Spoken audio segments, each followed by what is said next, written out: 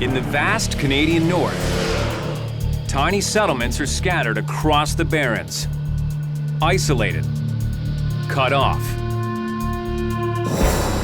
Up here, many rely on one man to deliver their food and supplies. So Yanks, get home? Can I go slow?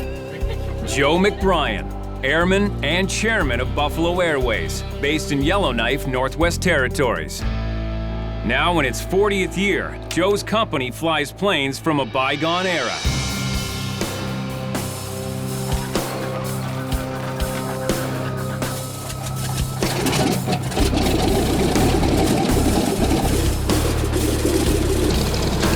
Powered by piston-driven engines,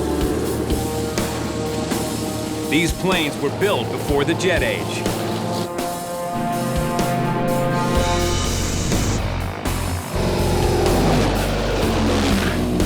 Made to fight in World War II. Heavy, powerful, overbuilt. Designed to withstand shrapnel. They're the tanks of aviation. Now, their battlefield is the Arctic. Oh, we're gonna defeat this shit.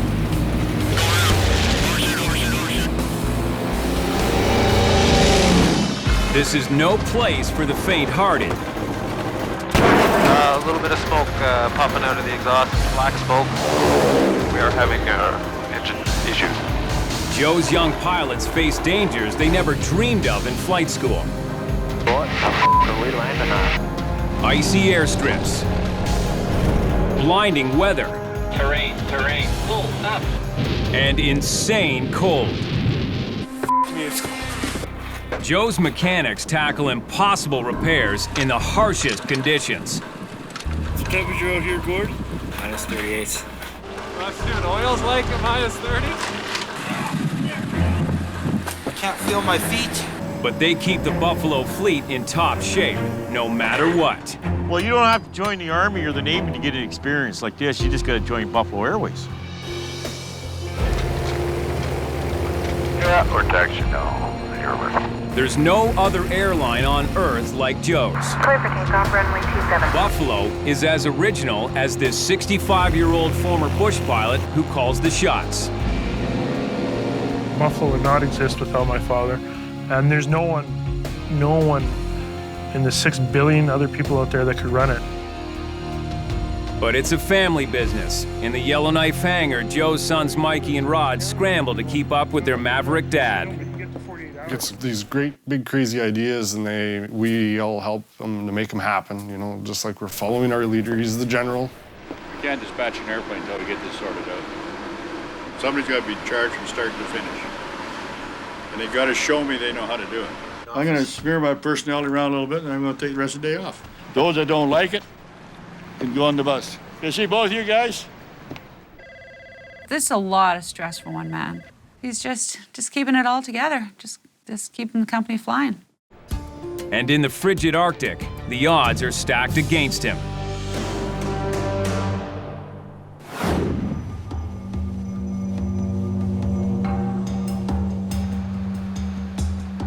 It's before dawn on the tarmac. One of Joe's DC-4 crews preps for an urgent mission.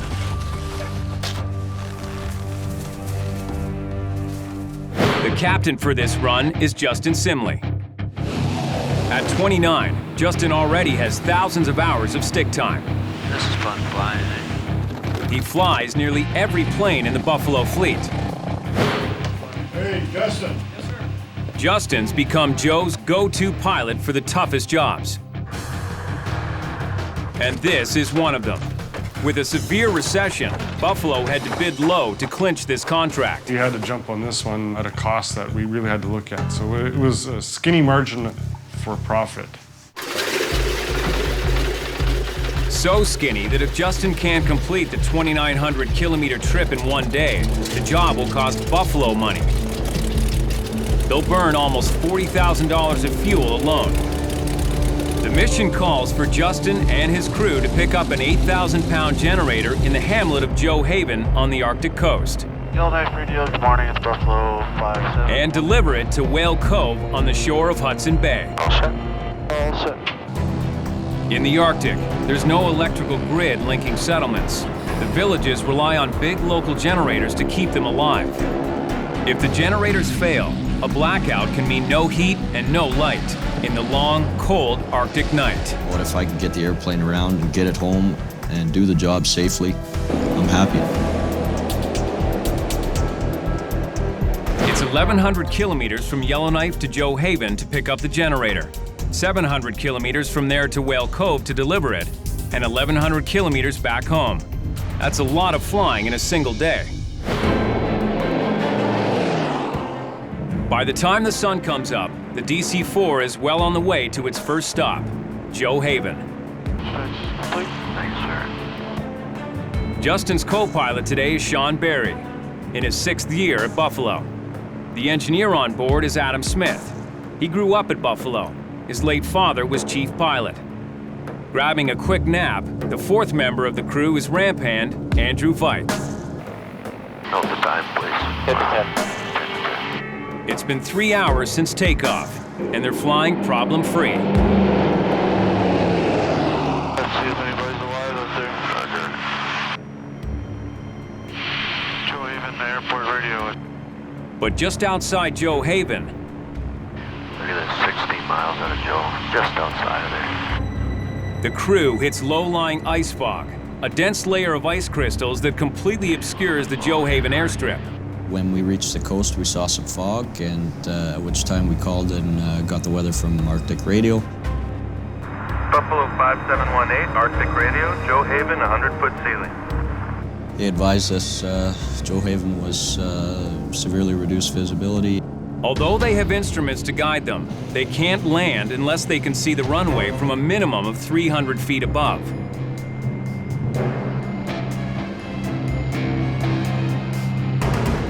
Get in here, we're taking the uphill runway 31 through the overhead. 1 mile, bearing 150. Roger. See it down there, off the left. Justin lowers the DC-4 into the fog to see if they can break through. 1.5 miles to the runway.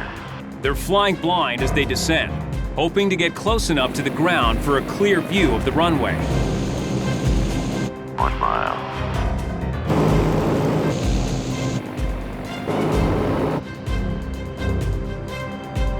That is a terrible fog, man.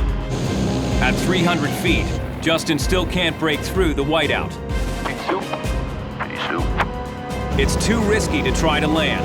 Justin throttles the DC-4 back up above the fog.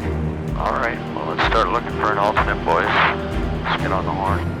Arctic Radio, Buffalo 5718. Justin needs to find a nearby airstrip with clear visibility where he can land his big DC-4, and fast, before this mission becomes a bust. Whale Cove was once a self-sufficient Inuit community that lived off the land around Hudson Bay. Today, it depends on a steady supply of electricity. And now, it needs a backup generator to help it survive the brutal Arctic winter. But Buffalo Airways' mission to pick up the power unit and deliver it to Whale Cove has hit a major obstacle. That is a terrible fog, man. Thick ice fog, preventing the crew from landing at Joe Haven, where the generator awaits. That f***ing sucks. DC-4 Captain Justin Simley could turn around and head back to Buffalo HQ, but that would mean giving up. So he scrambles for a plan B. Well, let's start looking for an alternate, boys. An alternate landing strip. With their limited fuel, they'll need to find somewhere close by. Let's get on the horn. Let's get to Loyoak, Cambridge. Arctic Radio, Buffalo 5718. Tulujuak, also known as Taloyoak, is 140 kilometers east of Joe Haven. Cambridge Bay is 370 kilometers away.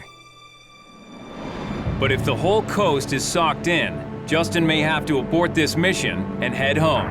17 Zulu, Taloyoak. They receive a weather report for Taloyoak. Visibility 15. Clear skies. Yeah, let's go to Loyoak, okay, boys? Unable to pick up the generator, they head empty-handed for Taloyoak and cross their fingers the delay will be short. You're down before landing checklist, please. Here's the noise. Roger. Line checks were complete. Alright, thank you. Full flat. Flat set. Final checks.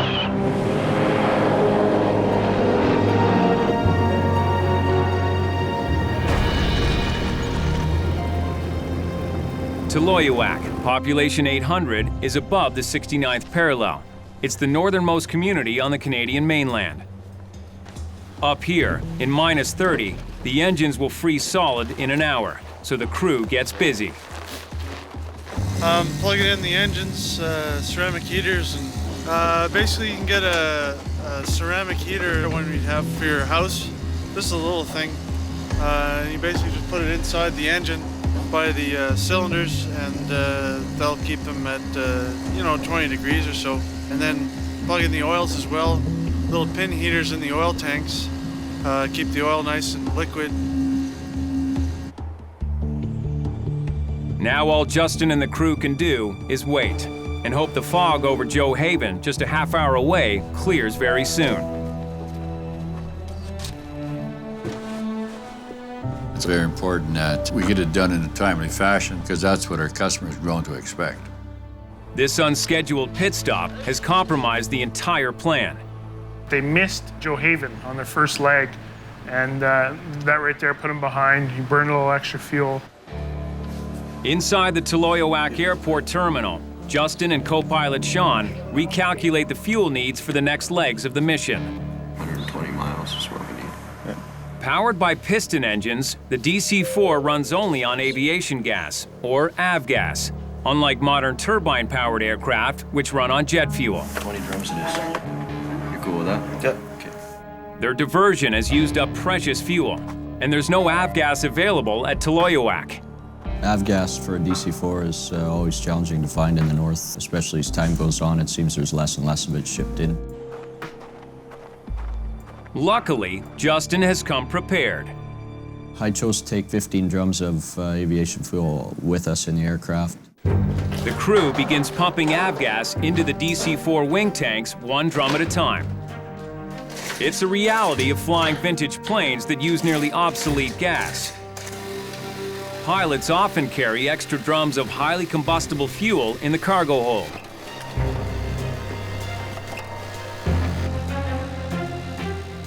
Plan to go back to Joe Haven when the weather's good, load our generator, go to Whale Cove, drop it off, and that's if everything works out. Soon, a lucky break. Giddy up. The fog has lifted over Joe Haven. They still have a good chance of getting the generator to Whale Cove by end of day, if nothing else goes wrong. Back in Yellowknife, boss Joe McBryan has a legal battle on his hands. The hard part of dealing with transport is you deal at different levels. He's been fined by government regulator Transport Canada and is meeting with his lawyer about fighting it. But so we got 27 passengers. Leaving the 28 for the flight attendant. Yeah, That's the 28. actual day that it occurred. Buffalo has been charged with operating its scheduled DC-3 flight with too many passengers on board. Joe's daughter Kathy has come up from Hay River to help. Transport Canada and our battles with them are always stressful. Really, it would seem if you count souls on board, it'd be 28. But the +1, the infant, doesn't take a seat. And I don't even remember being there that day, so I can't even help you. I mean, it's a really odd system. They investigate, they make a decision, and then they impose a sentence with incomplete evidence, in my view, because they're judge and jury. Maverick Joe thinks the feds look for reasons to come down hard on Buffalo. It's an intimidation, a total intimidation. They do not treat us as working together. They treat us as if we're in a lockup and they're wearing the uniform. What you're telling me is that a group of people were out to get you, and I think you've got a reasonable set of facts that would support that contention. Joe's independent northern style has clashed with the southern bureaucracy for years, but he's developed a unique way of handling his frustrations. People go out for therapy, they run or they swim or they crochet. I clean up cat shit. Especially I like cleaning cat shit during Transport Canada safety audits. They send me all this hate mail about all the things I'm doing wrong. And I scoop it all up, and I read through it, and I sort out the good, I sort out the bed and I try and keep some of the old.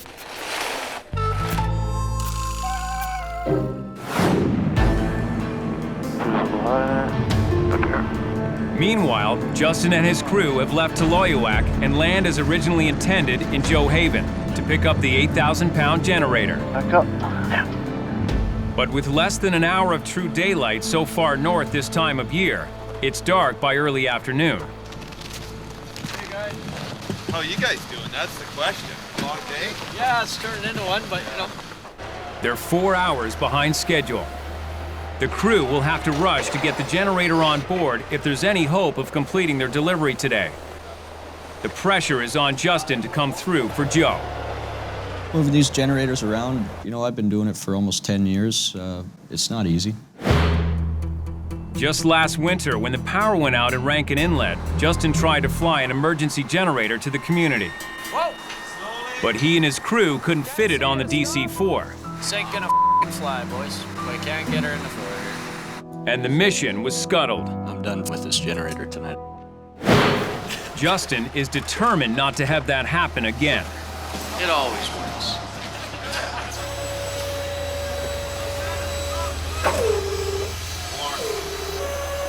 It's intense. There's a lot going on, and there's a lot of things that can go wrong. So your eyes have to be everywhere. You got to trust your crew, and everything's got to be right. But everything is not right. They can't find a way to get it through the door. Bring them in some more and then just perfect. Bring them on in. Bring them on in. As he comes in, straighten the tires. How's that door now? Just missing. Are we gonna miss it? Okay. The clock is ticking, and the generator is stuck halfway inside the plane. No, it works. Yeah, it can be pretty tricky for sure. It's inches and angles, man. But Justin doesn't have an inch to spare. What about if he's got to come in straighter? This angle thing isn't working. They back out the generator again and line it up for a third try.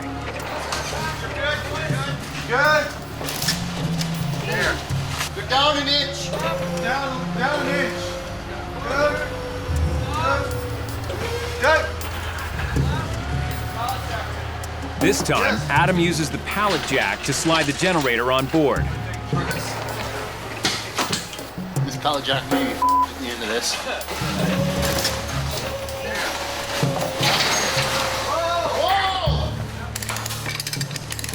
The crew ratchets the 8,000-pound generator into position in the cargo hold with the winch, chains, and rollers. After hours of effort in the freezing cold, it's securely in place. But now, it's too late to travel. We were coming to the end of our duty day, and we were going to call her quits for the night. The generator won't get to Whale Cove today as planned, leaving the community without a backup power supply. It's the only decision Justin can make, but Joe just wants it delivered on time. On a trip like that, I'm not counting the margin. I'm counting it's a time-sensitive article that we're moving. Justin and the crew put the DC-4 to bed. In -40, it's vital to keep the plane's 4 engines warm overnight. We tested the heaters. The heaters had been working for 3 hours. We had the oil heaters plugged in the 30-amp breakers. We had the ceramic heaters for the front plugged in the 20-amp breakers, and everything was working fine. But when Justin wakes up the next morning, his nightmare continues. Everything's frozen. Engines, batteries, inside. Morning in Joe Haven in the high Arctic. A tiny settlement on King William Island in the middle of endless ice and pounding winds. At breakfast, Buffalo Airways Captain Justin Simley has just dropped a bombshell on his DC-4 crew. Our heaters seem to have stopped working last night on the airplane, so the airplane is frozen. Their mission yesterday was to deliver an 8,000-pound generator to Whale Cove, 700 kilometers away, and be back in Yellowknife last night. But weather scuttled that plan. Now this. Everything's frozen. Engines, batteries, inside. Everything's frozen. Basically, now you got 70,000-pound ice cube They thought they had it covered. Last night, the crew placed electric ceramic heaters in each engine compartment and plugged in electric probes in the oil tanks to keep the oil above 0 degrees. But overnight, the circuit breaker for the oil probes blew. Of course, if you're going to plug in a 4-engine airplane to a chintzy old circuit breaker, of course it's going to blow. So we're going to have to go gather some heaters and get the airplane undone. It won't be easy warming over 300 liters of frigid oil so that it flows properly in the DC-4's 4 engines. I'm out here on this trip. Today is 30, 40 below, and coming out here with the wind chill, this is a new experience, and it's freaking cold. The crew springs into action. They managed to borrow 2 frost fighters, heaters usually used to warm up the plane's interior, not defrost engines that are frozen solid. The crew will blow heat on the engine cylinders and oil tanks in an attempt to raise the oil temperature enough to make the oil more fluid. Risking a cold start when engine oil is thick as glue could deprive thousands of moving parts of lubrication, causing the engine to seize up. A cold start has oil starvation, the oil doesn't flow to the main bearings in the engine, and you're just playing with a time bomb now. But there's a snag right off the bat. One of the frost fighters won't start. With only 1 working heater, Justin doesn't stand a chance. Back in the cozy comfort of the Buffalo hangar, word of Justin's problems hit the floor. I don't think anybody's got any good news. Buffalo's veterans are shaking their heads at this one. I've been working in the Arctic now for over 27 years. And the best friend you have when you go up north is called a Herman Nelson. A Herman Nelson is a diesel-fired heater that blasts air hot enough to bake a cake. Like, there's a difference between a frost fighter and a Herman Nelson.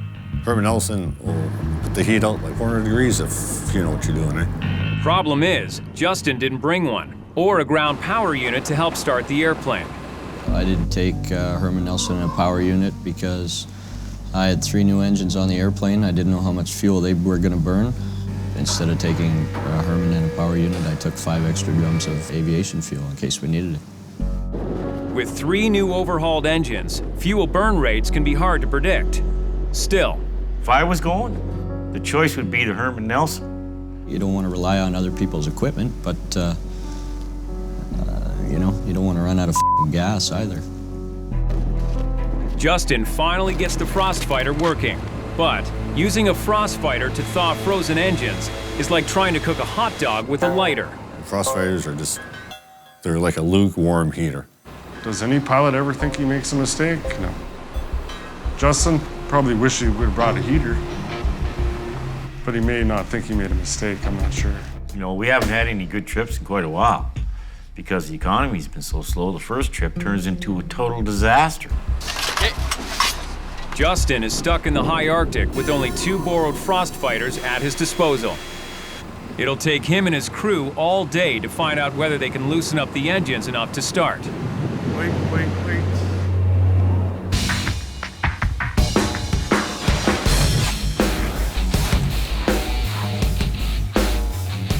Later in Yellowknife, Wasn't his fault. word of the problem reaches Joe. My father, growing up in the north, basically was a one-man show when it came to aircraft, so he was fully responsible. He wasn't too happy that the airplane froze up. No, I've never frozen up an airplane. Because it's like a farm. What you do at night is what you get in the morning. So I make sure the cows are all inside the fence before I go to sleep. The golden rule of the Arctic, they broke it. They didn't take their backup system. I wouldn't have left the ground without it myself. I was appalled to find out they didn't have it on board. If you don't have a backup, you don't have a plan. I mean, that's a sacrilege. That's like peeing in a church or swearing at the mass. You don't do that kind of stuff. You don't go to the Arctic without your winter gear. He just can't stand the fact that we said we were going to do something, and for no real good reason did we get it done properly. I mean, that's kind of a joke. I mean, the amount of experience we have, it's like polar bear that can't swim. So cigarettes, you smoke them when you need them, eh? Only when pilots piss me off. But there's little Joe can do, and things are getting even worse for Justin. Looks like it's gonna get worse before it gets better. There's a blizzard coming from the Cambridge area. It's coming at us at about 30 knots, so we're gonna get some high winds tonight. We're gonna have to leave the heaters on all night, and then we'll just cycle the heaters through each engine, like one heater for 1 hour on each engine. Justin wrangles a small generator and fuels it up to get some power to the plane and charge its onboard batteries. There's a heating pad right there, get nice and warm. We're gonna keep the side of the batteries all toasty warm. Christ. What we did is we took our time. We thawed the engines and made sure we weren't going to damage them in starting, because the last thing you want to do is take off out of Joe Haven and have an engine failure on rotation or something like that. After hours of pumping lukewarm air into the engines, a sign of progress. Yeah, it's warming up. Justin is able to move one of the propellers. But taking off to Whale Cove tonight is still out of the question. Any chance of making a profit on this charter is now officially dead. Justin and the crew will have to keep heating the plane through the night. But can they stay awake to make sure the engines don't freeze again? Buffalo Airways DC-4 Captain Justin Simley catches a few minutes of shut-eye in the airport lounge, while the other crew members babysit the airplane. We'll have to get a little closer to keep it from turning into a giant icicle like it did last night. They can't afford to have that happen again. We all decided to stay at the terminal and just alternate in shifts. Have a good nap. And monitoring engine temperatures. Number 3 is about 0. Number 2 is about, I don't know, -10 now. And 1 is just a dip below 0. So we're trying to keep them at 0 or above it right now. The crew must keep the oil in all 4 engines above 0 degrees Celsius to have any hope of starting their frozen DC-4. Adam and Sean borrow a local truck to get food. I spent $119 on groceries to last me in the night, because we're in the middle of nowhere called Joe Haven. This is where the Franklin expedition wintered, though. Joe Haven was the last known location of the lost Franklin expedition. In 1850, Franklin and his men sailed on to their deaths from starvation and possible lead poisoning. And 50 years later, Norwegian polar explorer Roald Amundsen wintered in his ship, the Joe, in this harbor for almost 2 years, just before he navigated what Franklin was looking for, the elusive Northwest Passage. When Adam and Sean return to keep watch, Andrew finishes his shift and heads back to the terminal with a report for Justin. Justin. What's that? All the engines, they're holding their heat above 0. The oils, except for number 2. When you get on these jobs, it's just you and your crew and your airplane, and that's all you got. That's brisk, baby. Once we got the engines warmed up, then the trick overnight was to keep them warm enough to start in the morning by maintaining their heat. If Justin tries to start the 4 engines when they're below 0 degrees Celsius and the oil is thick, he could wreck them in an instant. Just checking to see if the cylinder heads are warm or not. Number 1 is still pretty good, still pretty loose, but number 2 is starting to cool down on us. So Justin and the crew move a frost fighter heater from the number 4 engine that's holding temperature to the number 2 engine that needs to be brought back up. They've been doing this dance all night. Hurry the up, it's like -90. Took turns swapping the heaters around and monitoring the temperatures and pulling the tents in the Arctic, and those temperatures and that wind is tough work. And risky. At -40, exposed skin freezes in seconds. But to have any chance of delivering their cargo, an 8,000-pound generator, in the morning, they've got to keep the engines above freezing. We'll run it on 2 for an hour and then switch it over to 1. That's good, Ed.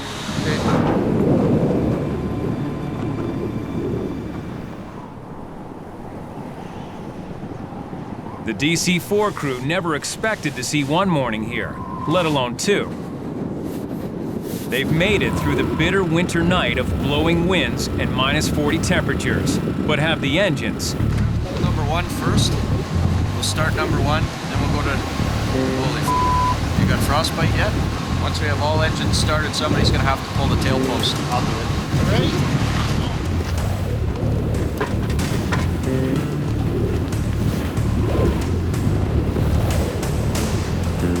Situation could be a lot worse. We survived the night, 30-knot winds, Arctic blizzard, not a lot of fun. Managed to keep the airplane warm enough to start, so still blowing like a bastard out there, but this is gonna work. It better. If the engines don't start, Justin will be out of options.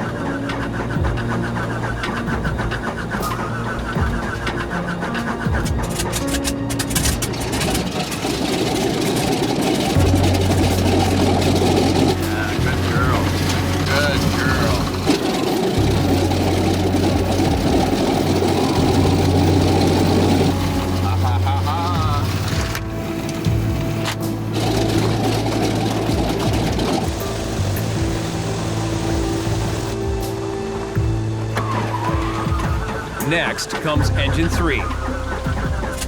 It starts, no problem. We're in good shape. Cylinder head temperatures, we've got 1, 3, and 4 started. We're waiting on 2. Engine number 2 is the coldest engine.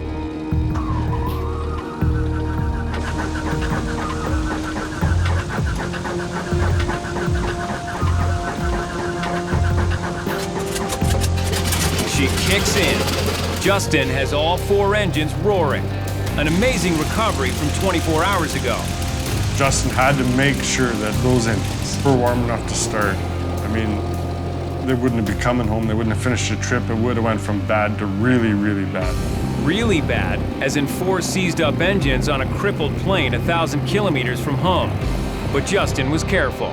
Okie dokie. Park brake set, line up there. Now the DC-4 is ready to roll. Down the top. At last, they leave Joe Haven on their way to the waiting community of Whale Cove. D2 rotate. Let's just hold on for a sec. Oh, wants to go. Gear up. But their mission to deliver the generator isn't over yet. Really? I've been here since 20 to 12. Still upset at Justin for the DC-4 freeze-up in the Arctic. Joe's in a prickly mood in the Yellowknife hangar. The old man came in today and it wasn't a good scene, man. It was pretty rough.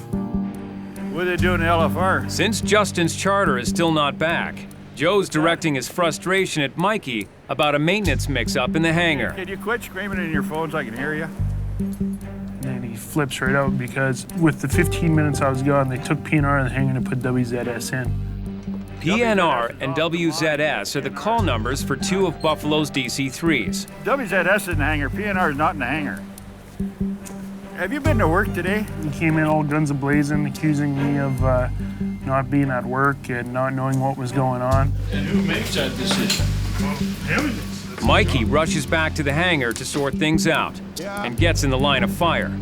Joe is tough to please, but that's how he's kept Buffalo flying safely for 40 years.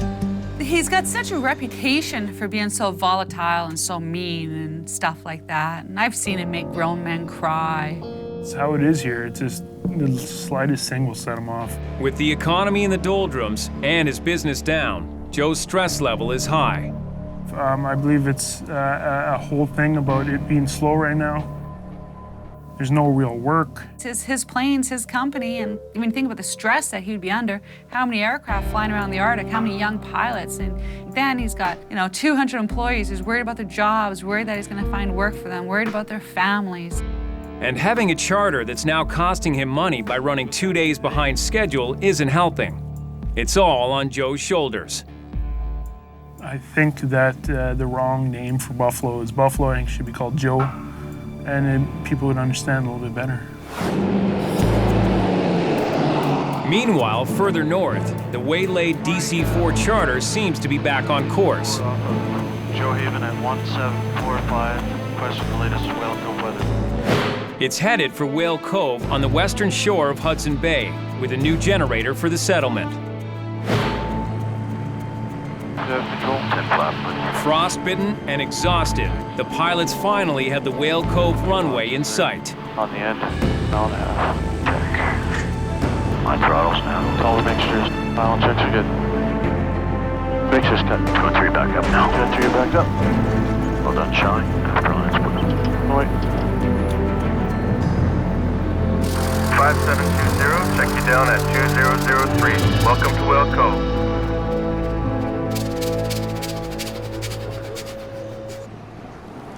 The crew wastes no time tenting the engines, but there's nowhere to plug them in, so they're going to cool down quickly. By the time the engines are covered, dusk descends over the tarmac and the temperature plunges. The tired crew has no more than 1 hour to get the 8,000-pound generator off the plane before the engines freeze up again. It's a race against time and the cold. Hey, everybody's cool up there? But Justin needs to keep his head. He directs 2 loaders simultaneously to ease out the generator. It's a tight squeeze and there is no room for error. Came in lengthwise, picked it up, positioned the other loader to suspend the piece when it came out. You hook the generator up to the first loader that's going to pull it out the door on an angle, and you position the second loader to catch it as it comes out the door.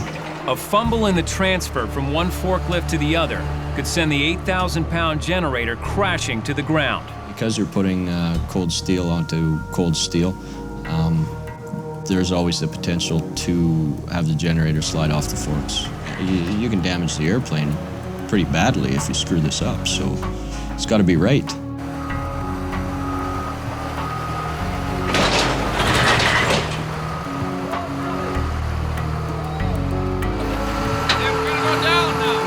It's a slow, careful process. But with the engines getting colder by the minute, there's no time to waste. Finally, mission accomplished. The people of Whale Cove have a backup generator to keep the lights burning. We had a few bumps along the road, but at the end of the day, job got done, and it got done safely, and that's what we're all about. But Justin's problems are far from over. He's about to go head-to-head with Buffalo Joe. There's no defense. It's the day of reckoning for the DC-4 crew just back from delivering a generator 2 days late. We planned for 1 day. It took 3 days. You can imagine that's a lot more overhead than we planned. Pilots Justin Simley and Sean Barry have been called into a meeting with Buffalo Joe. And everyone expects sparks to fly. I get paid to make tough decisions. Sometimes the guy that signs my paycheck isn't happy with him. He went down his street, now I get to go down mine. And we're both one-way streets. We're all present. We got everybody into the room. Everyone was kind of tense, waiting for the old man to flip out. You cannot, at this time of year, go in the Arctic without a plan, then the backup plan. It's like me saying, okay, you got your parka, you got your boots, you got your mitts, you got your ear flaps, you got dry ones, you got an extra change of clothes when you get wet, you got some dry socks. But you gotta think about this, you're going to get yourselves killed out there, froze to death. I'm not very happy when that kind of thing happens with my airplane and our name on it, sitting on an Arctic airport frozen. How did the decision come not to take a Herman Nelson to GPU? The airplane's gotta have it. The word I get on the phone is we couldn't take it because of our landing weight at Whale Cove. You want to take 180-pound Herman Nelson and throw Francis overboard, whatever his name is, Andrew. He's 180 pounds. There's your Herman Nelson. Okay? Yeah, I mean, I respect Joe's opinion. Okay, he spent 40 years building this company, and it hasn't been from sitting on his hands. Justin's strategy of just staying quiet and listening is the only way you can get through the meeting. Like, I mean, there was no other option. How can you make good decisions when the shit's against the wall, when you're 24 hours late, you're cold, you're tired, fatigued from trying to keep that airplane warm? You can't make good decisions in a cold airplane. Instead of him yelling and screaming like usual, I think he said, hey, how can we make this better? That next day, you did a great job of getting the airplane out of there, and getting over there and getting the job done. But it's not under the conditions you should be flying under, right? I relied on them to do it. I didn't personally go out and walk on board the airplane and count the ABCs to see if they had everything. But ultimately, I'm responsible. Joe knows what it's like on the front lines and how pilots can get into trouble. You guys got to guarantee me that you will not leave Yellowknife after September without Herman Nelson and GPU. So I'm just going to leave it at that. I'll probably be more aware and be more involved in when they put all the equipment together to go out and do a job. Yeah, I know. Joe's flown the Arctic for almost half a century, and he wants his pilots to fly that long too.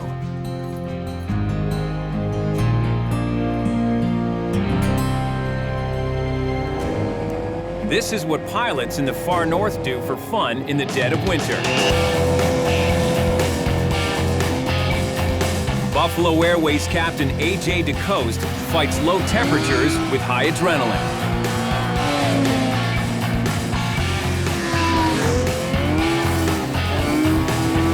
I don't know, I'm not as haywire as you might think on the sled. I like to play around a little bit. AJ loves his sled. He's a fiend for the thing. I mean, he burned through a track in a year. I think it'll do about 120 miles an hour, or how fast it'll go. Those are ideal conditions and stuff like that. So it rips pretty good. Just 9 months ago, AJ and Candace were married in Yellowknife's landmark ice castle. And in the fall, oh, you're going a mile for us. Their daughter Amanda was born. The first time I held my baby daughter, it was just a feeling that I can't even describe with words. I wept when I saw when she was born. He's enjoying being a dad, that's for sure. You discover anything new?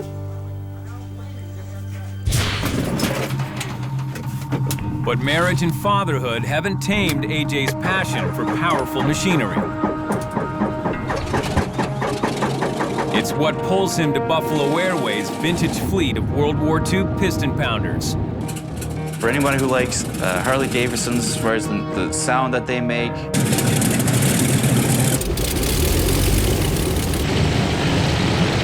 or going to, you know, stock car races, just the sound of the power. Sound goes right through your chest, eh? Yeah, it's an amazing feeling. I feel privileged to be able to do what I'm doing.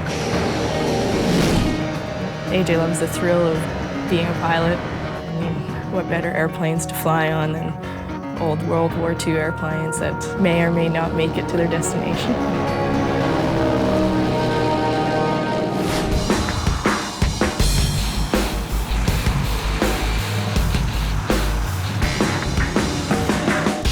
But on this December morning, a week before Christmas, AJ has to decide if it's even worth the risk to head out. He's got an urgent delivery, and the weather looks like it's taking a turn for the worse. The wind's blowing out of the northwest at 53 knots, so that's pretty quick. At 6,000, it's 57 knots. The mission? Head 500 kilometers southwest to the First Nations community of Nahanni Butte, home to only about 100 people. The town needs a new floor for their community gym. And they need it in time for their Christmas celebrations. The only way to get them that much wood is by air. The only plane that can tackle the job? The Douglas DC-3.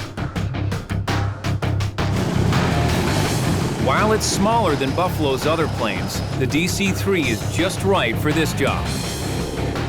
Its big wings give it great lift, allowing for slow approach speeds. That means it needs a lot less runway to land on than most planes. As little as 800 meters. Exactly the length of the airstrip in Nahanni Butte. It's the only way to get that much wood to the community in the narrow window before Christmas. But the DC-3 isn't pressurized, so it can't fly as high as a modern plane. If a weather system is too low, AJ will be flying right in it. Today, there's some big, low clouds moving toward his destination. I don't think that it's going to be, the conditions up there would be that bad. I think we'd probably climb up above it and be fine. AJ decides he can make it.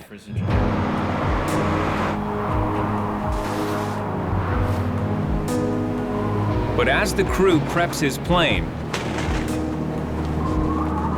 the bad weather hits Yellowknife. Yeah, the weather here is not actually that great. Well, it's just heavy snow right now. Yeah, this is definitely, I'd say, the beginning of the winter. But conditions still look good at his destination, so AJ's going ahead. Check 3007, taxiing 4 runway 25 this time. Clear to 3. Clear on. 3 take off. A2. Clear up.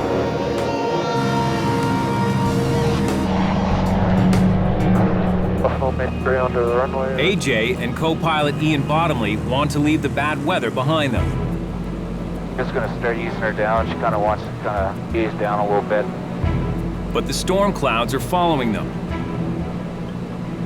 which could make landing this plane impossible.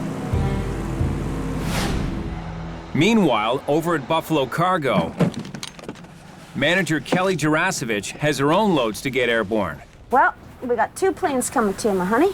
You have frozen, and then all your non-food mail and your chips. Okay, bye, buddy.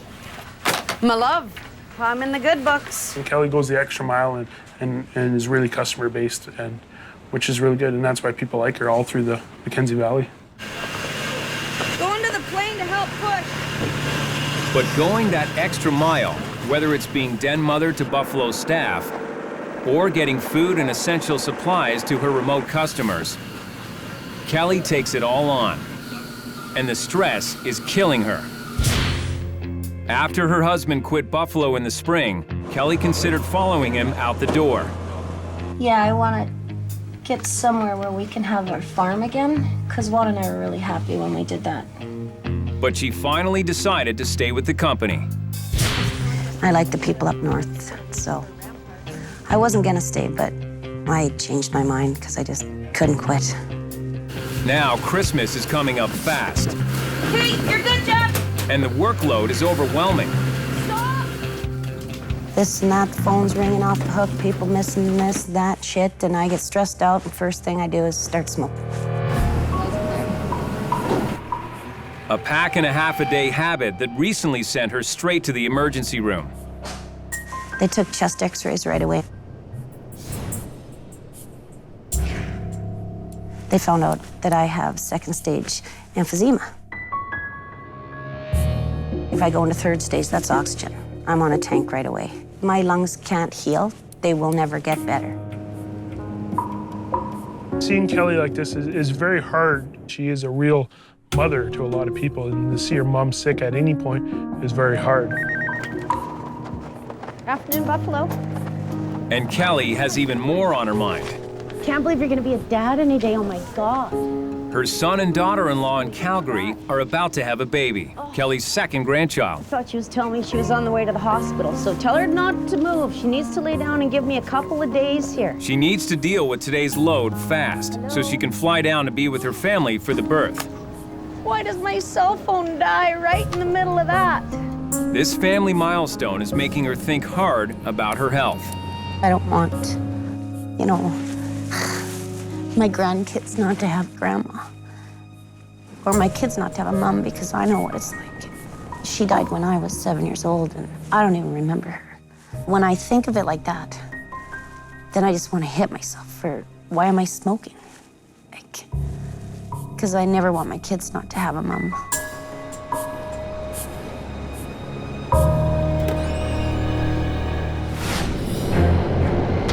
Back on the DC-3, AJ reaches the last leg of the flight. But there's a problem. We're in a big layer. The ice clouds are following them from Yellowknife, bringing low visibility and frosting up the windshield. Yeah, I'm gonna just dip her down a little bit there. See what we can do. AJ tries to dip below the clouds. I don't know, my plan, it looked like it was gonna work, but it may not, so. And to make it down to the Nahanni airstrip, they have to see exactly where they're going. At a modern airport, navigation aids like lights and electronic beacons would guide a pilot in through bad weather. Onboard computers could sync up and land the plane automatically. Not here. We're kind of coming in from this direction here, and there's no nav aids in the Nahanni view whatsoever. The strip's only about, I don't know, 40 to 50 feet wide, so pretty narrow. That's about half the width of a big city runway, and a quarter the length. It's barely wide or long enough for the DC-3 to land. So AJ has to touch down right on the brink of the strip. He'll have to put it down on a dime. The weather's not super hot. There's no approach in there, no runway lights there, so no approach lights, nothing like that. Hemmed in by mountains, AJ has to get on the perfect vector for the approach, guided only by his own two eyes. Right now, he can't see a thing. And we're in a big layer. Surrounded by ice clouds, Buffalo pilot AJ DeCoste is feeling his way down toward a narrow strip of frozen runway somewhere below his DC-3.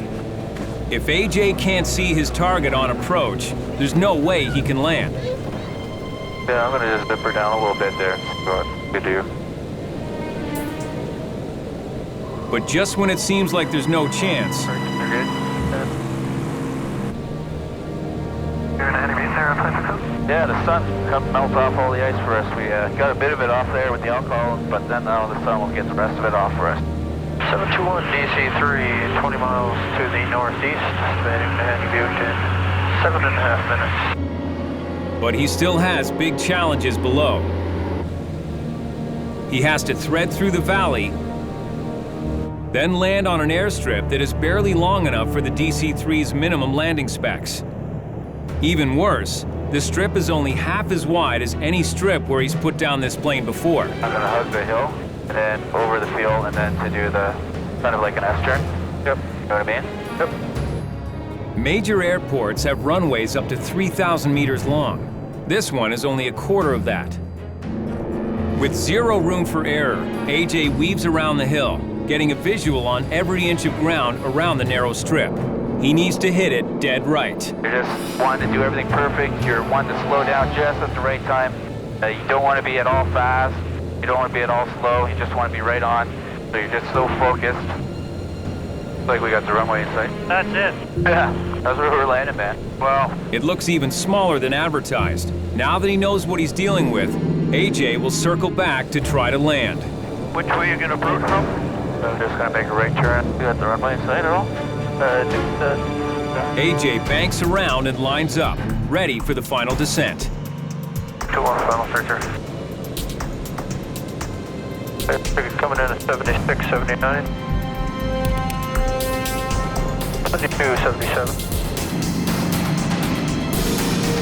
68. 65. He hits it. Bang on.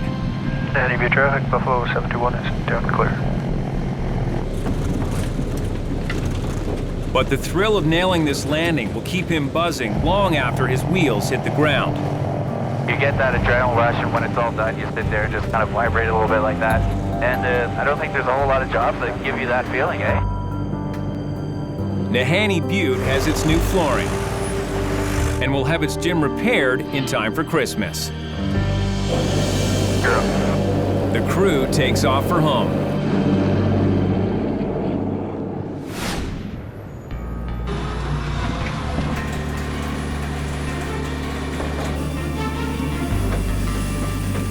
Back in Yellowknife, Kelly is on her way out of town. She's dropped everything to get to Calgary. to be with her family for the birth of her second grandchild. Where's Henry? Where's Henry? There he is. But right now, her first grandchild, Sophia, has her full attention. Is he hungry? It's so nice to go and be with my family, just for a break, you know, away from here and stuff. And like my little Sophia is so amazing. But there's one person Kelly didn't expect to find at home. Did you get any rest this afternoon? Somewhat. Her daughter-in-law, Carla, has been released from the hospital. Her contractions have stopped, for now. Mama to play. She can play Twinkle Twinkle for me. Away from stress, Kelly hasn't needed a single smoke break. Her daughter Stacy wants Kelly to quit for good. She's booked her an acupuncture appointment tomorrow. One of the few quit smoking methods Kelly hasn't tried. Unless she actually does stop smoking, then she probably won't be here for a lot longer. And, you know, she won't be able to watch Sophia grow up, watch her grandkids grow up. But even in her daughter's apartment, Kelly isn't really away from the stress that feeds her habit. Oh, God. Evening, Buffalo. They're just in a hurry, don't give a shit. A crisis at the warehouse sends Kelly straight to her cigarettes. Gotta go. We only got a certain amount of time to move this shit. Hopefully tomorrow, for the first time, maybe she can actually have a chance to stop smoking, and that would probably mean everything to me. Because to have her here, of course, is the most important thing to me, because she's my mom.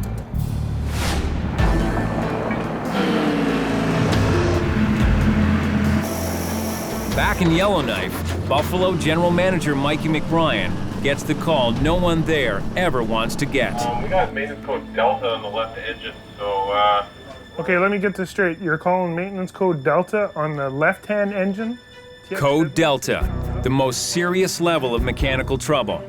The crew on one of Buffalo's trusty 30,000-pound C-46s is trying to make it down with a dead engine. I don't know how long he's been running with a bum engine or no engine.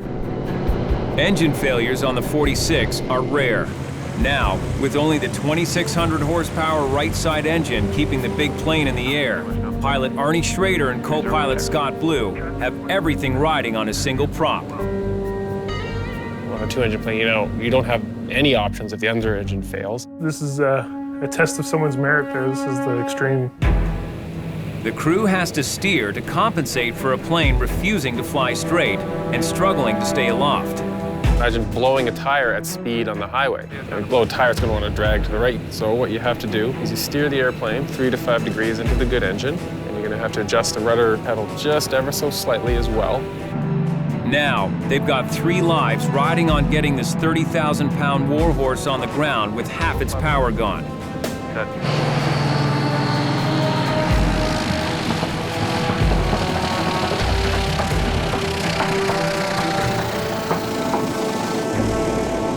Arnie and Scott guide the wounded bird onto the runway.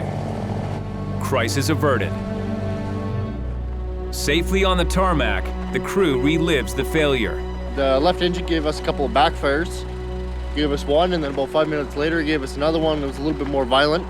And then all of a sudden, it just started backfiring continually. This is like a machine gun, coughing, barking, spitting. They're just lucky that their plane wasn't weighed down with freight. Thankfully, we were empty. If we've got a full load, it doesn't really perform all that well.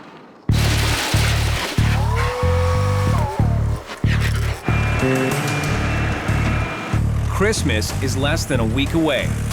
Towns up and down the Mackenzie Valley are depending on both of Buffalo's C-46s to get their last-minute presents and holiday food. They can't afford to have one become a hangar queen. I'm gonna open it up and see, have a quick look, yeah?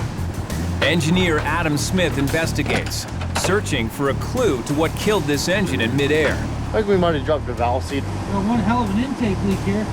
They find a massive leak on an intake valve. There's only one solution. They'll have to disconnect and detach the entire engine off the wing and bolt on a new engine and get this plane back in the air to meet the Christmas rush.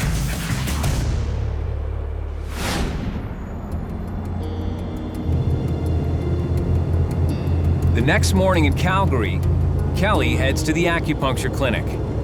hardest part about going out today and doing acupuncture was the unknown. Like, I had no idea what I was getting myself into.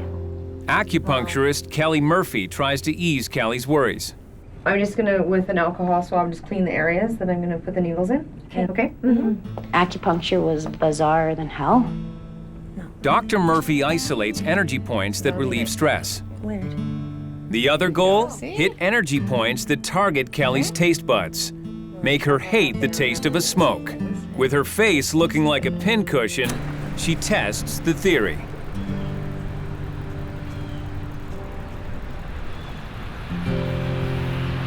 Yeah, it tastes a bit different. Not actually horrible, but... I was never a believer in this stuff, but, you know, I can see how it'll work for people. See you, thanks a lot. After removing the needles, Kelly heads home. And in at least one important way, the treatment has helped. I don't know, I just feel different. I feel like a lot of stress is off me. But with work just a phone call away, how long can the new stress-free Kelly really last?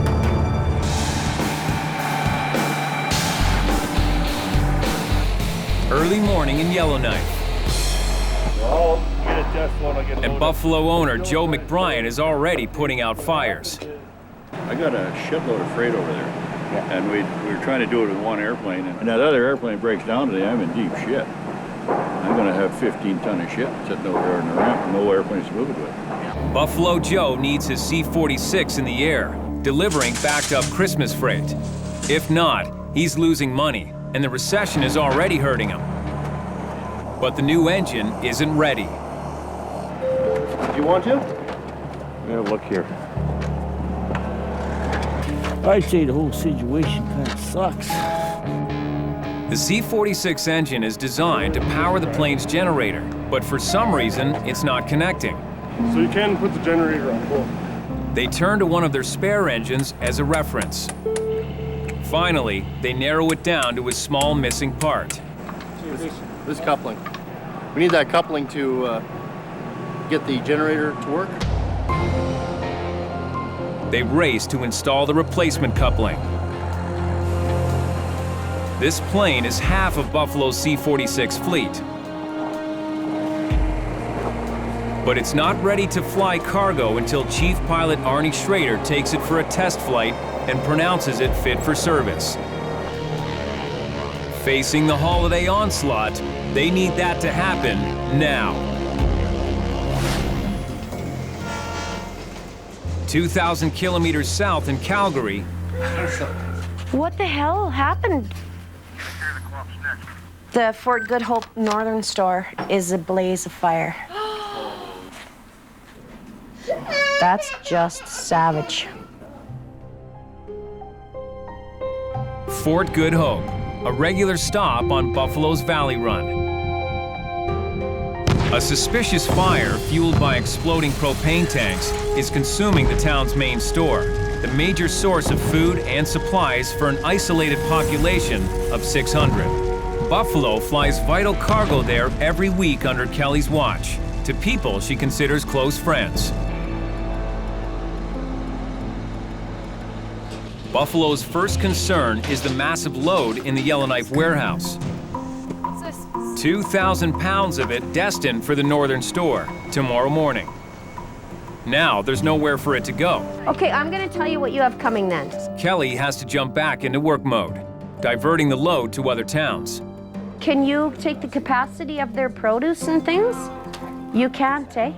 Kelly has made friends with all her far-flung clients up north, and she pleads with them to take the orphan goods. You know what? You guys are so amazing, Lindsay. I'm gonna call you right back and find out what the hell we can do. Okay, I'll call you guys back. Kelly makes it work, but there's a deeper problem. There's no food in the community. This is a very, very bad thing. She fears the town's smaller remaining store isn't enough to keep the people fed. We need somebody to organize this and get their asses up there to help this community out. And I don't know who the hell it's gonna be, but something has to happen, and something has to happen fast.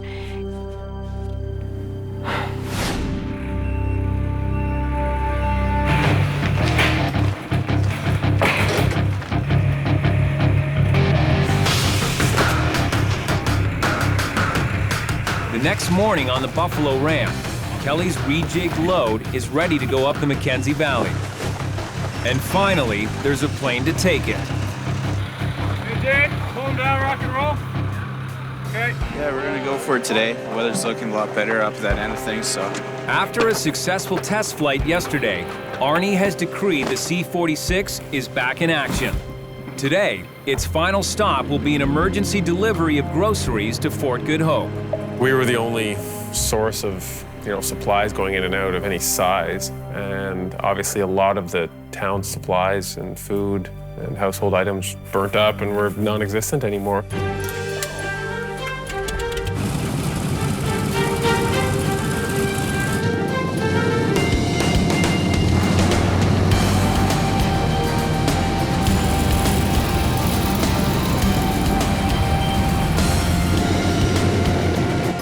AJ, along with his co-pilot Scott Blue, and Adam as the flight engineer, will fly it up the valley.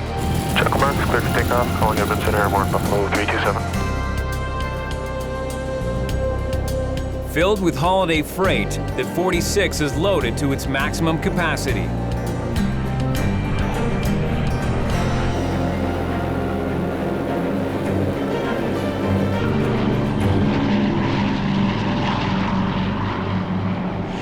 The first delivery stop on the Valley Run is Delaney, about 500 kilometers northwest.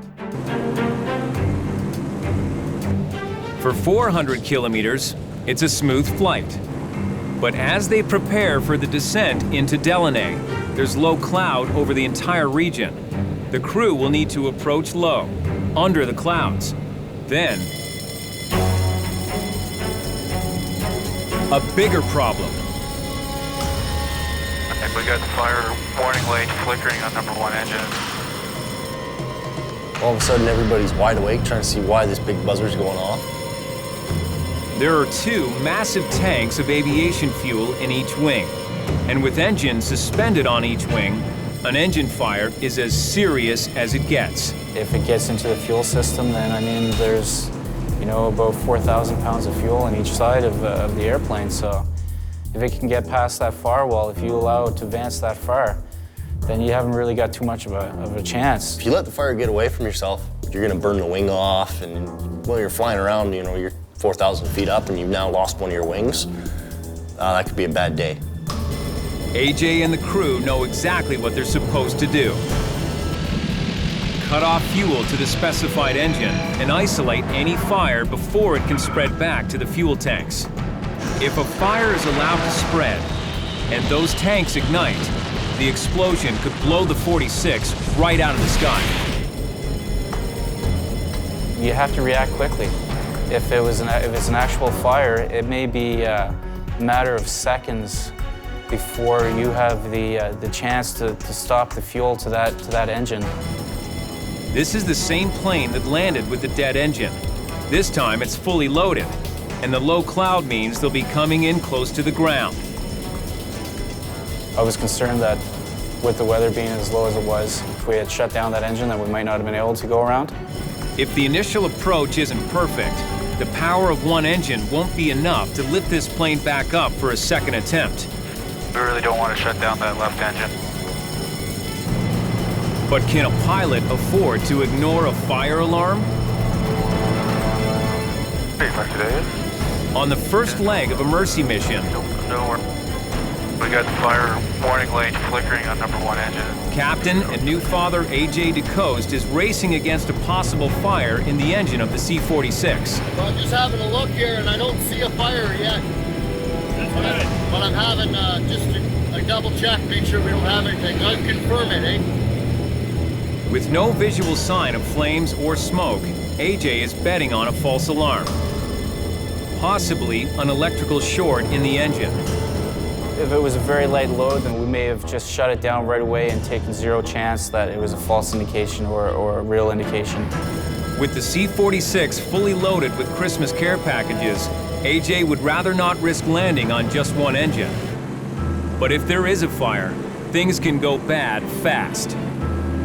It's only a matter of time. I mean, metal, magnesium, everything burns. Once you get the oil tank burning or hydraulics, you may lose the ability to control the airplane. I'll just be watching out for any developments there. AJ performs like a machine in that kind of situation. He knows the drills. He doesn't even really think about what he's doing. You want the lights, or you just call for refueling? I'll call for him. Understood. He just played it cool, and I played it cool with him, and, you know, put your fears aside and deal with the situation at hand. AJ and Scott guide the 46 into their low approach to the Delaney Strip. 6-4 on the altimeter for Buffalo 327. Be straight in on runway 25. They've got to put it down right on the button.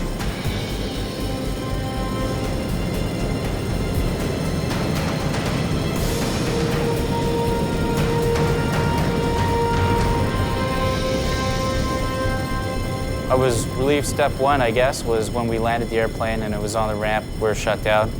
I thought that we did quite well. No fire in the engine.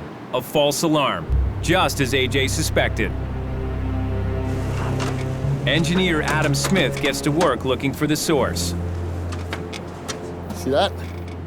It doesn't take long to find. This piece of lock wire right here was grounding from the top of the fire probe all the way over to the firewall, causing our light to go on and our bell to go off and make all kinds of noise. Right. Make us think we had a fire. And all it was a little piece of lock wire. Good news. The problem was rectified and we could continue on and, you know, finish our mission for the day.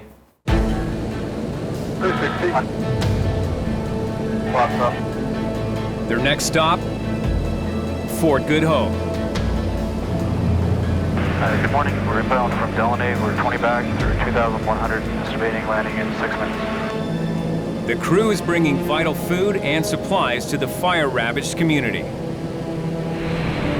Then, as they fly over the town, they see the charred remains of the store, smoke still rising into the air. It leaves only one thought on their minds. You know, what can we do to help, you know? Relieve some of the stress on the community and make sure that they had everything they needed. Heavy.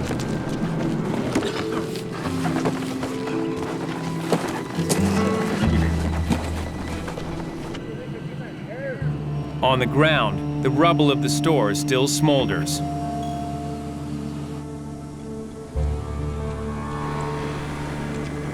Just days before Christmas, all the store's employees have lost their jobs.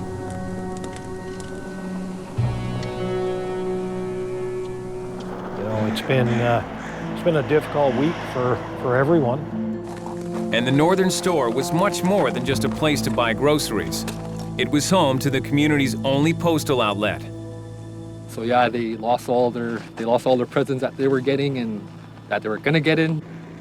That goes back a long ways. It's really quite a loss, you know, when even people from other communities feel it.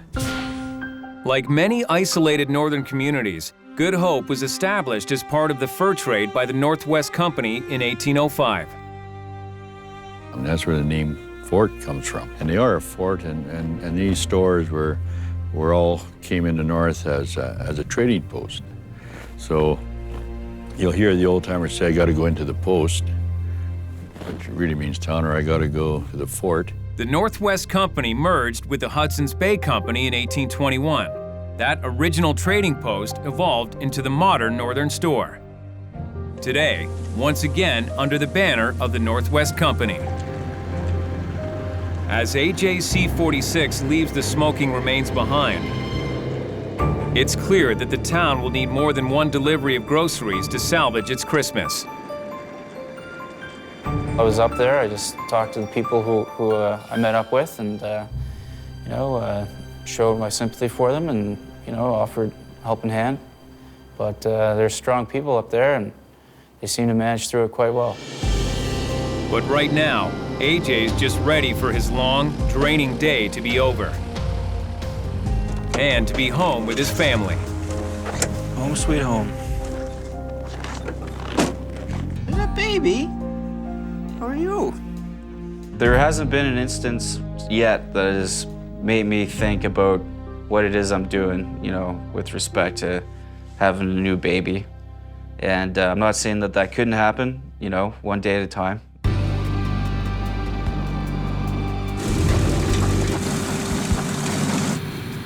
Early the next morning at the hangar, Buffalo's Mike speaking.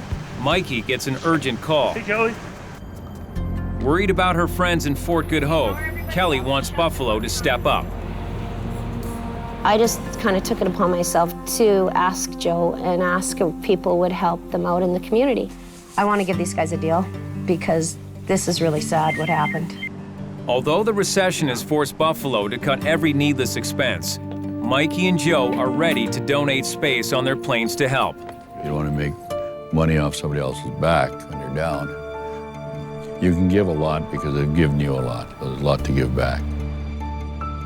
They decide the first step is sending the person who deals with the locals every day. Our main priority was to get Kelly up there because Buffalo will be a big part of their rebuilding. It's good to see you. You too, sweetheart. That means Kelly has to head back up north.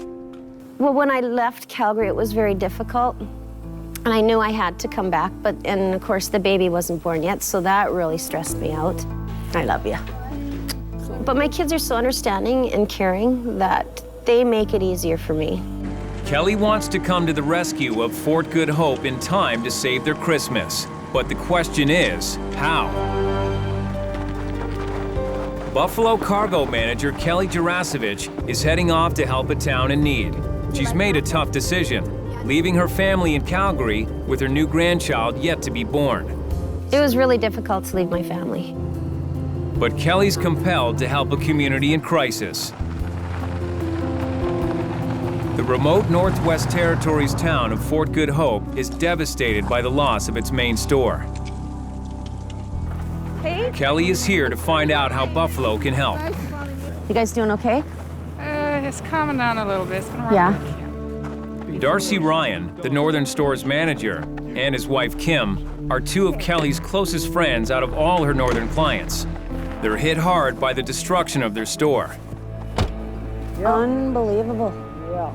A store Darcy had spent over a year renovating and rebuilding. Over here was the post office and our tills. You can sort of see the remnants of our customer service tills. A lot of blood, sweat, and tears have gone into this store over the past 13 months. It's heartfelt to see that gone. A lot of hard work. It's freaking horrible. Can still smell it, eh? Yeah. That smell.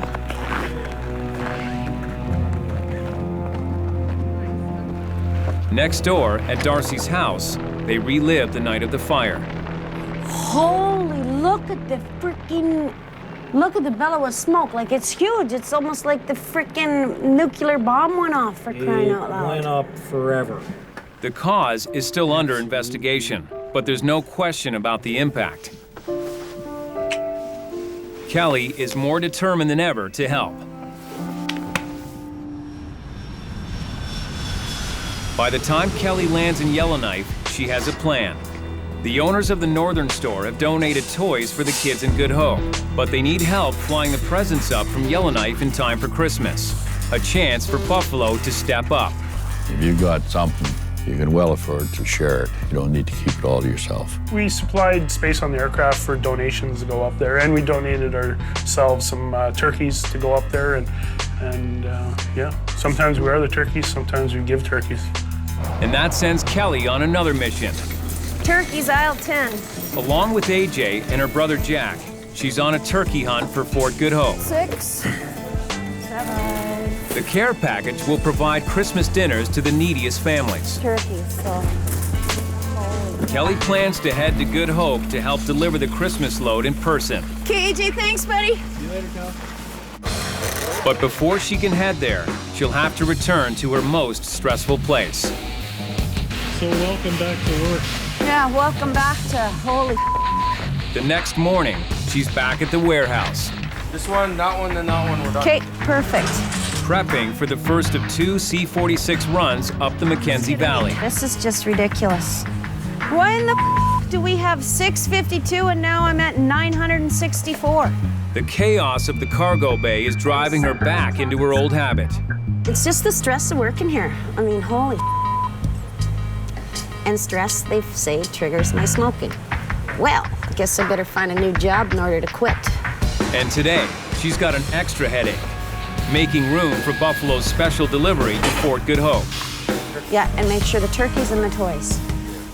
However you can manage it. Hey! A trip that Kelly will make in person, if they can fit it all on the plane. What skid are we gonna put this on? It's gotta be a small skid. Fort Good Hope, 800 kilometers northwest of Yellowknife. A community still reeling from a fire that destroyed their main store, taking away the town's food and toys a week before Christmas. Now, 3 days ahead of the holiday, help is on the way. Hello there, Buffalo 522, C-46. We're 17 miles to the east inbound from Yellowknife, estimating at 5 minutes. 2 Buffalo Airways C-46s are bringing special Christmas donations. No one is more eager to see the planes land than the store's manager, Darcy Ryan. 2 planes coming here today. We look forward to seeing those, getting some of this product off the planes. It's a rare event on this tiny airstrip. Both of Buffalo's massive 46s together, capable of a combined payload of 27,000 pounds, delivering a huge care package in time for the holiday. Personally, for me to go up to Fort Good Hope and bring this stuff, I felt honored that actually Joe and Mikey chose me to go up there and do this. Like, it was great. But there was a personal sacrifice. Kelly had to miss the birth of her new grandson, Benjamin, to get here. But she's on a rescue operation. Besides another emergency delivery of supplies, there's Christmas dinner for the town's hardest hit families. And special treats for kids who lost presents in the fire. Now we have a lot of toys and groceries since there are some families that are struggling, and this will help out. So it's going to be a real happy Christmas this year. Everyone was so happy. And I think that's important with Buffalo. And Joe, of course, sent it all up for nothing too. And it's a part of Joe that lots of people don't see. And it's a very good side of Joe. After a very tough week, Kelly and Buffalo are helping Fort Good Hope recover.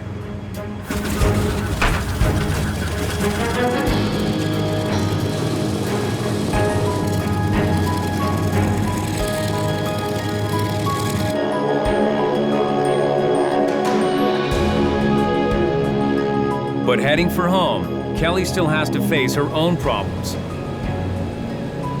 With her emphysema and trouble quitting smoking, Kelly has to decide, can she really keep both her health and her job? It's cold, man. It's like minus 51 with a wind chill or something. Wow, beautiful this morning or what? It's a little crisp, eh? They call it First 40. A dreaded day for Buffalo Airways when the mercury in Yellowknife plummets to 40 below. Too cold for man or machine. Nothing likes to work in this cold. Machines, nothing. Despite the cold, Buffalo C-46 is needed for a mission up the Mackenzie Valley where it's slightly warmer. But if it gets any colder than minus 40, all flights are canceled. Buffalo has learned the hard way that below minus 40, things mechanical tend to fail. 33-year-old co-pilot Scott Blue grew up in the milder temperatures of downtown Toronto. This is his second frigid winter at Buffalo. Sitting back there? At 6'7", Scott is known as too tall, because he's actually too tall to fit in some cockpits. Somebody said minus 43 a few minutes ago. But he's not flying today, just helping rookie ramp hands get the plane ready to face the extreme cold. Oh, really? But today, the cold's not the only problem Buffalo faces.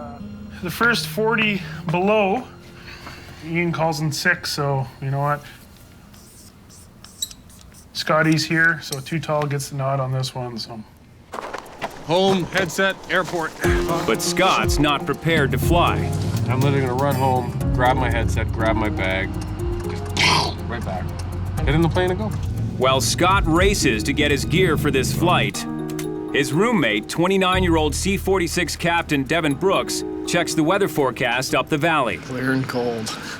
How's the weather looking? It's cold. It's 40 below at altitude. Oh.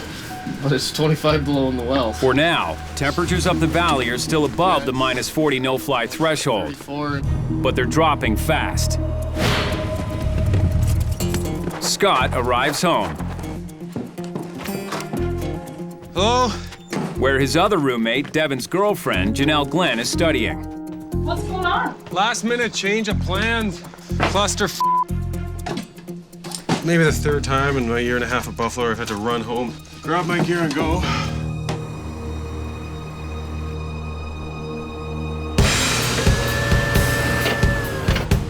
Picked the wrong day to shave. Across town on the tarmac, Devan's C-46 is stuffed to the ceiling with a full load of cargo for the valley run. Whoa, whoa, whoa, whoa, whoa, whoa, whoa, whoa, whoa. Take it back. We're not gonna have any room. We got 10 pallets to go in here. It's just a law of physics. You can't fit it in.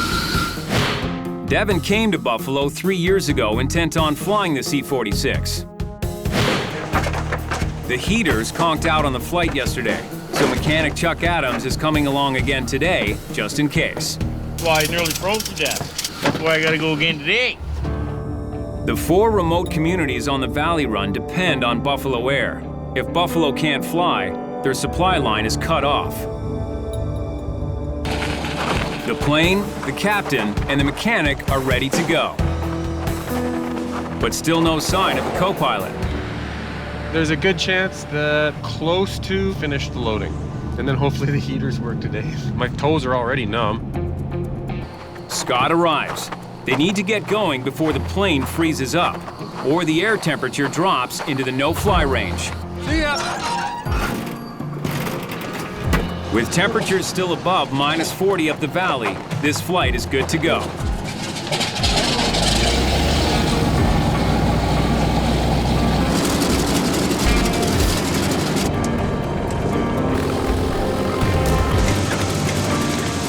Let's go. Hey. Buffalo 311 Tower. Left turnout clear, takeoff runway 33. Good one, take off 33, left turn, take off. Windows shut, everything's good. Duck fuel good? Yeah. Alright, good.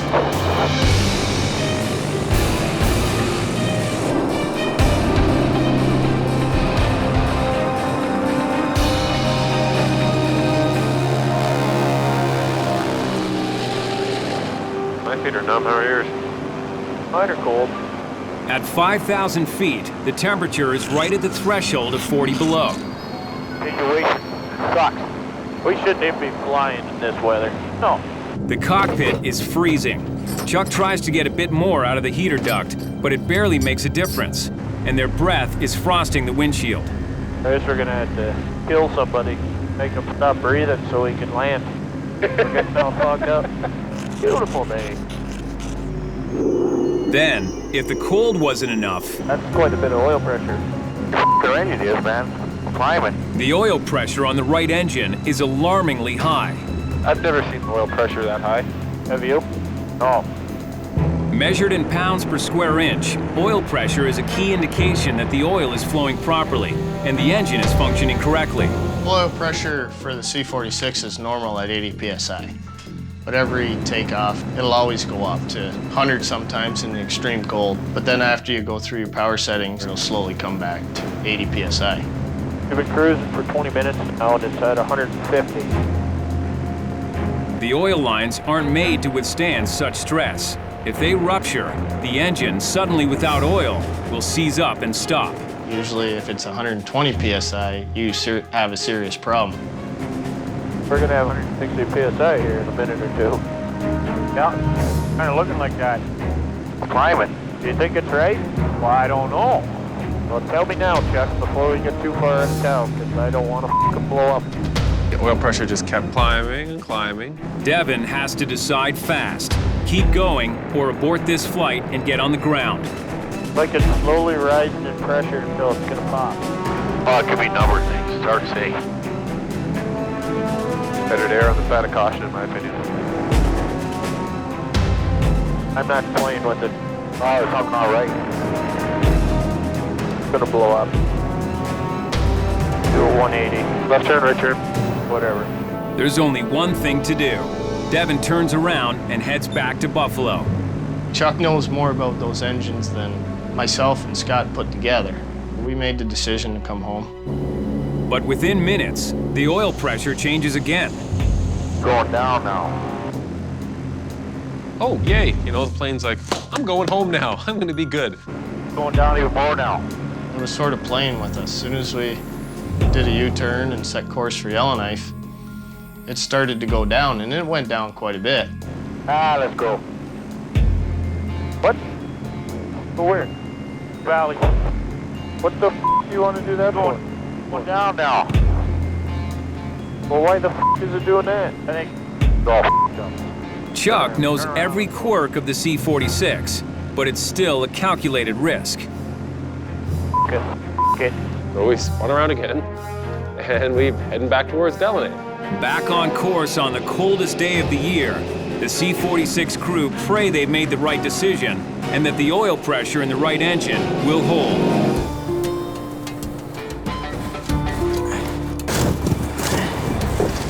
At Buffalo Airways, wannabe pilots Andrew and Graeme Ferguson are exhausted from slogging it out on the ramp for 9 months. You're up here, you're isolated, so you're away from your family and stuff, and some people miss home. And it's like the military, only there's no schedule. You just never stop working. Fresh out of pilot school in British Columbia, the two rampies have worked their way up to flight attending on the daily passenger service. It's just one step from their dream, flying one of these vintage warbirds as a Buffalo co-pilot. Buffalo breeds the best pilots in the world because we demand everything from them. Everything. When you're 25 years old, you don't get exhausted. I mean, there's no such thing as, I mean, they're fireproof and bulletproof and waterproof and non-exhaustible. When it's 40 below outside and you got a 70-year-old airplane you got ready, this is tough stuff. And it weeds out 99.9% of everybody. In the last 6 months, 3 rampies were weeded out. Mild-mannered Wilf Dar left for another airline. Just another day, yeah, more or less. Quebecer Audrey Marchand went home. And outspoken Jeremy Dow was laid off. I love my job, I love my job. Just gotta focus on flying, get Joe happy. With those 3 gone, Andrew and Graeme are the most senior rampies at Buffalo. It's Buffalo, you grind it out. Okay, let's go find Andrew. Tell him the good news. But today, they're about to catch their big break. The rumor that I've heard is that Joe wants both Graeme and I checked out. After tons of hard work, their chance has come. So I know that you and Graeme have been working really hard, and this is a time where it pays out, right? So basically means me and Graeme are getting checked out. Yeah, basically. Awesome. Getting checked out means moving up from flight attendant to co-pilot. The holy grail after months of endless grunt work. I was talking to Mikey. The good news is that I'm getting checked out. The bad news is you're getting laid off. Yeah, right. Pretty sure I'll be getting checked out pretty quick, so that's like really, really good news. These flight school graduates are licensed to fly small single-engine aircraft. But Andrew and Graeme face a steep learning curve with the much larger twin-engine DC-3. It's probably 10 times bigger than anything we've flown before. It's all based on pilot ability. And Joe's gonna want us to be perfect off the bat.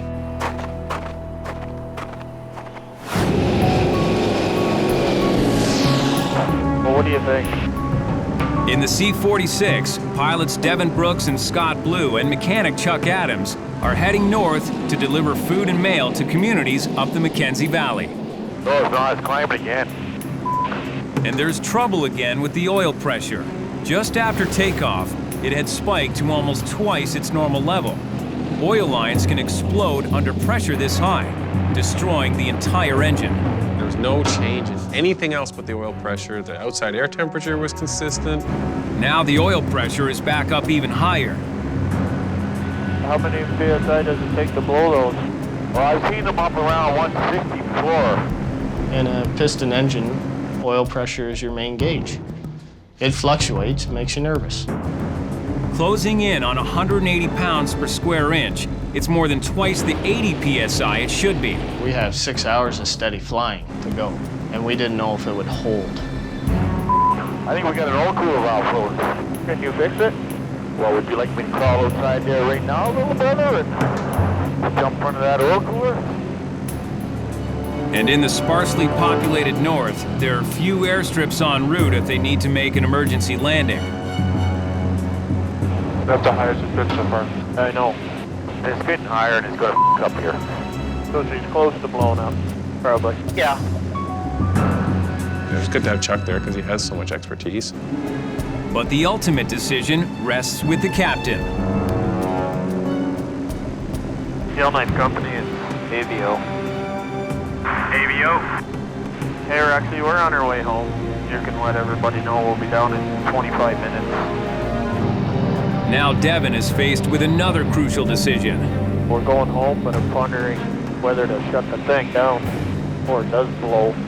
If you shut it down, though, at those temperatures, it freezes up very, very quickly with the airflow over the engine, so you have no chance of restarting it or anything like that.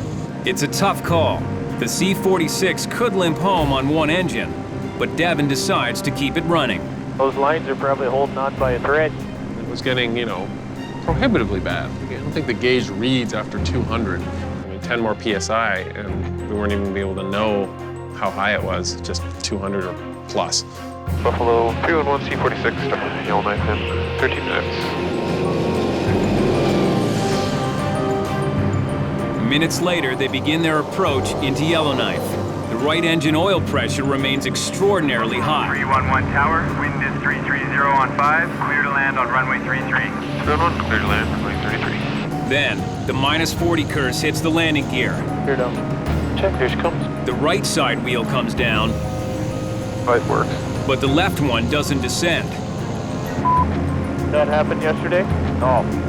With the runway in sight, Devan keeps his cool and retracts the landing gear. Here, coming up. And tries again. There it goes. Got 3 green. This time, both sides of the landing gear come down. Without a second to spare.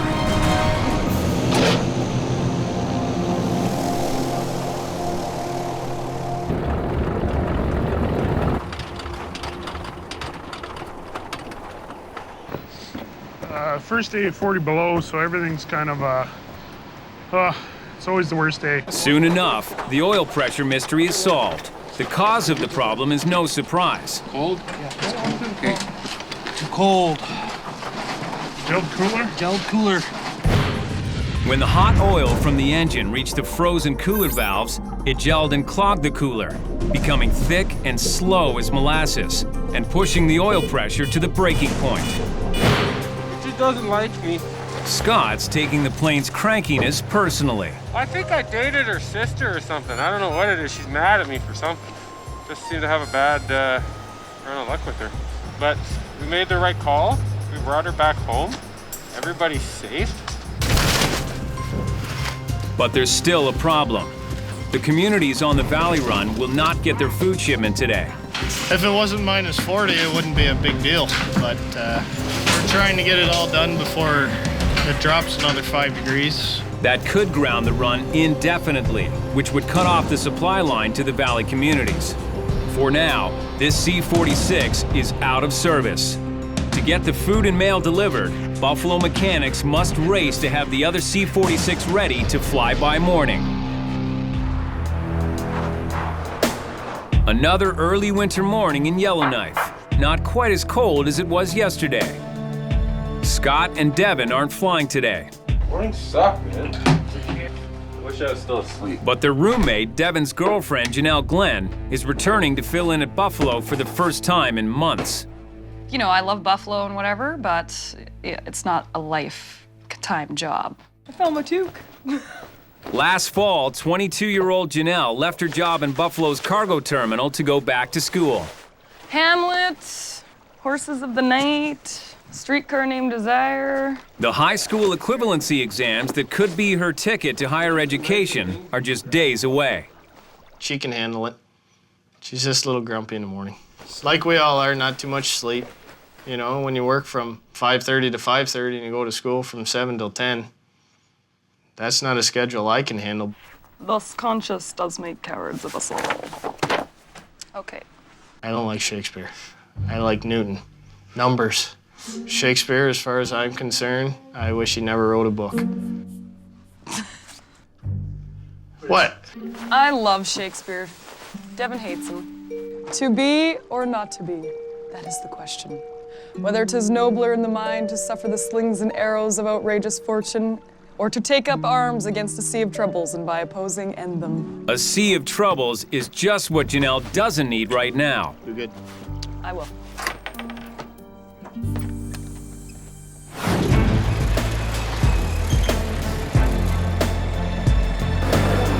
It was in pieces just yesterday undergoing maintenance, but now the backup C-46 cargo plane emerges from the hangar, ready to fly. Buffalo mechanics raced against the clock and won. Now, the food and mail cargo from the first C-46 that had engine trouble yesterday will be loaded onto this plane. And if all goes well, it will reach the anxious residents of the Mackenzie Valley before the day's over. Across the road, Janelle's first morning back in cargo is off to a bumpy start. I've got shit I've got to do. This is crunch time for me in school.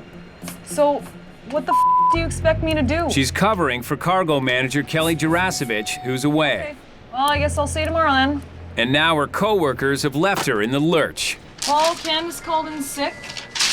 Jack didn't show up till just a little while ago, and then he decided that he was just gonna leave. So that means I have to stay when I've got schoolwork and shit I gotta do. I mean, I think it's important because, you know, people won't get to eat if you don't, you know, ship their produce and whatever. Like, it's important, but some other people tend to say, you know, whatever, it's just another paycheck or it's just another job. And for Janelle, this job is beginning to feel like a TRAP. I don't want to live my whole life and work at Buffalo. That's why I'm going to school. I've done this a couple times for Kelly, you know, when she leaves, I come in and, you know, help out. But when the cat's away, the mice will play, man. With no choice, Janelle braves the cold to help the crew load the C-46.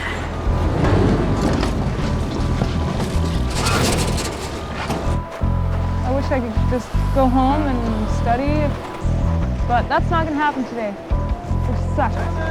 Have a good day, you guys! The day is still young, and Janelle will use every available minute to cram. Lately, I haven't been able to study for anything because I've been working here. Hopefully, the people that didn't show up today will show up on Wednesday.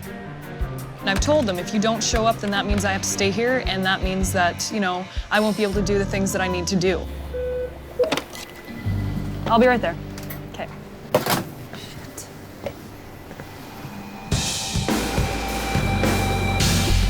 Hi.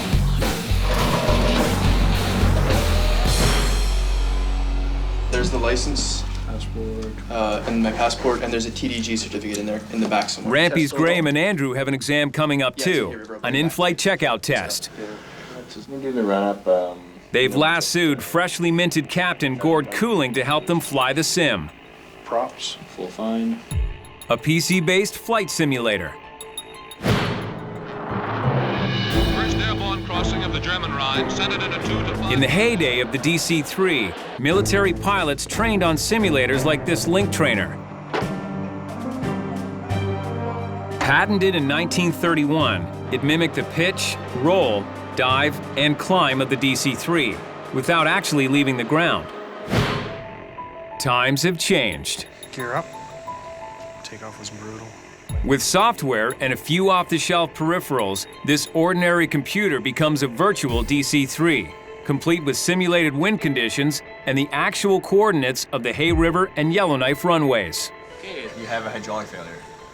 a hydraulic failure. Graeme and Andrew will have to face a gauntlet of high-pressure drills and worst-case scenarios in their checkout rides. Minimum's no contact. Minimum's no contact. You don't say that. Overshoot, max power. Overshoot, all I want you to say. Max power, that's it. Yeah, that's all I want to say. They need to sharpen their skills quickly. Their future at Buffalo depends on it. Soon, they'll trade this for this. Flying the real thing. All 9 tons of it.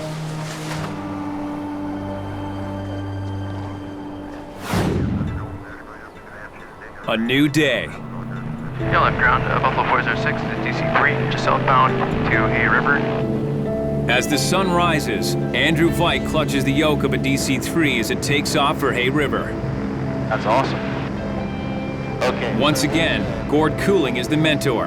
Andrew is training for the big day when he flies his checkout ride. Best part of working in Buffalo, I definitely like the long 14-hour shifts. Busting my ass. Oh, the best part is this, flying. This is what we work for. This is all I want to do, all day, every day. Andrew's checkout could come at any time. To get him ready, Gord puts him through his paces. 180 degrees and 30 degrees prior to roll-up. Good, so turn to your left. And is all clear left. And turning. Andrew has had almost no time on the DC-3. With his limited experience, this is like going from driving a compact car to a big bus. Bigger, heavier, more powerful. Fly the 3, and you can just about fly anything. And it feels that way too. It's one of the best feelings you can have when you're flying just above the clouds there on an early morning and you got the sunrise shooting over at you. The 3, it flies so smoothly and so nice.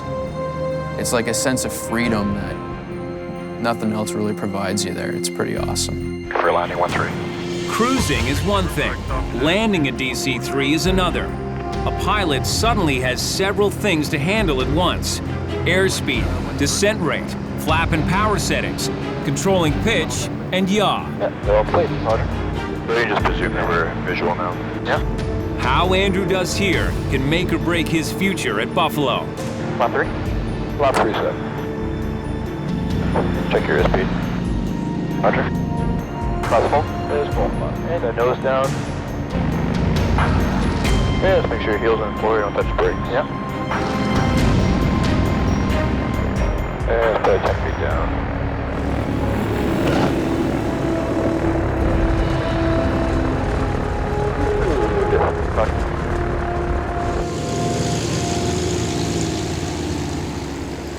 That was cool. Yeah, that's good, man. Right on. Thanks a lot, Courtney. Yeah. For Andrew, it's one more logged hour and one step closer to his goal. But until he takes and passes the big test, the dream remains exactly that.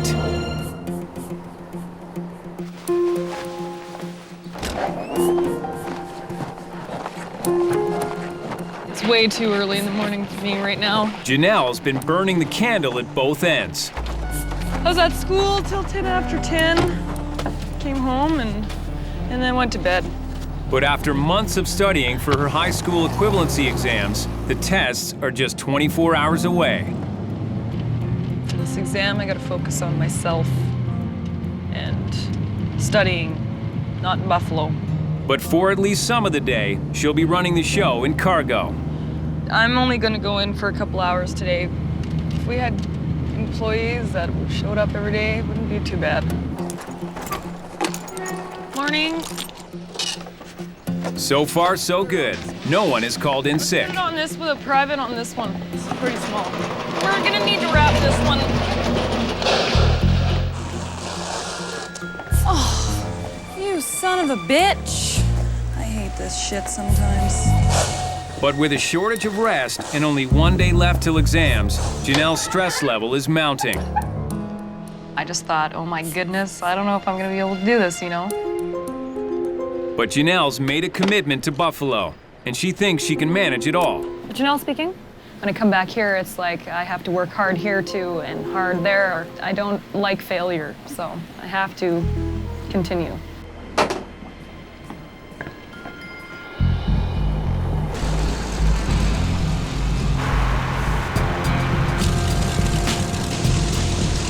Today, Captain H.A. DeCoste is at the helm of the C-46 going up the valley. All is going well, until... It's a 250-pound pallet of chips, which is about 3.5, 4 feet high. They had about 200 or 300 pounds of pop on top of it. I explained it to her, we gotta put the pop in the bottom, or it's gonna fall off and get damaged. He freaked out. I went over there to ask him what happened. Like, you know, what's the matter? And he lost it. Why are you blah, blah, blah? By the end of it, I ended up getting upset and I raised my voice at her, which I regret. But once you say something, you can't take it back. It's done. If I had known it was gonna escalate into something like that, I just would have done it myself and been over with. I feel bad about it, for sure. Well, I need to get out of here. While the valley run is under control, Janelle is not.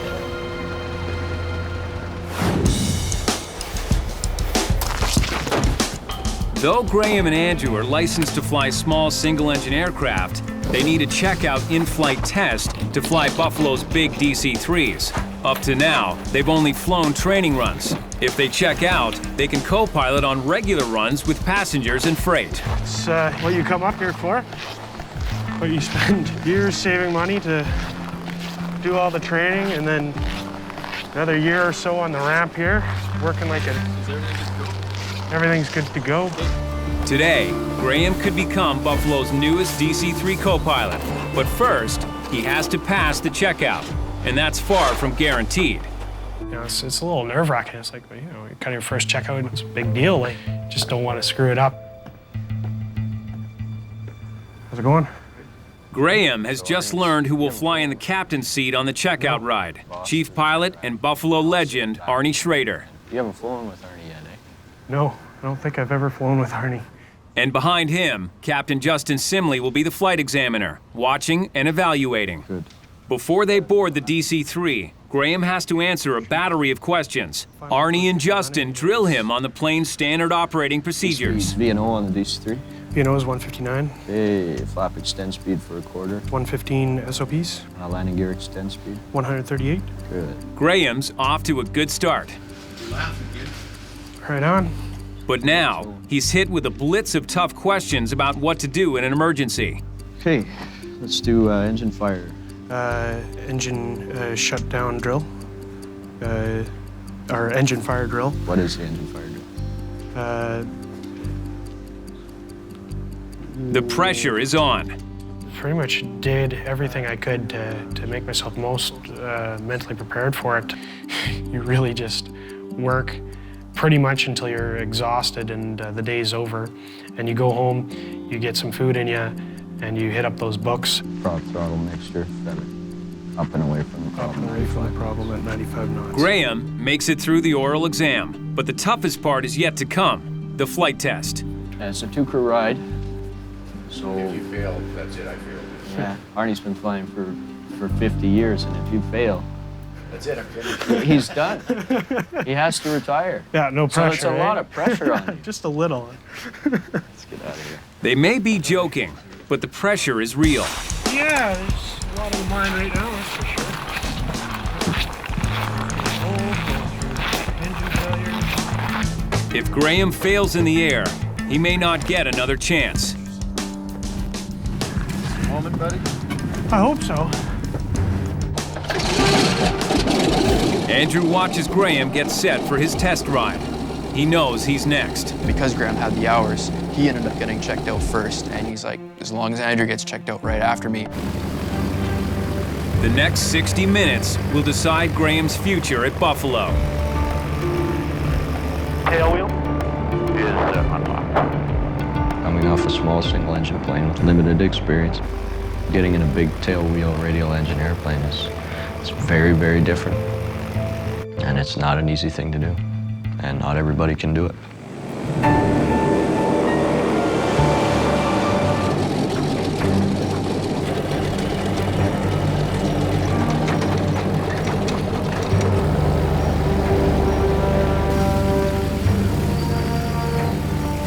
After 9 months of paying his dues on the ramp, Graeme Ferguson is about to get his shot at becoming a Buffalo DC-3 co-pilot. You know what it's for?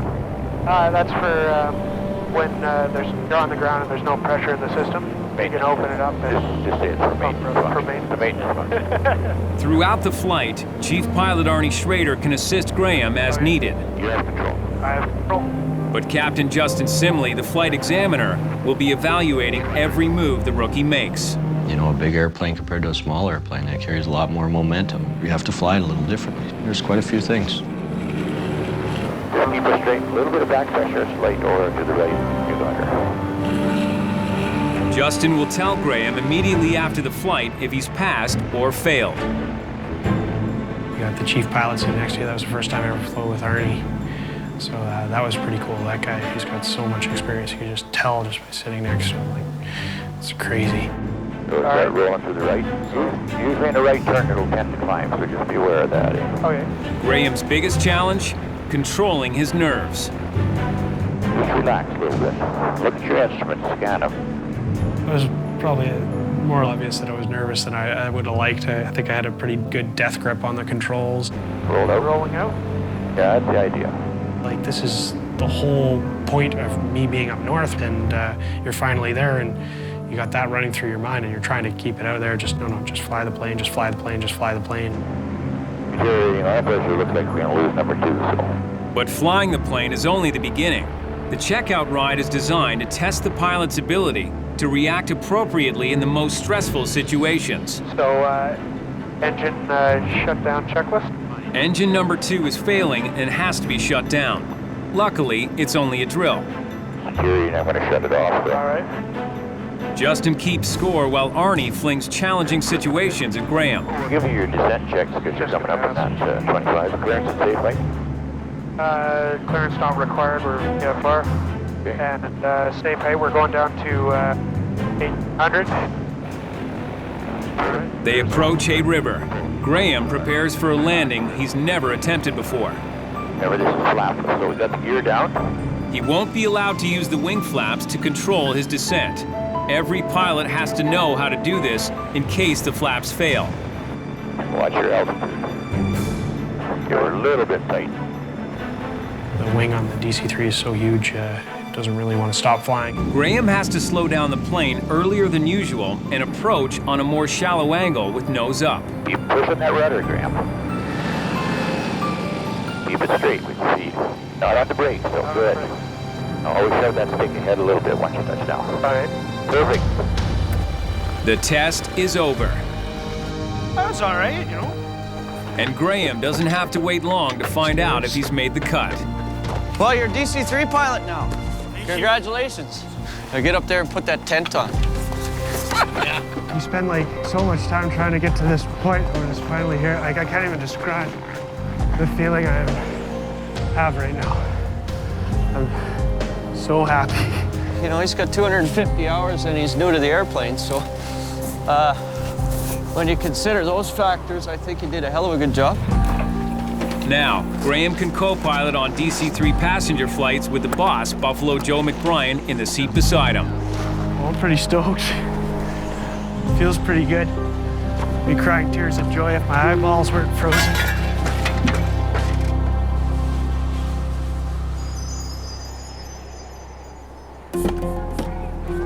For Janelle, the big day has arrived. She's heading to her final exam.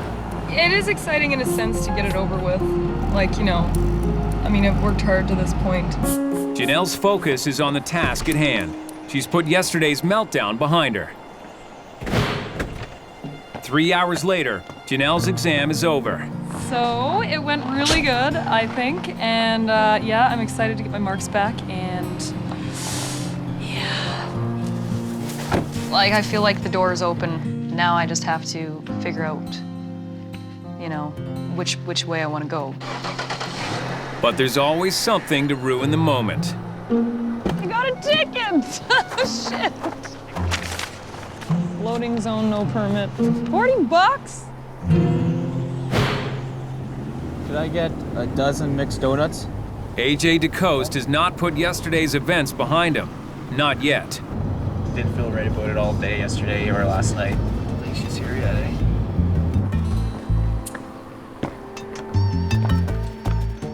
AJ sets up his peace offering as Janelle returns.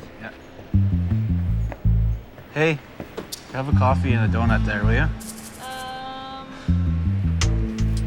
Janelle doesn't make it easy for AJ. Hey, how are you feeling, dude? I'm good. Yeah. I think I did well. Yeah, I think I... Good afternoon, Buffalo.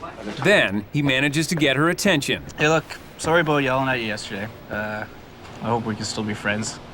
Yeah, Alright. it's, you know, I mean, I was just kind of shocked is all. It was a very nice gesture that he, you know, recognized the altercation, and it was nice of him definitely to approach me. I think that was a big thing to do. Yeah, thanks, Joe. Back as friends again. Forgave each other. It's another good day.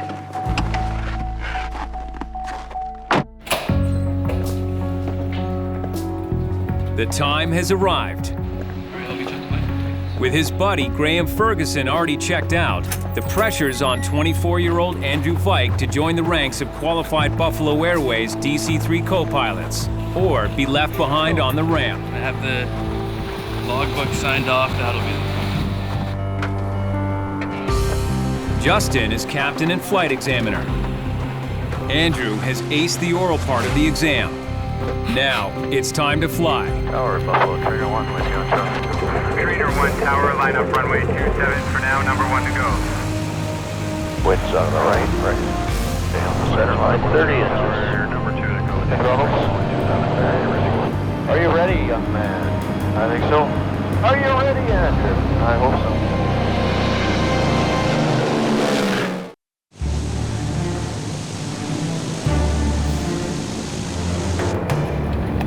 It's the moment of truth for rookie pilot Andrew Vike. His checkout flight to become a co-pilot on the 75-year-old DC-3. Yeah, you gotta know where those are in the dark, right? I know. Okay, so Justin Simley is captain and flight examiner. Tower, Buffalo, Trainer 1 with you on Charlie. A sudden opening in his schedule has them flying at night. This will put all of Andrew's training on the sim to the test. It's all about the instruments. rotate. Pull back on the stick. Pull back on the stick. On the brake, you're up. So you're gonna let it down. Keep it come. Pull back on the stick. Okay, you're up. My mind is all over the place, man. Just relax, okay? You gotta keep on your altitude. It's really black out there. All instruments, okay? You have to be able to do a hold. You have to do a number of different approaches. You do a number of emergency procedures and overshoots. Okay, my man, you ready? Roger. Okay, steep turn to the right. We do steep turns where you put the aircraft into a 45-degree bank. When executing a steep turn, the pilot must maintain airspeed and altitude. Altitude is ascending, but pull back, pull back. But gravity has different ideas. You can't go above 100 feet or below 100 feet if you're doing your steep turn. You need to be extremely accurate, precise on every maneuver that they ask you to do.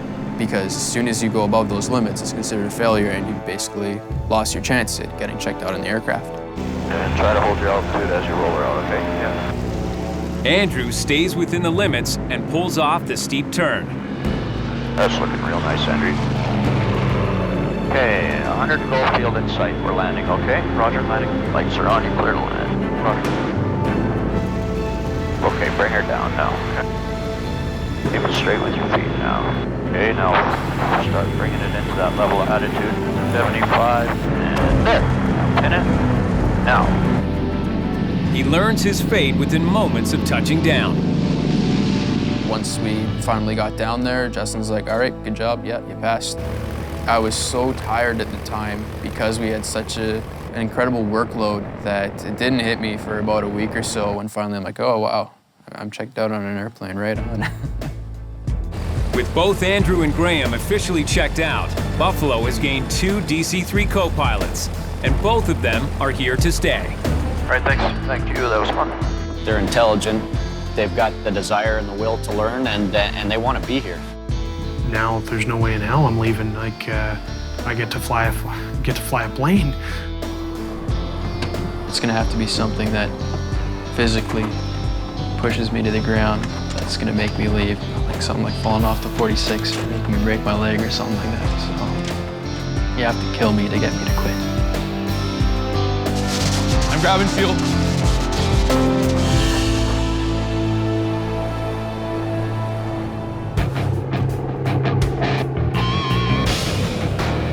The Canadair CL-215 water bomber. A 40-year-old amphibious plane that remains in high demand today. It's designed to skim over 5,000 kilograms of water off lakes in just 10 seconds and dump it over forest fires. The 215, also known as the Scooper, was sold worldwide but went out of production in 1990. It's a pretty rare aircraft. There's only about 125 of them that came off the assembly line, and it's a Canadian airplane, which makes it even more rare. Last year, Buffalo sold 2 CL-215s to the Turkish government at $2.5 million each. Welcome to Turkey. Now, the Turks want to add to their fleet, but less than 80 CL-215s still exist, and very few are on the market. So that started Mikey on a treasure hunt that has so far only yielded one old photograph. This is right here, what I've been searching for is the only missing 215 in the world. The serial number 1061. The one unaccounted for aircraft of the 125 that were made back in the 60s and 70s has become Mikey's obsession. When I asked people in the industry about it, and they told me, it's crashed, it's gone, don't even look for it. And then I was thinking, well, why shouldn't I look for it? So I did a bunch of research, and this one there's no crash record, and there's no pictures or nothing, and it's weird, because if you think of the internet, there's pictures of everything. Why is there no pictures of this airplane? A, it's crashed, like everyone told me, or B, it's really well hidden. I got a tip from a buddy of mine that works with these aircraft, and he says, no, it's in Venezuela, and that's all he told me. It's kind of like a murder scene. You got 10,000 pieces of evidence, but only 1 or 2 are valid. One key clue was the water bomber's call letters, INC1. I randomly put it in. It turned out to be this airplane, which referenced this picture. And this is the first picture I got to see of the thing. An outdated picture of a phantom plane. But Mikey needed more proof that the missing water bomber still exists. So we scoured satellite images of the planet looking for the plane. And then... This is a military air base in Venezuela. Lo and behold, there it is. I used the measuring function, measured the wingtips, and it was perfectly to what the manual says. It's an open air hangar in a military Air Force base. It explains why there's no pictures of it. If this 215 is what I think it is, it constitutes millions of dollars in the Buffalo's bank account. But only if the plane is fit to restore. To find out, Mikey needs to go to Venezuela. I sent them this random email saying, hi, my name's Mikey. I'm in Yellowknife. I see you have serial number 1061. Can I have it? And he also needs his father's approval first. We don't know what their government's like. Is it stable? Is it in a coup? Is it in a dictatorship? Is it an overthrow right now? You know, there's a lot of political problems there. But doesn't it sound fun? It sounds like fun, yeah, and it's something you can do, but you just can't. You got to realize you're not dealing with your neighbor. You're not dealing with the USA. With great risks comes great opportunity. This is the last 215 available.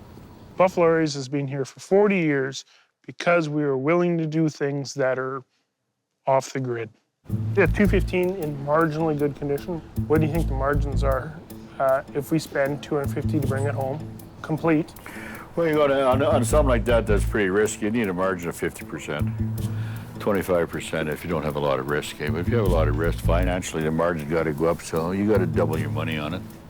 This whole idea of saving the airplane is very up my dad's alley. No, it's only original once. It's only together once. You cut it up, you ain't gonna ever put it back together. Once you put the torch to it, she ceases to be an airplane. She just becomes parts. So obviously our preference is to fly it home? Oh yeah, the preference is always to fly home. That's what the airplanes are designed to do, fly, not come home in a box. It's a good challenge, and everybody needs a challenge. Eh? He found a good one. He found something we can use. Rolled out in 1969, the CL-215 is powered by dual 2100 horsepower engines. The plane's high wing position and 90-foot span give it stability at low speeds and in the gusty conditions found over forest fires. The 215's unique design allows it to fill its 5,400-liter reservoirs through two small openings by skimming along the water's surface. Then, over fires, it dumps the water through the belly doors on the underside of the hull. With a green light from Joe, Mikey's itching to assemble his team to locate and eventually restore the mystery water bomber in Venezuela. This mission is like treasure hunting. You heard a rumor that there's a sunken ship, and you just happen to be maybe the only guy in town with a boat. And you got to find a guy that can scuba dive, and you kind of get a little bit of a team together, and you see if there's any treasure. And we got to do it as soon as possible, get it out of there, because any given time, anything can happen. This airplane may not be available tomorrow. They keep making this bigger. He meets with his older brother Rod, Buffalo's director of maintenance, and ace water bomber mechanic Corey Dodd. I went to the Foreign Affairs website and printed out the travel report for Venezuela. Violence against foreigners can occur in all regions in Venezuela, both urban and rural. So not really a place you really want to go, is it? Well, all those things are scary. It's like talking to a lawyer, right? Everything is doom and gloom when you talk to a lawyer. Mikey will be bringing Corey with him to Venezuela to inspect the 215. Corey's going to use his knowledge of working on these airplanes for the last 10 years and seeing if we can actually fly this thing home. With less than 80 of the original 125 CL-215 still in service, the chance to salvage one that everybody else has forgotten about could be a huge score for Buffalo. That's country. But we're going to literally go down there with a bunch of screwdrivers and wrenches, take some key panels off, and see what kind of shape it is. Do not show signs of affluence or display valuables, so you shouldn't have any problem there. In 24 hours, Mikey's quest will really begin.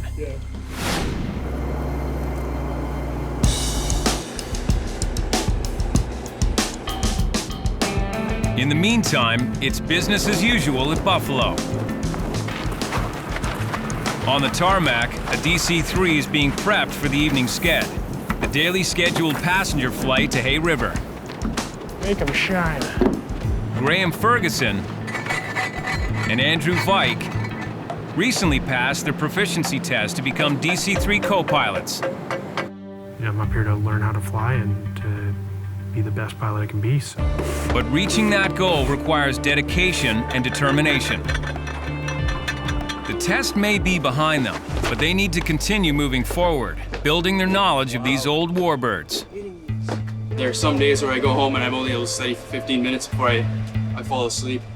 The other day I fell asleep and I had the flight manual right on my chest. I woke up ready to go to work at 5 a.m. the next day.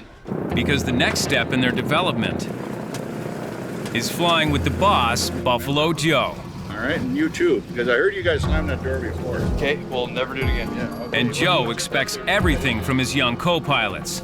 In this part of the world, you can't be timid. You got to be aggressive. They'll get good at it because their career depends on it and their life depends on it. For the past 3 years, Joe's had the same co-pilots on the sced. Now he has to break in these two rookies. What happened is we've got some senior co-pilots that are moving on, and we got the junior co-pilots coming in.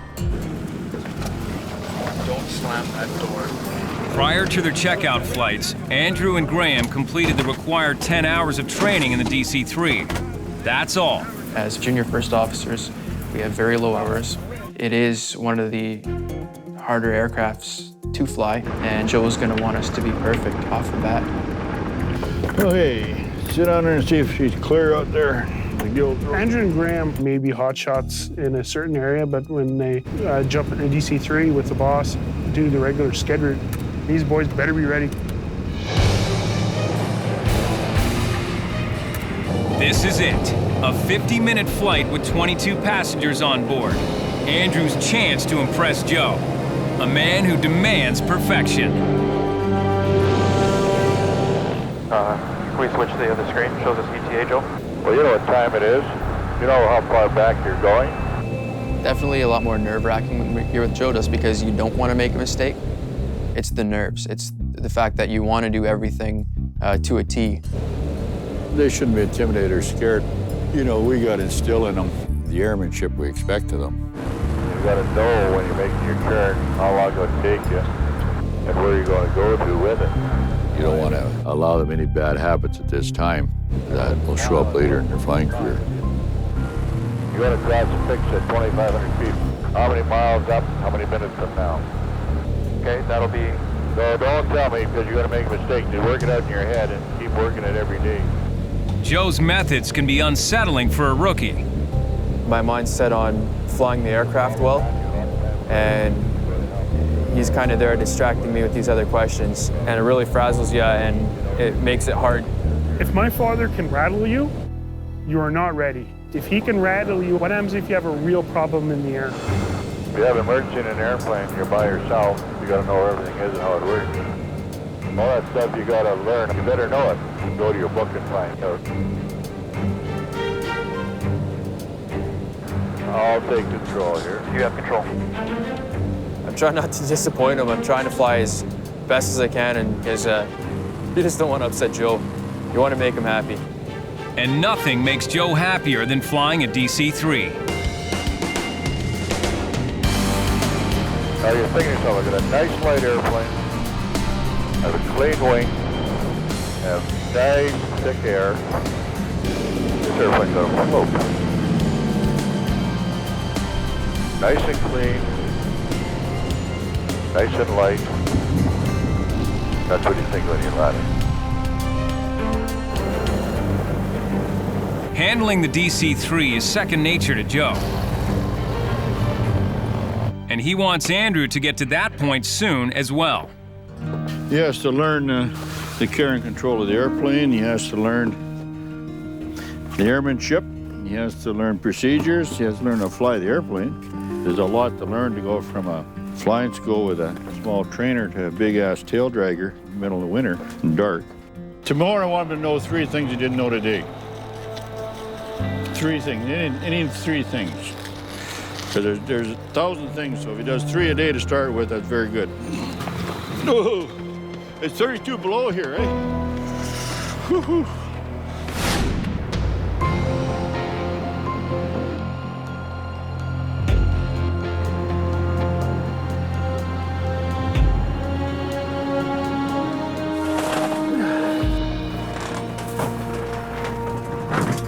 Oh!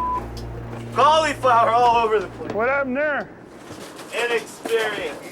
It's departure day for Mikey. He's headed to Venezuela in search of a rare airplane that was thought to be lost forever. But instead of packing, he's become a rampy this morning, dealing with an unexpected flurry of business. If you plan to leave, it's going to be the day you shouldn't leave, and that's how it is. Every day there's an emergency at Buffalo. Every day there's a problem needing to be solved, so we are just trying to solve problems one at a time. As of tomorrow, Mikey won't be around to problem solve. Tell him to take it easy with that cauliflower. Buffalo's been doing it for 40 years, a lot longer than I've been alive, so they can handle it without me. Or can they? Later, Mikey sneaks away from Buffalo. I'm gonna find some stuff. He'll be trading the bitter cold of Yellowknife for the sweltering heat of the Venezuelan jungle. I need something a little bit more breezy. And he doesn't have a thing to wear. That's it. That's the Hawaiian search section right here. We kind of want to look stylish and not so out of place. See, this one right here, I wouldn't even need to have my Canadian passport ready. This ensemble right here would be, please kidnap me. While Mikey purchases his new ensemble, thanks. Have a good day. Corey Dodd is focused on footwear. Can't go anywhere without these things. I spend more time in these sandals than I do in winter boots. That's the key to the whole operation is sandals. Corey never thought that being a Buffalo water bomber mechanic would involve so much travel. Never really expected it. Like, not as far as going out of Canada was concerned, like South America and Europe and overseas, you know. It's been a little more than what I really signed up for, but I like it. It's good. But this mission to locate and evaluate a missing CL-215 presents some definite challenges. At this point, we haven't had any pictures of it or anything. We're really going in blind. But the tickets are booked, so we're going. Shorts.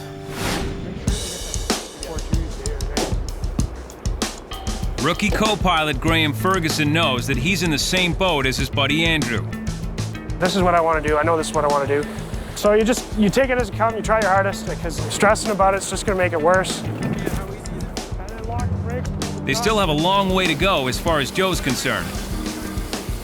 There's a lot of shit to do in your day here. You need to get it all done, and you need to get it done to the satisfaction of Joe. What does carb give you for manifold pressure? And so far, Joe's not satisfied with their knowledge of the DC-3. What 600 horsepower coming over to today at 4,000 feet at 30 below? He wants them to know as much about flying the plane as the more experienced co-pilots they'll be replacing. Do you know how to read a power chart? We actually have one in our manual, yes. It's no good in your manual, and your manual's behind you. If you don't know it, you gotta know that shit. Okay. Andrew and Graeme waste no time hitting the books. So there you're at 15. It's lunchtime, but we got to know this stuff, so there's no real other time to learn it right now, so Joe's just going to push us until we know everything. Well, it's going to take us a little while to do so, but we'll get there. Yeah. The temperature's pretty much always around 26. The rookies are determined to show Joe they're ready to fly with him. But can they rise to the challenge?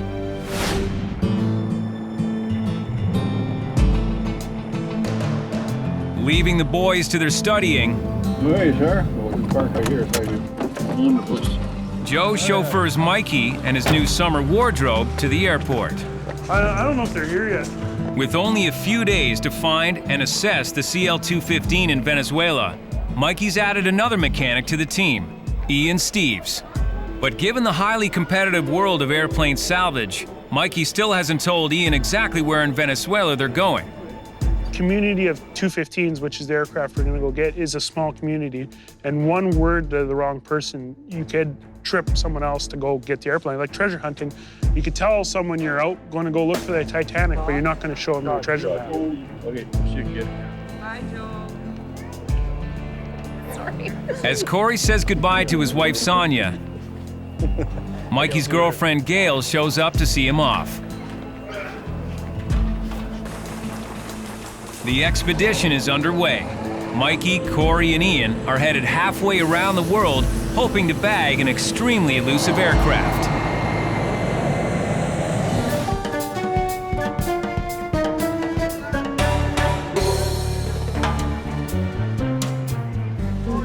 Good morning.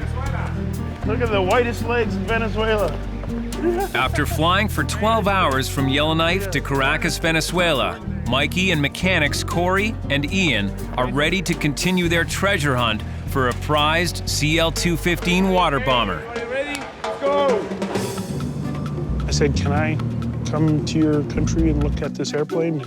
I'm from the north and it's really cold. The Venezuelan government said yes. So we're on our way right now to Port Ordaz. Yes. Escorted by Luis Padron, Mikey's contact with the Venezuelan military, the Buffalo team will travel 800 kilometers by road to an Air Force base in Port Ordaz. There, they can assess the value of the CL-215 Mikey discovered online. He's prepared to pay up to $250,000 for the plane and could sell it for almost 10 times that price, if it's in good enough shape.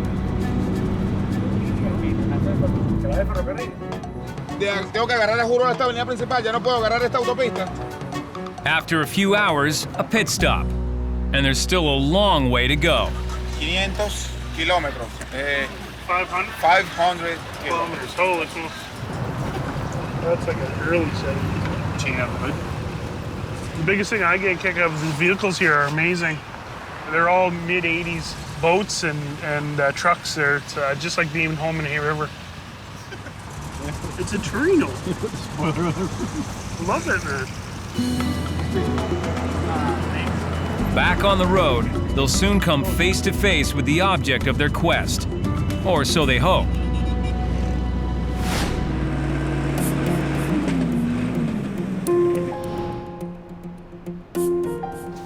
And it begins.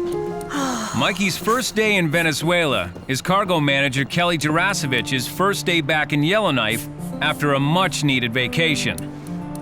Well, I'll do what I can do and try to get everything figured out, squared away, and taken care of. Her chance to recover from a stress level that was getting critical. God. And come back relaxed, refreshed, and better able to deal with the demands of her job. Oh, God. At least that was the theory. 4 cases of tobacco missing. How in the shit does that happen? And they want me to find them. Oh, okay. How the f am I supposed to do that? Buffalo was probably the most stressful job I think I've ever had. I was happy to see everyone, but still it was just like the stress of it brought it all back to me. And you know, what the hell am I doing here? I'm a bit stressed now. As usual, might as well smoke. Stress, chain smoking. Kelly's been putting her life at risk. She's been diagnosed with stage 2 emphysema and told by her doctor that if she doesn't quit smoking, she could be on an oxygen tank within months. It's like 2 packs a day here. Like I could easily smoke 3 packs. Like hands down, easily 3 packs a day because of the stress level at Buffalo.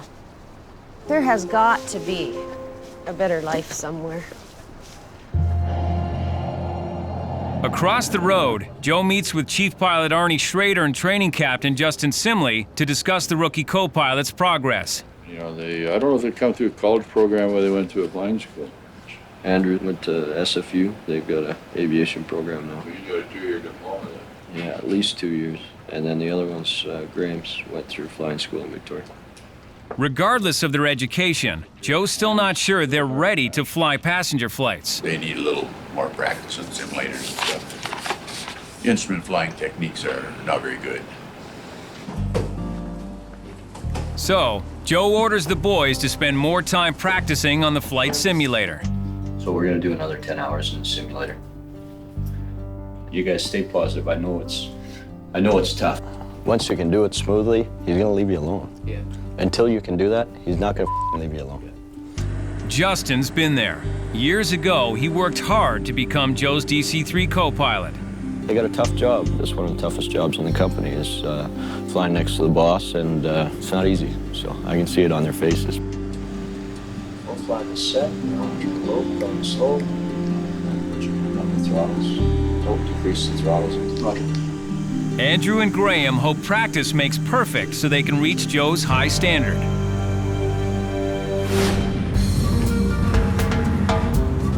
Back in Venezuela, Mikey, Corey, and Ian are journeying into uncharted territory in search of an airplane thought to have disappeared years ago. Very excited to see the airplane and see how it is and see if it's feasible to fly away, which is, of course, the main goal. 8 hours of hard driving gets them to an Air Force base in Port Ordaz. I recognize the layout a little bit from Google Earth. There's DC-3. DC-3s. Yeah. A familiar sight, but not the plane they're looking for. The 215 in Google Earth was in an open-air hangar down there. It doesn't look like it's there anymore. Their guide, Luis, knows what they're after and points it out. CL-215. When Lewis turned over and said, "Oh, there's your Mr. 215," and we looked over and no, that's a PBY Canso. That's a Canso. A Canso is an aircraft that looks very similar to a CL-215. But a Canso is definitely not the mystery plane that Mikey is on a quest to find.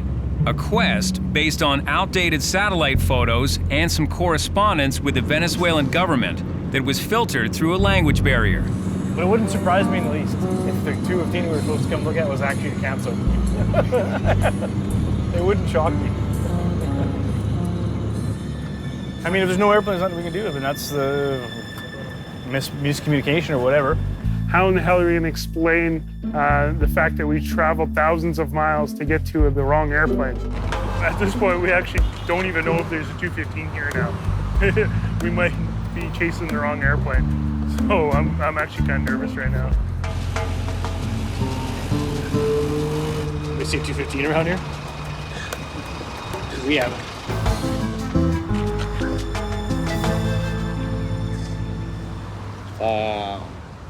Obeys commander. Okay. Here. This is a call. This is a Mikey. Here. We are looking the airplane now. Okay. Mikey McBryan and his expert mechanics Corey Dodd and Ian Steves flew 7,000 kilometers and drove another 800 to find a long-lost CL-215 water bomber. Well, I haven't still seen it yet. It's been elusive this long. What's a few more minutes, I guess. But after being shown the wrong plane, they're anxious for proof of the 215's existence. Oh, there she is. I think it's gonna need some paint. It's the CL-215 Mikey's been searching for. There it is, Mike. There she is. But have they found hidden treasure or a pile of scrap metal?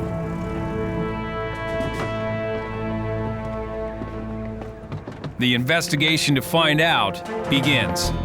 Wow. Now it's up to Corey and Ian to figure out, hey, if this thing's feasible to take home.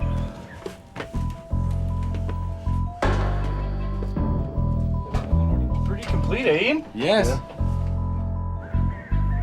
But usually when we encounter airplanes, they're usually robbed of all their parts. But this is, it's all here. You see any initial corrosion? Well, it's usually all hidden, right? Oil coolers, have to change those probably. Yeah. So, Mr. Dodd, the $1 million question. Well, tomorrow I'll give you the $1 million answer. And that answer requires a very close look under the hood.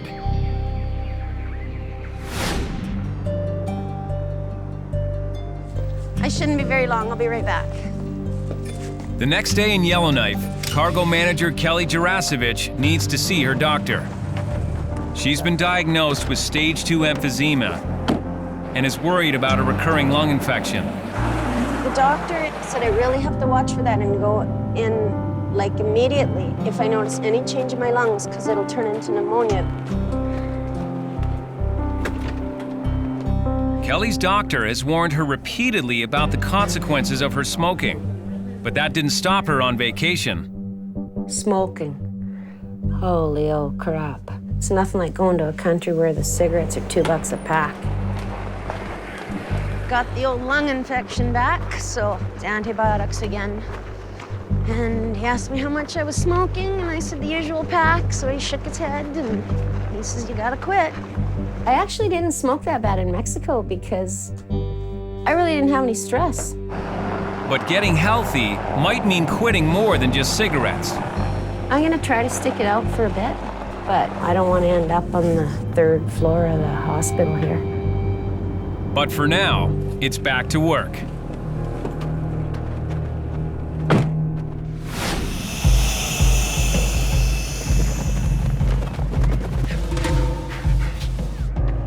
"7,000 kilometers south, it's time to get down to business." Put the layer in the old tires here so we can tow it. Drag her up. Determining how badly the plane has deteriorated is Corey's job. The skin of the CL-215 water bomber is made up of hundreds of panels held in place by thousands of screws. And the true condition of the plane is hiding behind those panels.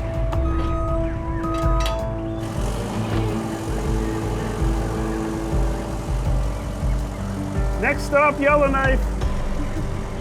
Well, right now we're just gonna get it in the hangar there so we can get out of the wind for a bit. Pretty exciting though, seeing it move again. Hopefully, if everything works out, we'll bring some life back into it. Fly it out of here in a couple months or something. Corey only has 2 days to do a full assessment of the plane. This will be exciting. Find anything major in this area, could be Mikey's showstopper. So once we open all these panels up, then we will know better. This looks like Indiana Jones' Temple of Doom. We're unsealing it after many years. Oh, there we go. She come off. It's exactly like buying a used car. You gotta pop the hood and check everything out. There's a bunch of dirt on them and stuff, dust, but like, there's no corrosion in there, Mikey. 100 more panels to go, but I guess you gotta start somewhere, right? If the 215 structure or systems have eroded, then at best the plane is nothing more than a pile of parts. There's no real, I don't see any corrosion in here. One thing's for sure, the plane's engines are a complete write-off. These engines are way past due. They've been open for 18 years, birds living in them. The engines could be replaced at a cost of $1 million if the rest of the plane is in good enough shape to make it worthwhile. Yeah. A few little hydraulic stuff, but I mean, holy crap, things sat for a long time. You kind of expect little leaks here and there. This airplane is good in some areas, and in some areas it's bad. But so far the areas that are really bad are just trivial. I'm kind of scared if Corey opens up a panel and it's just a big pile of white corrosion. It might not be worth it.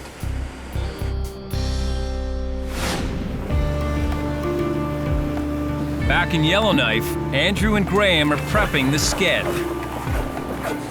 They've studied hard and spent 10 hours each on the flight simulator.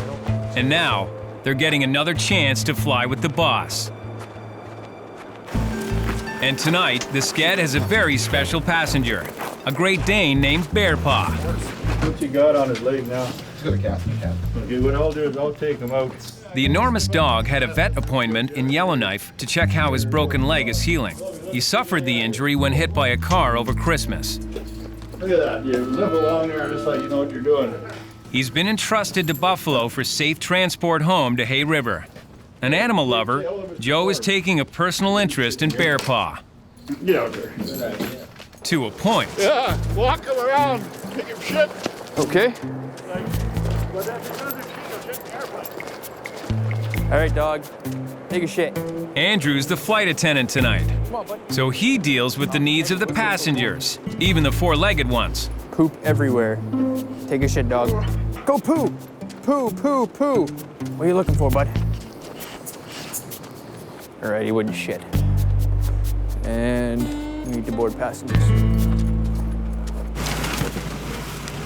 Graham's got a lot more on his mind than pet sitting. It's his turn as Joe's co-pilot on the 50-minute sked flight. Joe lets dogs fly free on Buffalo's sked, but Bear Paw's too big for a kennel, so he's riding up front in the galley right behind the cockpit. Don't step on the dog.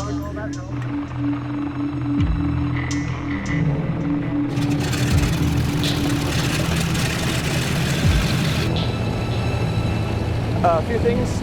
Please no smoking at all throughout the flight. If you have any electronic devices, please don't use them during taxi, takeoff, and landing.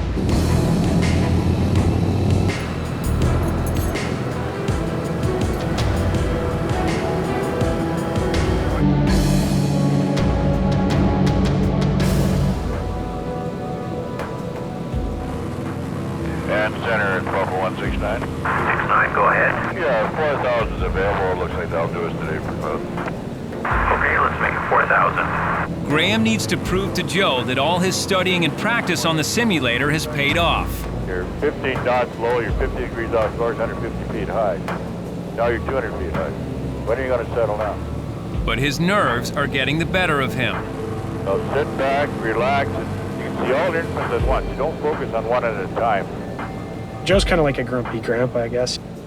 He's only grumpy because he cares. Like, I mean, he wants us to take care of his machine, and he wants us to be damn good pilots, and he doesn't want us to kill ourselves or anybody else. I mean, that's why he's so hard on us, is because he wants us to be the best we can be.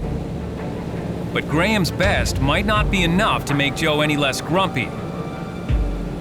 Now get her over on heading, leave her on an altitude, and let that speed come up. I don't want to take another 10 minutes because you're trying to learn how to fly all over again. All right. How many hours you got in the simulator upstairs there? 14. Rookie Graham Ferguson is trying to prove to Buffalo Joe that he's got what it takes to co-pilot the DC-3. Why is your airspeed at 85 knots? See what it's doing to the head temperatures when you do that? Just as Joe's patience starts to wear thin, a gag-inducing stink fills the plane. Does it smell pretty bad to you? Yeah, it smells pretty bad. Dog just shit everywhere. Oh, the dog had his shit. And that giant Great Dane, you shit everywhere, man. Oh, it's the air out. It's kind of funny. Joe just opened a window up and he's like, I gotta get some air out of here, air this place out. I don't see Joe smile very often, but going into the cockpit, I saw Joe and he was laughing pretty good. Once the dog shed, it put him in a really good mood. Like, he found it hilarious. Poor Andrew was stuck in the back and had 2 cups trying to pick it up and dry heaving, and it stunk pretty wicked. Andrew's flight attendant course somehow neglected to cover procedures for this kind of onboard emergency. You guys can move to the back if you want to. Oh, we're out of here. Yeah, move to the back. It's amazing how one little incident like that completely turned around the mood. I tell you, new experiences every time we take a trip. I was expecting plop, plop, not. There's like a geyser. In the cockpit, Graham's caught a break thanks to a giant dog's nervous bowel. So, ladies and gentlemen, fortunately we'll be landing soon. So I'll get you out of here as soon as I can. As soon as we're on the ground and the engines have stopped, get out as fast as you can. So sorry guys, but it made for an interesting flight.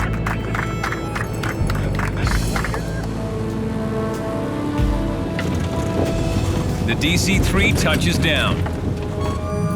Not a moment too soon for everyone on board.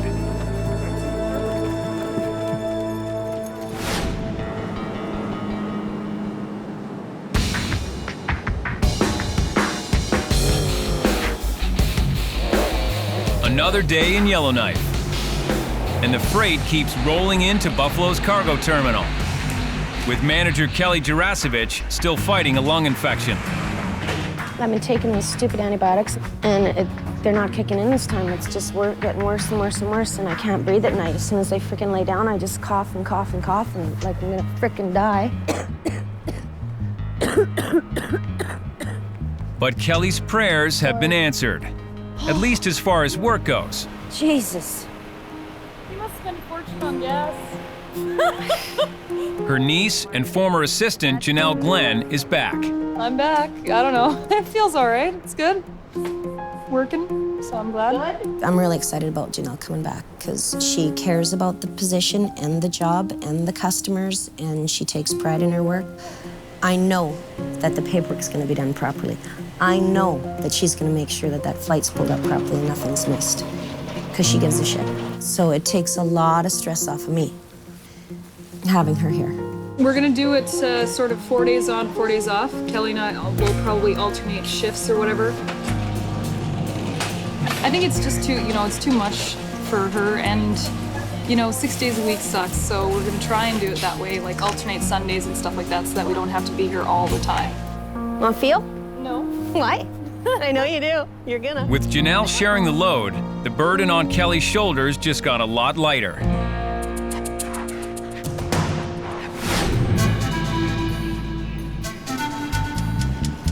In Venezuela, the water bomber inspection continues. Structurally, it seems like it's intact. All the cables, everything's there. There's not too many things that are busted on it. But now, Corey has to find out if the plane's electronics have survived after sitting dormant for nearly 2 decades. This could be the deal breaker. We'll see if we can get some action happening. Voltmeter works. There we go. Full panel.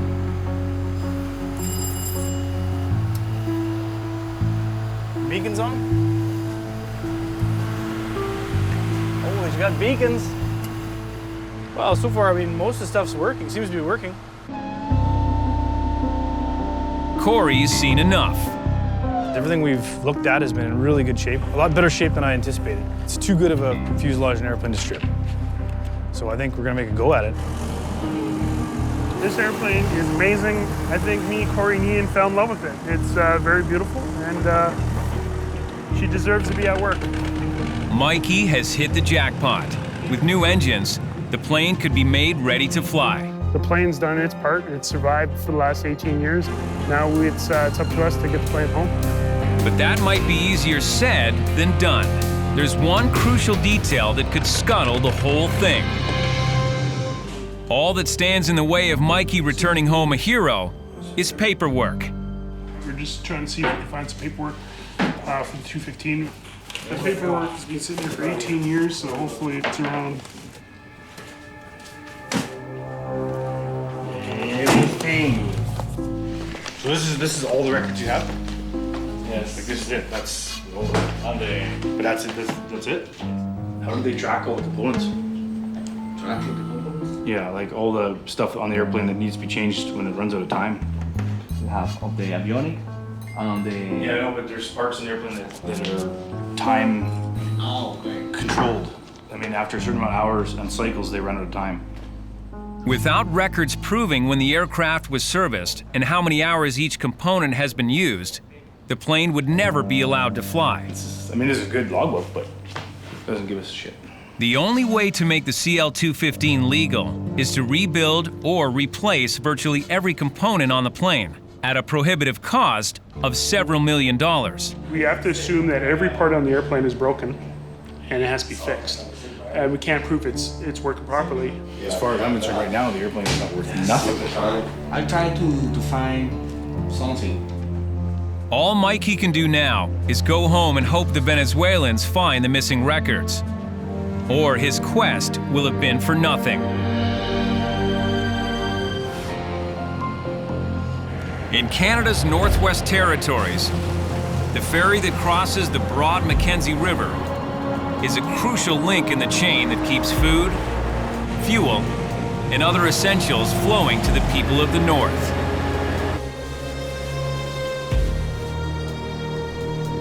But today, I just got a last-minute phone call from a trucking company in town. The ferry that connects Yellowknife to the rest of the world has gone out. Normally, trucks haul basic supplies from the south up the Mackenzie Highway, then cross the Mackenzie River by ferry. That ferry is their only way across until the river freezes and an ice road opens. With the ferry out, the 25,000 people in Yellowknife and the remote northern communities beyond are left high and dry. Can't get any freight across the Mackenzie River to Yellowknife and then beyond up to Good Hope, Delny, Toledo, and Norwest. Twice a year, at spring thaw and fall freeze-up, Buffalo's planes bridge the gap. But this ferry breakdown catches everyone by surprise. River shuttle. Right now? The solution? An emergency air freight shuttle out of the Hay River Airport, where truckloads of goods are already backing up. We got a trucking company needs the DC-4 to go to Hay River to start river shuttle.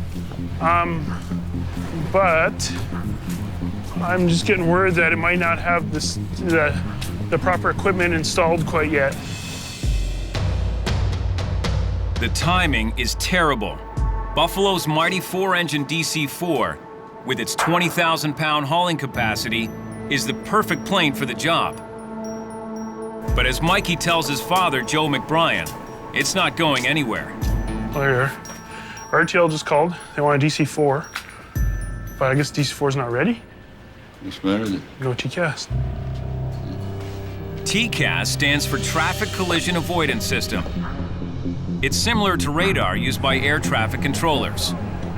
An antenna on the roof and a computer processor and display installed in the cockpit provide a set of electronic eyes so the pilot can see other aircraft up to 64 kilometers away. Joe checks with his son Rod, Buffalo's director of maintenance. No TCAS. No TCAS. New federal regulations require the DC-4 to have a TCAS installed, but Rod hasn't had a chance to add that technology on the plane yet. Joe's concerned that we don't have a DC-4 ready, but what I'll do is I'll get a DC-4, get the TCAS system completed. And Joe's also worried the smaller C-46 won't be able to keep up with the freight until the DC-4 is ready. And that Mikey's making promises he can't keep. You're going to commit yourself with no backup. Can't be relying on 146 that may be ready today. We can't fight yesterday's fire. If we don't at least try, we don't get any of it. I know, but we got it. It's going out there with instead of a fire hose, you're trying to piss in the fire. My father's visibly upset because the DC-4 is better for the customer, hauls more freight. I wish we had a 4, but we gotta do what we can.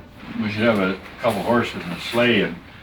I'm doing the best as I can. I know you're doing the best you can, but we don't have any airplanes out there. Get her done.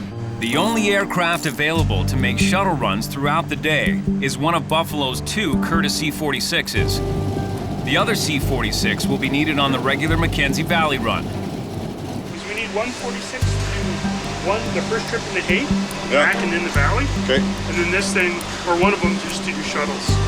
For tomorrow. Possibly 4 shuttles. Time's leaving in the morning for the first shuttle. It's going to be in here for 6. 6. Maintenance supervisor Cliff Dyson and his team scramble to get the C-46 ready. Oh, we're gonna jack up the C-46 and do a gear swing on her. A gear swing tests the landing gear, making sure the hydraulic system is raising, lowering, and locking the wheels properly. Built to survive World War II, the C-46 has no delicate electronics. It's purely mechanical. And virtually indestructible. Whacking the tire and jumping on the wing actually compresses the wheel strut back to the landing position.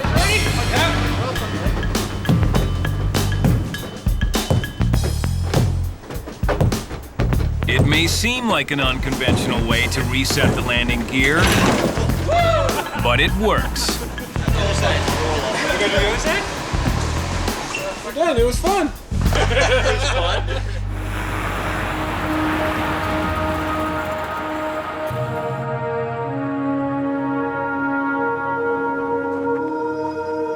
The next morning, before dawn, the rescue mission kicks into gear. We'll do a run-up at the threshold. Captain Devin Brooks, a 3-year Buffalo veteran, and co-pilot Scott Blue, in his 2nd year with the airline, brace themselves for a grueling day. There's a lot of situations at Buffalo where we go from sort of the normal operating tempo into a jacked up level. 100,000 pounds of freight need to be moved from Hay River to Yellowknife to ultimately reach more than 25,000 people. Everything looks good. Everything looks good this side. With the C-46's cruising speed of 300 kilometers per hour, they'll be in Hay River in less than 45 minutes.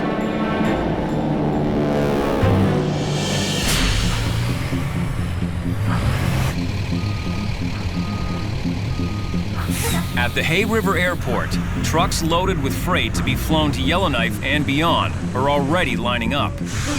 And already starting his day from hell is cargo coordinator Jack Sim. Keep them coming. We'll keep hauling. I don't give a shit. His job today? To get the freight off the trucks and onto the planes as fast as possible. If you want something done, you got to get Buffalo to do it, or else you're never going to get your groceries over there.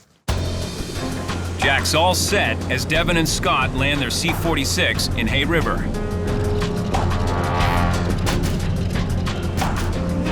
I have never seen it this chaotic down here.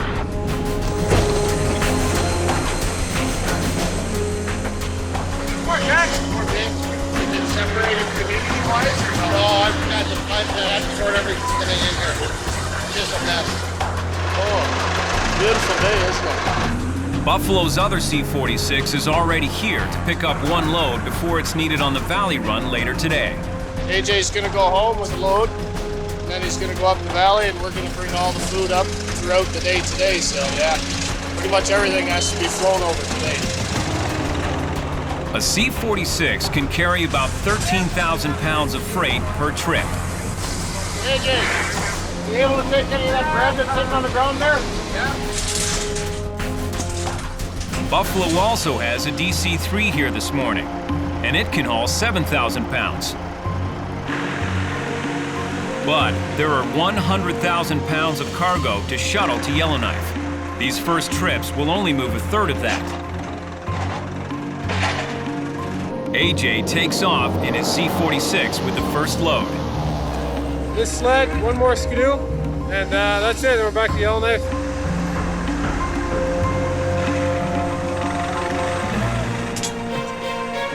One, two, three, go.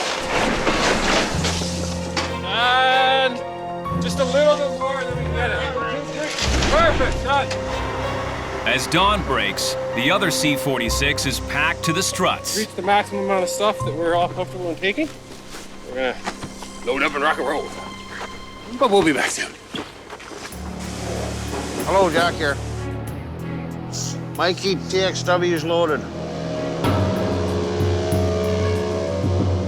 Weighed down with a full load, Devan and Scott C-46 struggles to get airborne.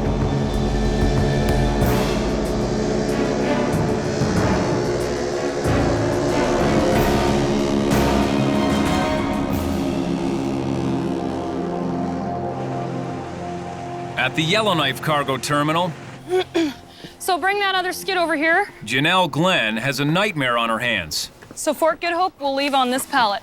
She's just started job sharing with overwhelmed cargo manager Kelly Jarasevich. This morning, Kelly is homesick, and Janelle has arrived to chaos. What is in there, though? Is it frozen or is it general? General.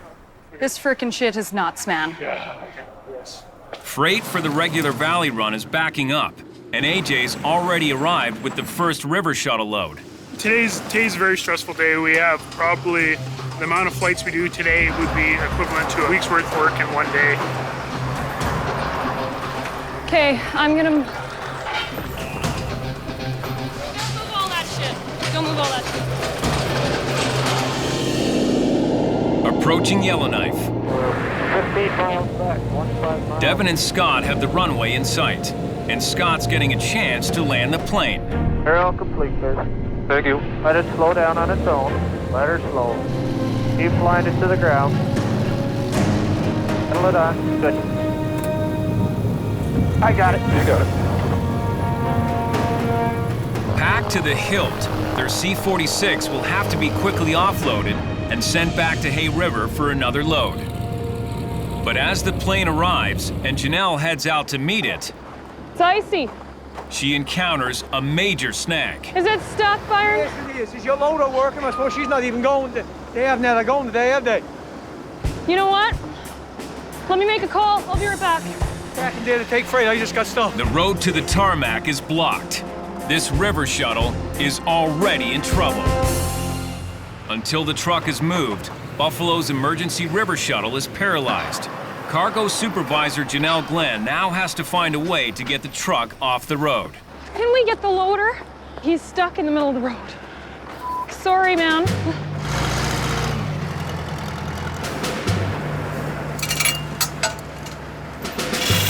It's a little hectic. Trucks get stuck, you know? You just can't predict what's gonna happen in a day.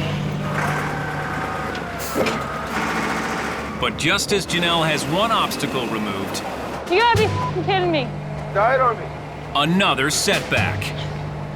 I've never filled it since I've been here. The forklift has run out of gas. Go run to that auto shop over there and ask Randy to get you a jerry can of diesel. Diesel, eh? Well, you know, you have to be go in this job, and you really can't just be like, oh, well, that box is 60 pounds, I can't lift that. Because if there's nobody around, then it's not gonna get done. With the forklift back to life, Janelle pushes hard to get the freight moving. It's coming right now. The freed truck rolls up, ready to take the supplies into Yellowknife. Okay, now back out while you're going down. Watch behind you.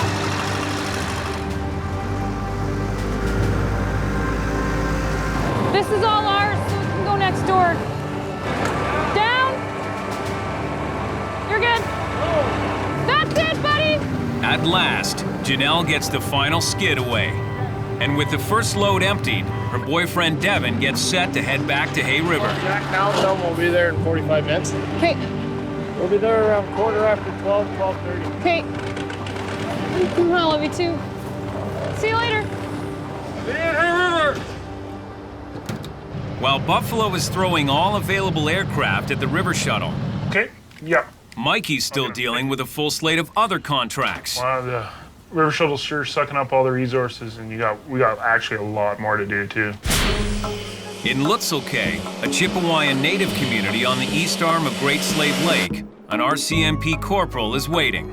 Corporal Sheldon Robb, presently stationed in Lutzelk'e, detachment commander, and going to be transferring to Delaney Detachment in Delaney.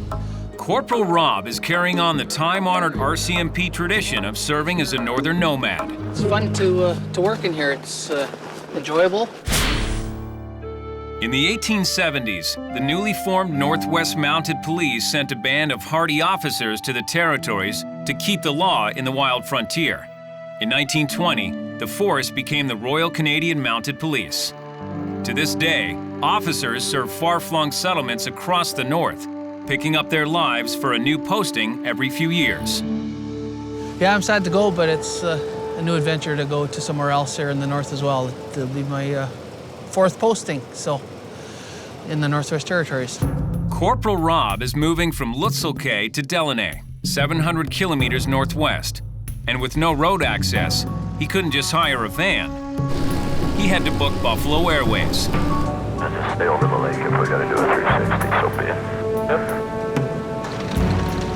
Flying in a DC-3, Captain Justin Simley and co-pilot Ian Bottomley are on their way to pick up his goods. Approach briefing. Picked up a little bit of ice there. I see that. But they're battling unexpected freezing rain, creating visibility problems. Be able to see here. Justin and Ian need a clear view of the terrain below in order to land. So they begin their descent to get beneath the clouds and free themselves of further icing. Hey, keep her coming down, brother. Roger. I get a good run at this one. What the f*** have we got here? Distance is 9 miles. The Lutzelk'e landing strip is not well marked. Okay, let's go to the other side of this island and we'll come around. Good. As they come around, they finally spot a snow-covered field. All right, I like this. It's the runway. Full flap. Full flap set. Final check, please. 65. Okay. And we're there.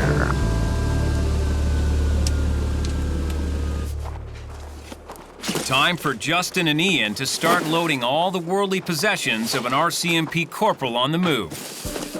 How you doing? Good, yourself? Real good today. Good job. It's moving day, is it? Yeah. Good deal. But the corporal has a major concern about one possession indispensable to surviving the northern winter. That's my big screen TV, though. Don't want to see that broken, though. Well, I bought my big screen TV in 1995 when I was in high-level Alberta there, and it's made the move from high-level to Nunavut, to Hay River, to Lutzelk'e, and now to Delaney.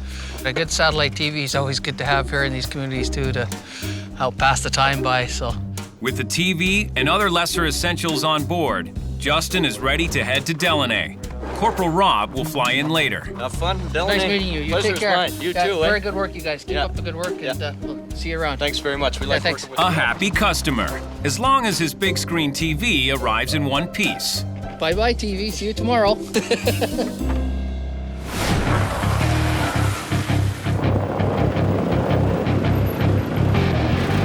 Back in Yellowknife, Buffalo desperately needs to get the DC-4 in the game to help clear the river shuttle backlog.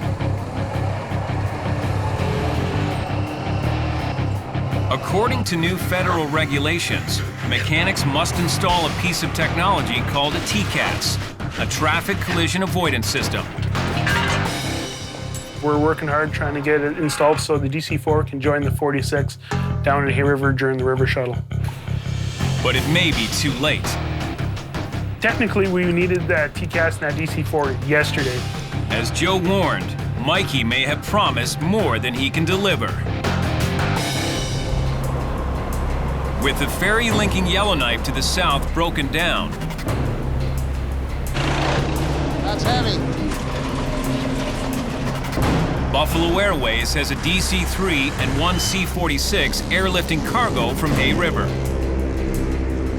They're shuttling the freight across Great Slave Lake to Yellowknife, where it's being sorted and distributed. But as the trucks keep coming, they're having trouble keeping up with the backlog. We gotta go find some tarps or something to get over some of this frozen, or the f***ing ravens are gonna get into it. And now, cargo coordinator Jack Sim has a new problem. Get out of here! It's tinfoil, you moron! Oh, it's Kinder Eggs.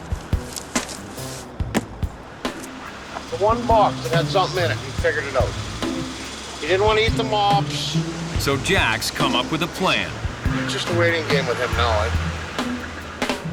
It's man versus Raven. Man had gun, it wouldn't be a competition. It'd be Raven versus ground. But it looks like the scavenger may win this standoff, as a bigger bird arrives to claim Jack's attention.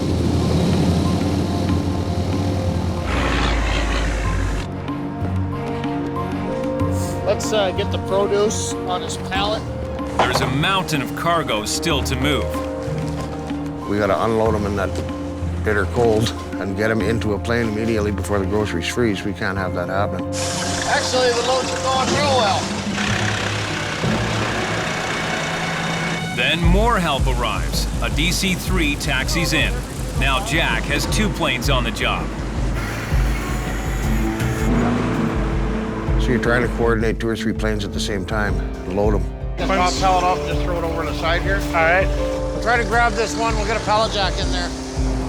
It's a lot of running, a lot of phone calls, and a lot of screaming and hollering, but you get her done. Oh, the other one's gone. 5-0. 3-0. With the second crew, Jack has some extra hands. Box by box, they give it everything they've got. Ready when you are. But without the biggest plane in the fleet, the DC-4, it's an endless task. Basically, the 46 hauls 2/3 of what a DC-4 does. On this trip, because it's a short distance, the DC-4 is more effective and efficient airplane, so we need it on the job as soon as possible. Yeah, basically, if the DC-4 was operational right now, we'd have every pilot and every type of machine except the electrical down here. Yeah. Organized chaos. Organized chaos, there you go. And during all the chaos, the scavenger returns. Raven going at the food over there. Check it out. Raven. The Raven.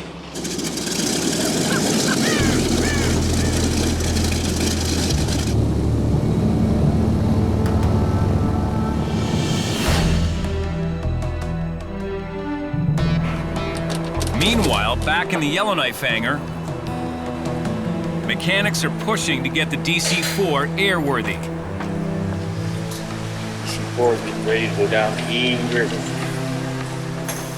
With its 20,000-pound cargo capacity, the 4 would be the ideal aircraft for this airlift. In fact, it's the same plane that was used 60 years ago in the most famous airlift ever, the Berlin Airlift back in 1948.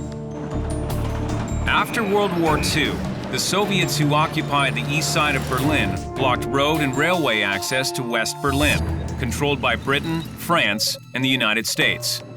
In response, the Western Allies organized a massive airlift to get supplies to the innocent Berliners trapped in their own city.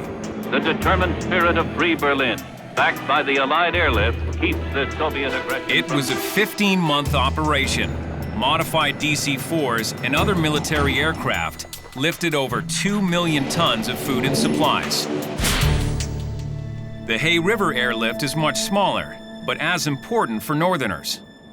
Virtually same distance, same airplane, and for the same reason, keep people going till their main supply opens up again.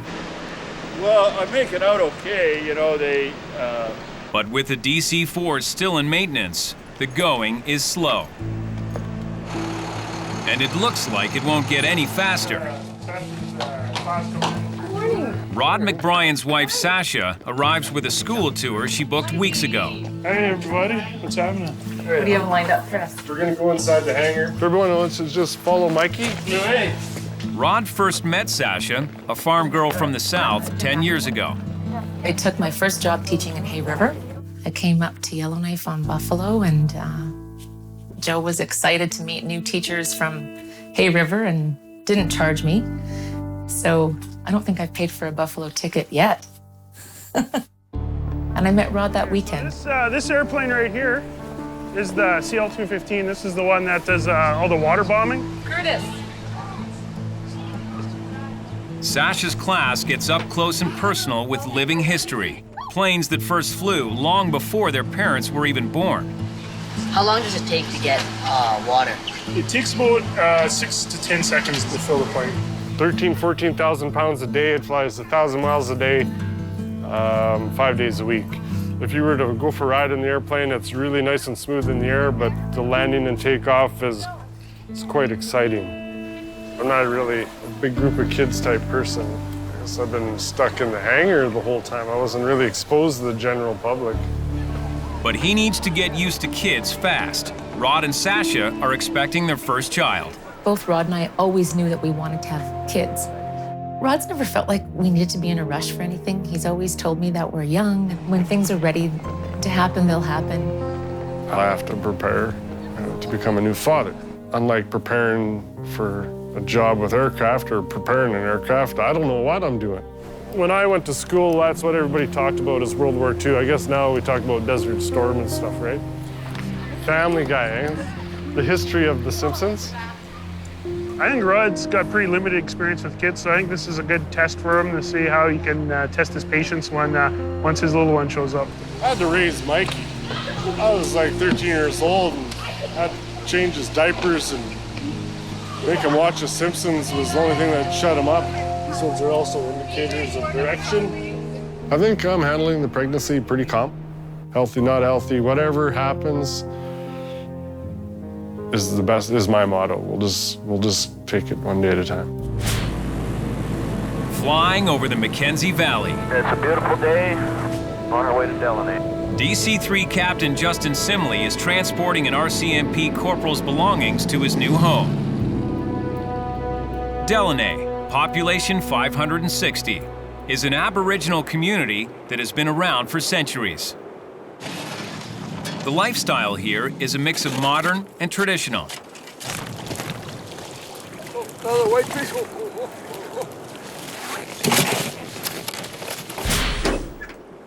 At the Delaney airstrip, Justin meets moving man Lindsay Blake. How are you, man? Good, good. Good to see you again.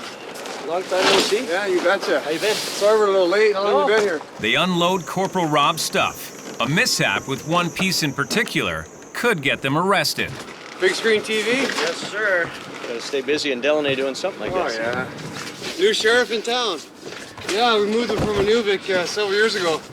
The north is a small world.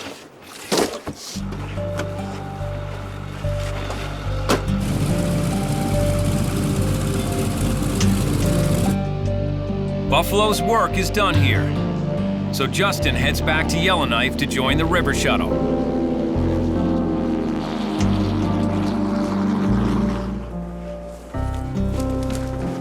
In town, Lindsay sets up Corporal Rob's new home. Seems the two men have some history. I've been in the north 15 years, and the only time I've ever been given a traffic violation was with Sheldon Robb, the guy moving in right now. He gave me a $500 traffic ticket because my registration was 2 days overdue. Memories like this can turn big screen TVs into broken screen TVs. Meanwhile, Corporal Robb is already on the job. Sheldon Robb, Chief Raymond Tucho. Nice to meet you. First order of business, meeting with the local band council chief. Good. This is Jim's replacement there, Raymond. With only a 2- or 3-person detachment in small settlements, the Mounties must forge strong relationships in the community. Yeah, it's important to become part of the community, and it helps get the respect of the people, and if you give it that, you'll get that in return. Having moved 4 times in the north, Corporal Robb never knows what his accommodations will be like. There, we're home. Oh, nice house. Oh yeah, these are nice. Oh, I'm very, very happy with this house. All that's left is a bit of unfinished business. It's been a while, but you must remember me from that ticket you gave me, $500 ticket, first time we ever met. For no registration on my Mustang. But no hard feelings. Lindsay's left the TV in one piece. All right, we'll some paperwork. Any consolation, Lindsay, I would give my own mom a ticket. That's good. That's good to know. Excellent. Back at the Yellowknife cargo terminal. Forgot how much energy it takes. The stress of handling massive loads from the river shuttle and untangling freight mix-ups for the valley runs is taking its toll on Janelle. I'm a little irritated right now because, look at this warehouse. It's a friggin' mess. Is this all Good Hope? No, this is Delaney here. Oh, and there's a Toledo on there too. Things were not put in their proper place. There was no proper paperwork on certain things. Jesus. Janelle calls her colleague Jack in Hay River to vent. What's the matter? It's a goddamn shit show. Oh, here. That's what's happening. Okay, there's frickin' Frozen still sitting here in the truck. What do you mean? In the frickin' truck since Sunday. Oh. It's a frickin' nightmare here. Oh, I think I got another truck. Okay, bye. With a steady stream of freight rolling into Hay River, it's no picnic for Jack either. Which airline's taking your freight? They never told you? No.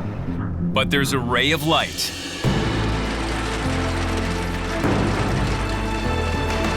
In Yellowknife, the DC-4 is finally ready to join the river shuttle. And not a minute too soon. With its 20,000-pound hauling capacity, the DC-4 should make all the difference. It's been a couple of weeks since she's flown. Back from Delaney, Justin checks the oil and fuel levels in the DC-4's wing tanks. The 4 has no cockpit fuel gauges. 160, 142. Let's just get her going here. Yep. Justin and co-pilot Sean Berry fire her up.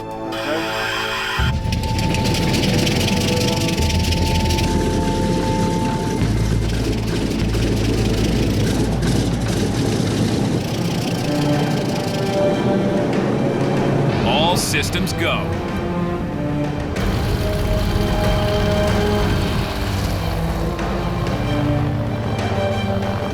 But suddenly, a snag. I got no pressure. Justin stops the DC-4 well short of the runway.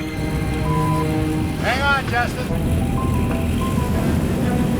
An oil leak from the number 3 engine. I'm not taking the chance. We get the DC-4 started up, we're all ready to go, and bang, massive oil leak. Now there's another problem we have to deal with. What a bad time for this to happen. Justin has no choice but to head back to the hangar. There's still an enormous amount of freight in Hay River that needs to be flown to Yellowknife. But with time ticking and oil leaking, the DC-4 may never come to the rescue. With the Mackenzie River Ferry out of operation, Don't move all that. it's been a crazy day in Buffalo. Let me make a call. I'll be right back. Organized chaos. Organized chaos, there you go. Everyone's been going full on to airlift freight from Hay River to Yellowknife. Devan C-46 has been making runs since before dawn. I don't think too many people will starve by the amount of food we've taken up to Yellowknife today, so. But they've only moved a little over half the cargo so far. Buffalo really needs the DC-4 to get in the game. On this trip, because it's a short distance, the DC-4 is more effective and efficient airplane, so we need it on the job as soon as possible. I got no pressure. But just as Captain Justin Simley was set to take off, one of the 4's engines sprung a leak. Got an oil leak on number 3 engine, so boys are gonna have a look at it here. Buffalo's maintenance team leaps into action. You're gonna get problems when it gets cold, man. That's just the way it is. So we got great engineers here. They're doing their damnedest to get us going again. An oil leak on lots of oil. We have to wash it and run it, and we'll see where it's coming from. They wash off the excess oil, revealing the source of the leak. Oh, it's a loose rock recover. The nuts seem loose on the cover, so we just got to tighten them up and check it over, make sure it's good, and we'll be good to go. An easy fix. The plane is pronounced fit to fly. So, for the second time today, the DC-4 will attempt to take off for Hay River. You ready?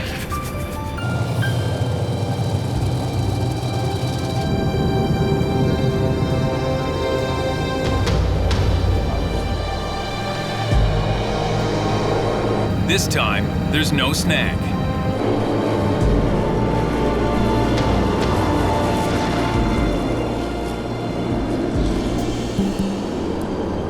With the DC-4 safely away, Rod McBryan slips out for an important appointment. Yeah, I wanted to.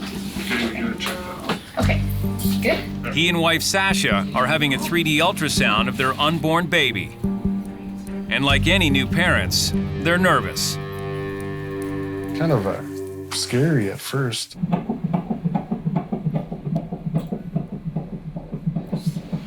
Baby's head is right here. I think it is definitely a mother's worry or parent's worry till the baby's born. You know, that everything's okay. That's the head? That's the little head right there. The top? Does he have really large lips? That's his eyes, his nose, his full lips here. And then his lip looks like Mikey's lip. He's smiling. That's really good in there, hey?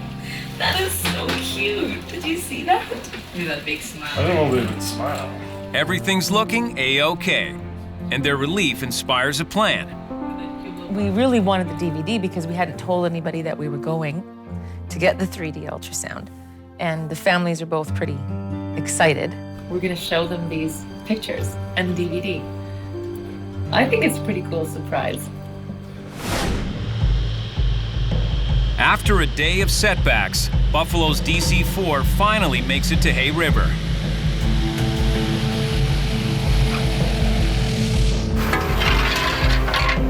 With its cargo capacity of 20,000 pounds, it's the edge that Buffalo has desperately needed for this emergency airlift. It's all hands on deck. Even 67-year-old Chief Pilot Arnie Schrader pushes pallets. You need a strap in there, boys, or? It's been a long day. I don't know if it's the airplane or the operator, Arnie, but okay, you're not allowed to drive anymore. Get out of the way, I'm driving. Packed to the ceiling, the DC-4 is ready to head home.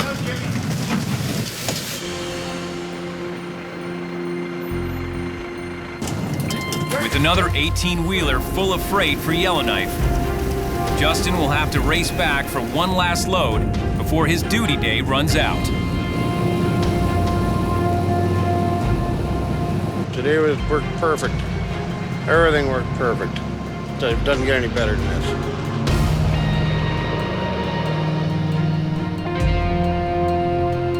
But back in the Yellowknife cargo terminal, Can just separate it later.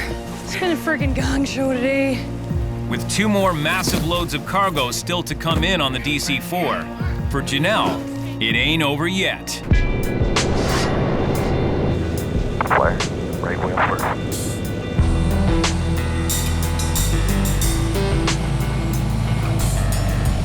Lots of runway, so there's no hurry to try the brakes.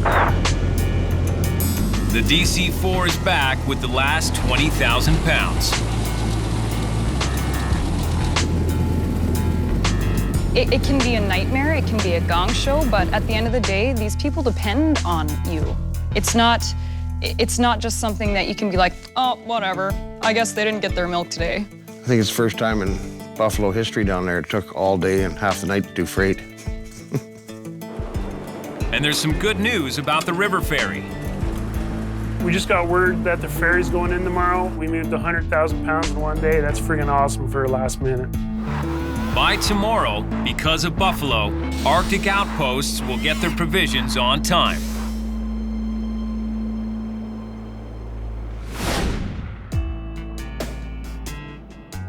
After 24 hours from hell, the McBryan clan gathers for a much-needed break the next day in Hay River. Hey, sweetheart.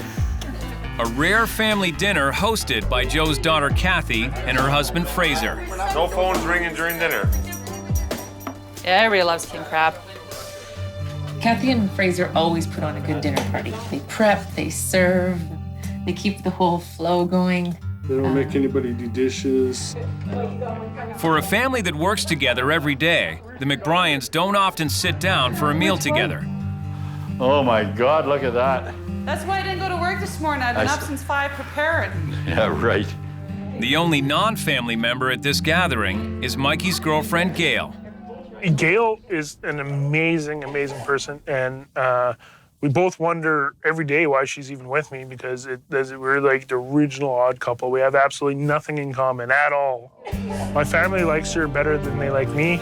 Yeah, she gets invited to family dinners where they just forget to invite me. Yeah, don't scare her off. We want to keep Gail around. I just want Mikey to marry her now before she clues in and leaves. But tonight, it's all about grandchildren. With Kathy's kids in their teens, Rod and Sasha's baby will be the first McBryan grandchild in 15 years. I already have this. Buffalo Joe and especially wife Sharon are anxious for the wait to be over. Sharon is pacing the floors for this baby. She can't wait. We're going to have a grandchild, so we're looking forward to that. And the family will get a glimpse of the new baby sooner than they think. Well, we have a surprise video for you guys. So if you want to come downstairs and watch it. Where's the popcorn? Are you still hungry? Jasper. I'm babysitting Jasper. Come on. Go for the truck ride? Come on, Dad. You can do it. I'm getting a guilt thing here. Okay, here's baby Eddie. Can you see him? Oh, look at the baby. Oh, Sasha. Oh, there, there. That's his nose? There's two hands. Oh, good. I think Joe's very excited about Rod having a baby. I think he's been waiting a long time for this. And in just over a month, the wait will be over, and the newest McBryan will meet the family. Oh, there's the smile.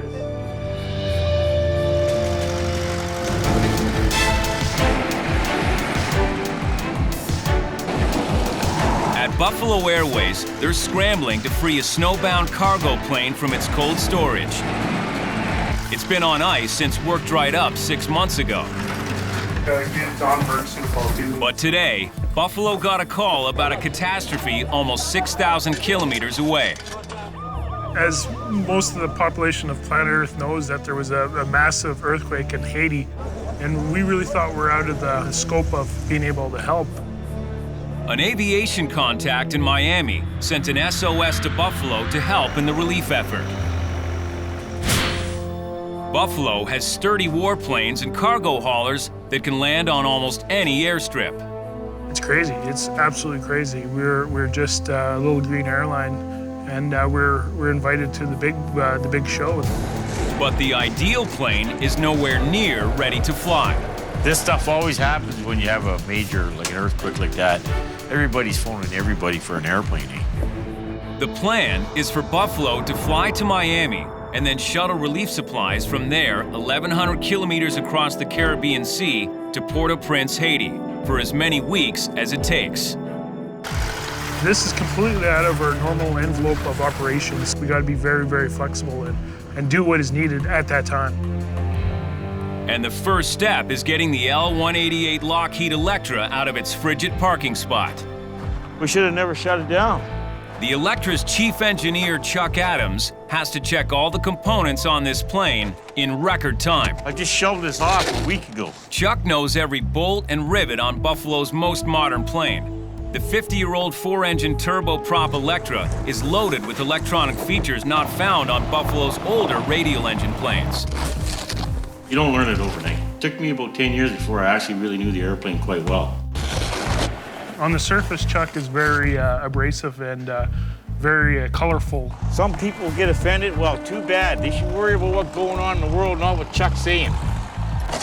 But when it gets down to fixing things on a budget, Chuck is one of the best in the world. I think I want to try and back this out of here today, just to see if I can.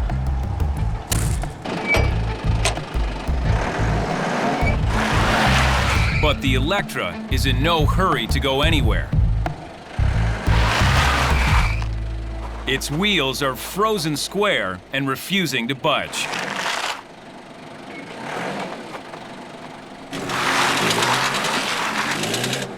Frozen to the ground. Chuck calls for extra power and lines up for round two.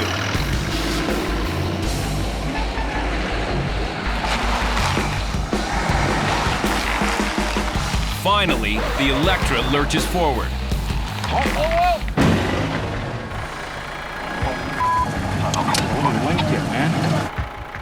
They've smacked the wing right into the side of the hangar. This fender bender has left a minor dent. Forward! And it's a delay they just don't need. Because now, the real job begins. After months buried in the snow, every major system has to be inspected and brought up to spec to get the Electra fit to handle the relief mission to Haiti. We call it Electra. It's an electrical nightmare. Look at this shit. There's wires hanging everywhere. The Electra went into service as a mid-range passenger liner in 1959. Its turboprop engines use gas turbines to drive the propellers, the same kind of turbine that creates propulsion in a jet engine. By the mid-1960s, those more advanced jets had taken over passenger travel. The Electra was out of date after just a few years in service. Production ended, and the Electra's brief heyday was over. But at Buffalo, it's the most modern and fastest plane in the fleet.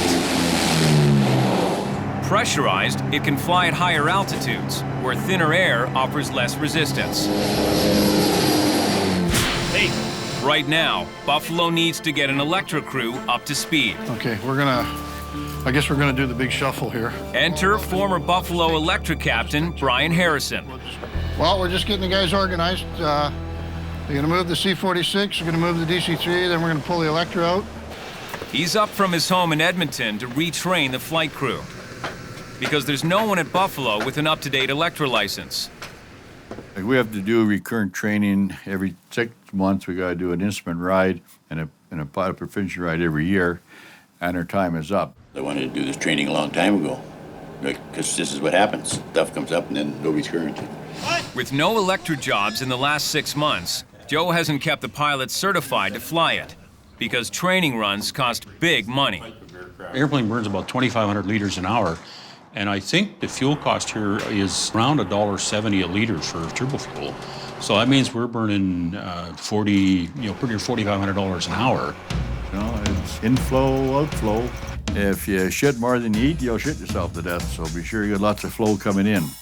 Now that there is finally some potential cash flow, Brian needs to get the crew ready. He's just back from a 4-month contract flying jetliners in Saudi Arabia.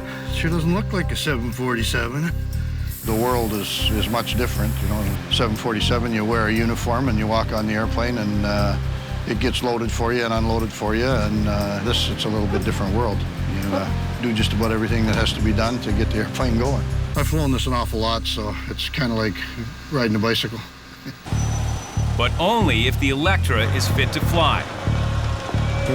And that's what they're about to find out.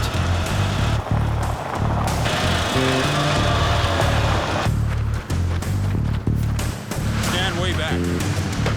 Once the Electra's ready, and then we're going to see if we can try to get the Electra down for this humanitarian work into Haiti.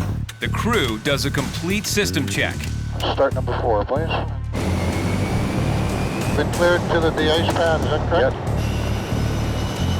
Yep. They taxi out to where they can run up the plane's engines at full throttle to make sure she's ready to fly. The brakes are set. Okay, all right, so mid-horsepower number 4 was what? If everything checks out with the plane, they'll start retraining the crew tomorrow so they can be in Haiti as soon as possible. Shaft horsepower calculation. 3650. Record check, rise. Retard power lever until RPM reaches 13,820. Okay, full reverse and fuel flow and we're done. Pretty awesome for sitting there out for so long. The verdict is in. The Electra is in excellent shape. Actually, I'd go do a trip with it right now and not think twice about it. Oh, yeah.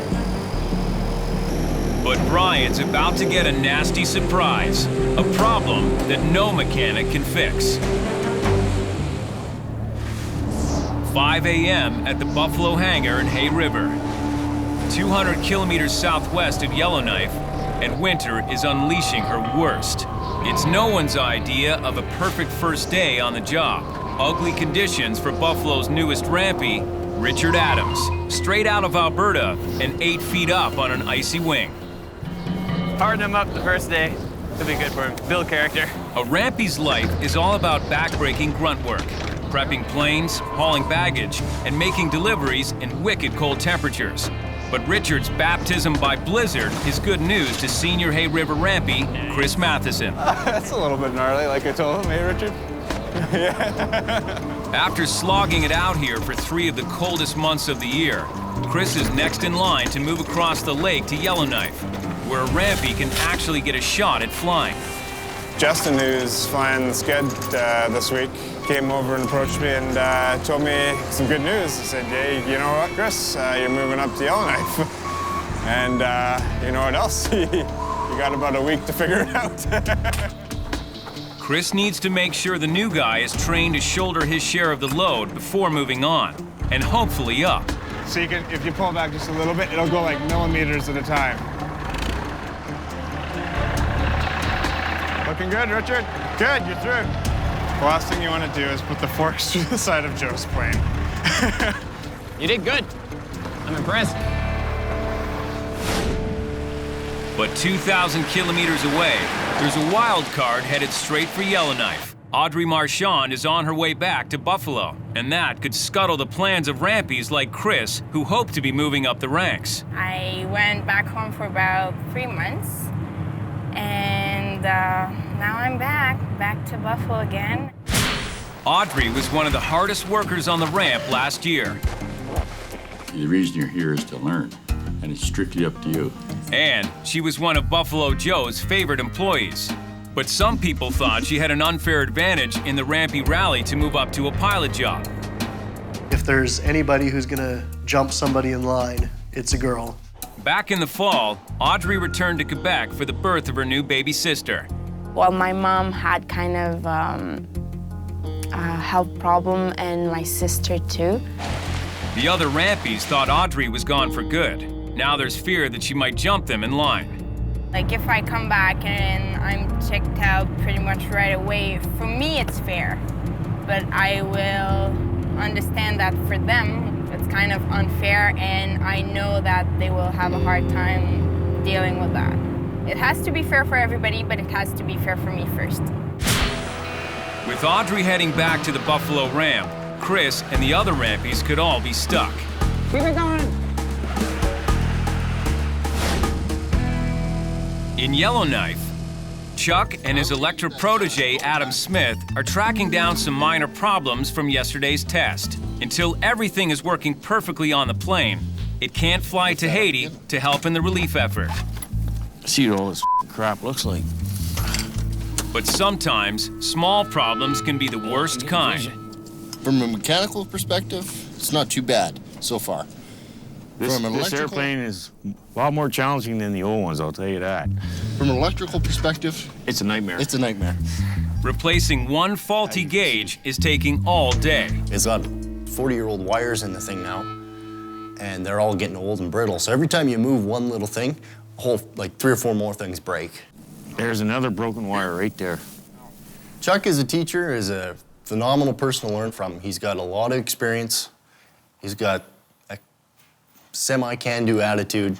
There's more wire in here than I got pubic hairs. All Joe wants is to join in the relief effort in Haiti.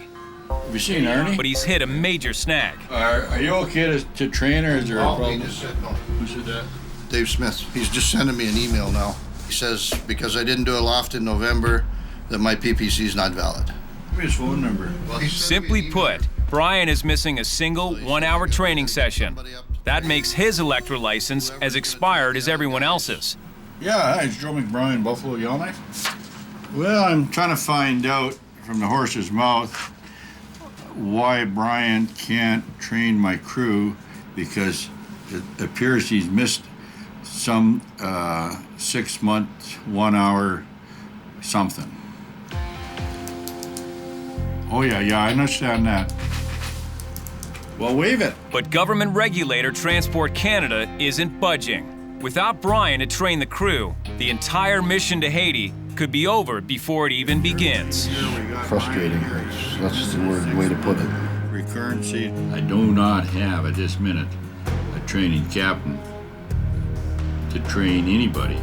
So I would suggest that we put everything on hold and we all go home, put the airplane back in the snowbank till I figure this out.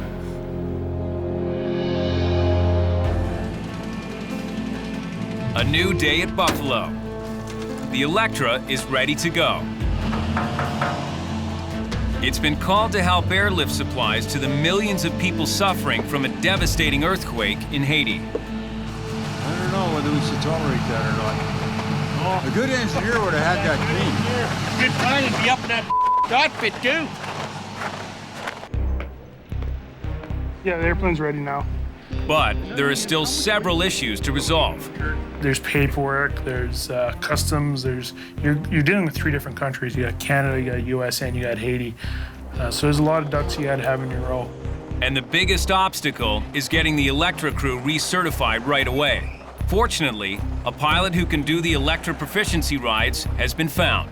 Standard IFR maneuvers, holds, and approaches, and then we'll integrate some basic emergency procedures in there as well, engine failures, engine fires, all simulated, of course, just for crew training purposes. It will take a few days of flying to recertify. Clear on 1 when you're ready. Before the Electra crew can take off from Miami to join the Haiti relief effort.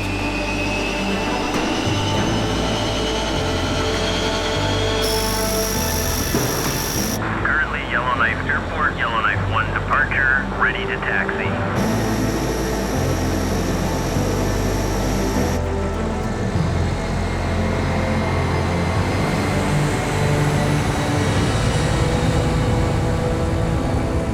But then, Oh, really? news from Miami. The Haiti contract is dead. Okay, is there anything we can do to... A major disappointment for Mikey. Well, thank you, and good luck with everything, and we'll keep in touch.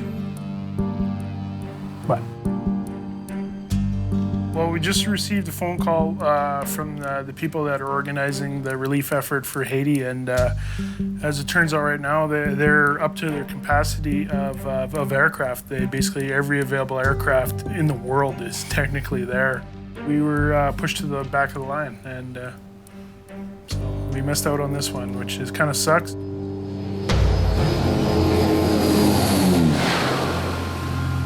It could have been a huge contract in a stone-cold economy. Now, Buffalo's invested in the training, and there's no payoff in sight. 50, 40, 30.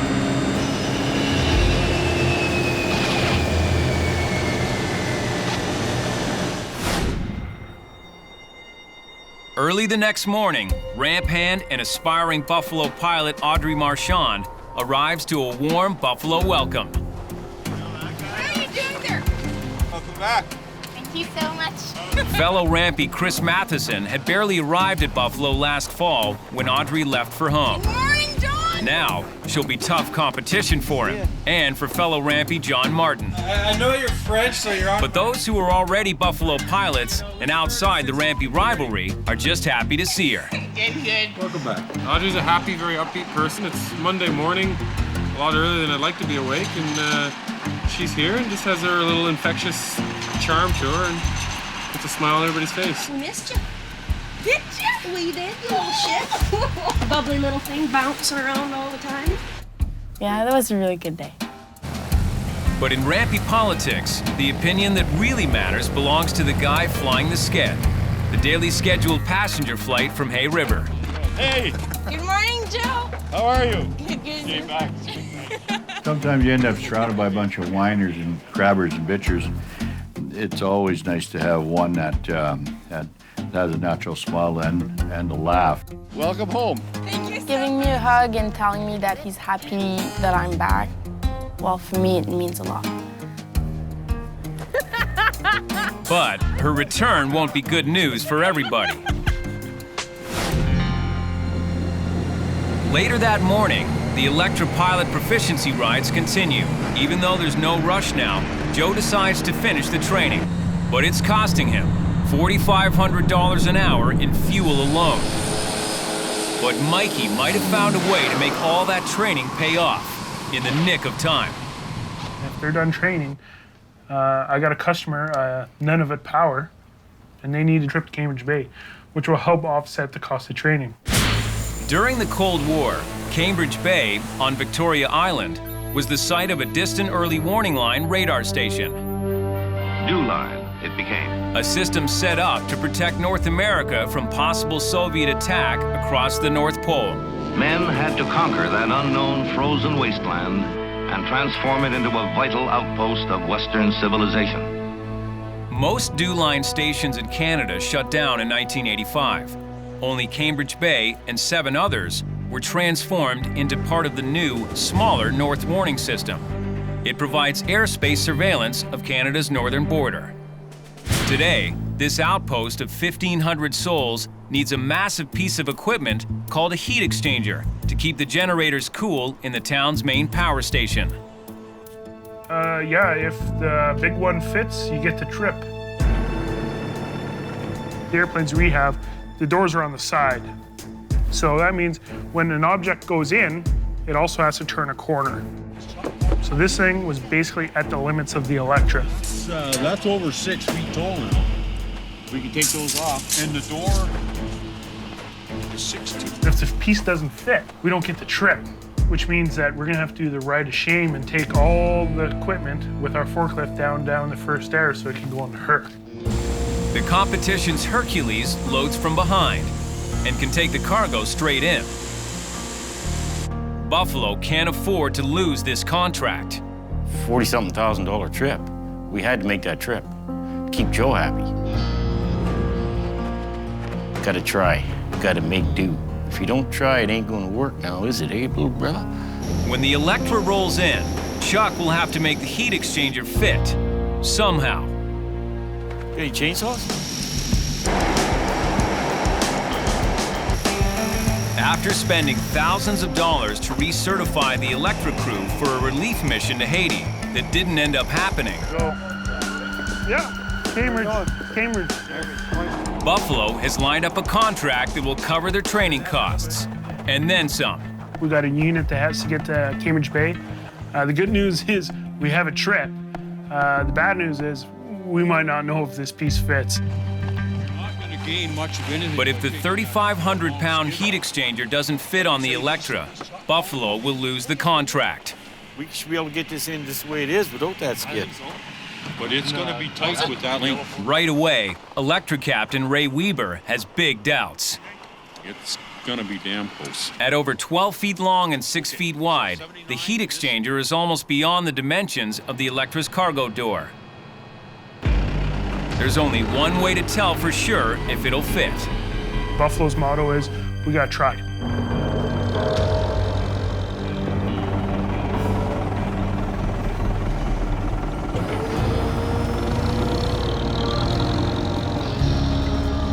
Keep coming. Okay, hang on. Oh, that's close, man. I don't know if that's gonna fit. That's gonna be one tight squeeze. Keep coming. Hold it. Take it up. Oh, no. Well, first attempt, we got it in the door, but there was no way in hell we were going to turn the thing to get it go down. Even Buffalo's hardest-headed mechanic, Chuck Adams, has to admit defeat. I don't think we're gonna get her in, buddy. Myself. The way it's looking, they'll have to take the load to the competition, and the Electra back to the snowbank.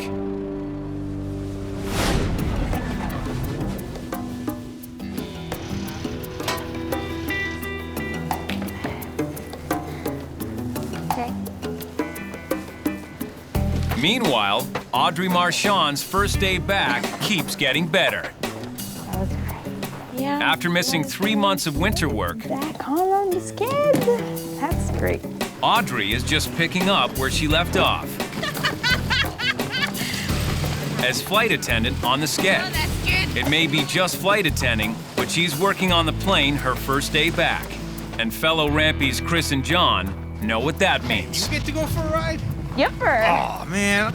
She's already jumped ahead of them. Obviously, like, it's gonna knock you down a bit if someone gets checked out ahead of you.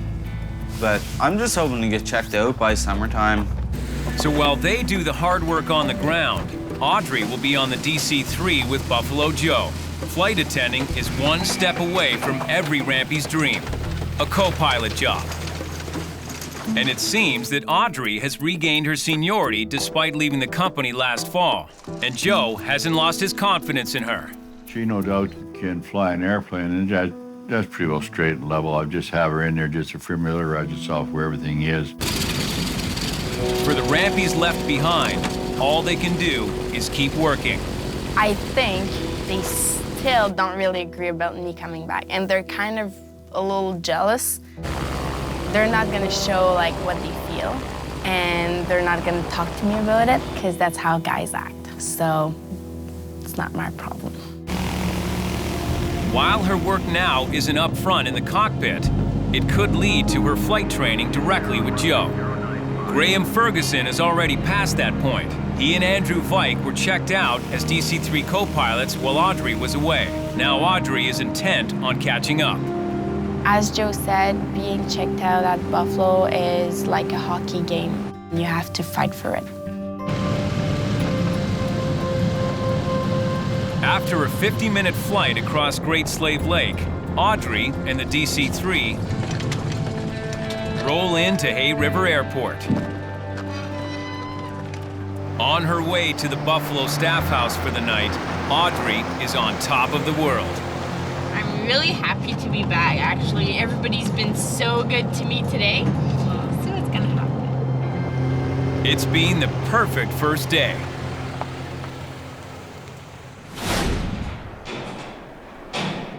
Back at the Yellowknife hangar, Chuck is still trying to salvage the Electra mission to Cambridge Bay. He's come up with a radical solution. There's only one way this is going on the airplane.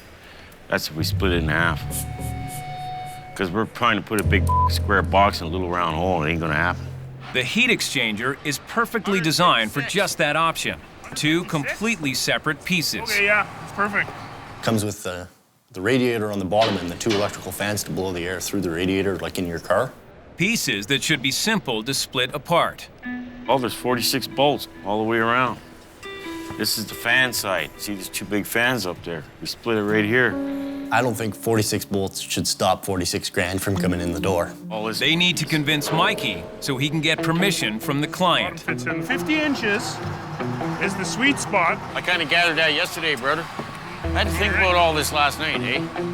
Chuck's gut tells him his plan will provide just enough clearance, but Electra Captain Ray Weber's calculations cast serious doubts. 51 inches is about here, and that's where the bulge of the airplane is at its greatest. Yeah, so that's the sweet spot. That's where it's gonna run into it, is at that greatest hump. We had two sides. We had the mechanics versus the pilots. The mechanic, head of the mechanics was Chuck, head of the pilots was Ray. Ray said it wouldn't fit, Chuck said it would fit. I was on the fence. Even though I was saying it was gonna fit, I had no clue. So you're 13'1" and plus a little bit for clearances because you're not taking chunks off the airplane. So what you do is you lay it diagonal across here like that, and then you measure from here to here. And that comes out to just under 70 inches. Why, Jesus Christ, all the brains walked in. Total cluster now. Even though Chuck is sure he can make the piece fit, Ray's loading graph says it won't. Everybody's going with the computers. Now, I do ask you a question. Did they have them in the 50s? How in the hell did they load these planes in the 60s without computers? Okay, but that's what we were looking at. That if it was more than 10 feet long, it couldn't be this wide and go in the door. You have to look at that graph. Too many gigabytes, man. Everybody's all f***ed up in that shit, you know? Chuck was using his gut saying it's gonna fit. So who's right, a graph or your gut? I bet on the gut. Jesus Christ, what kind of f***ing junk are you doing? Yeah, get us an air wrench. Jesus Christ, but let's get up to date here. Mikey needs Chuck's gut to be right, or else Buffalo will lose the contract. Tomorrow morning, he'll find out if Chuck's $46,000 hunch will pay off. A new morning on the Yellowknife ramp. and a last chance to save the big Electra contract, hauling 20,000 pounds of cargo to Cambridge Bay. The problem? The biggest piece, a 3,500-pound heat exchanger, doesn't fit on the plane. Chuck's plan? Split the huge piece in half to get it through the door. I'll take full responsibility. But will it work? Yeah, if she doesn't fit, we don't get the trip. That's simple. If the bottom fits, the top should too. But the numbers say that the bottom at over 6 by 12 feet is still too big. Ray didn't think it was going to fit. Co-pilot, I think, was Sean. He didn't think it was going to fit. Flight engineer was Luby. He didn't think it was going to fit. Nobody thought it was going to fit. But Chuck's gut thinks different. Okay, come on in. Keep coming. Yep.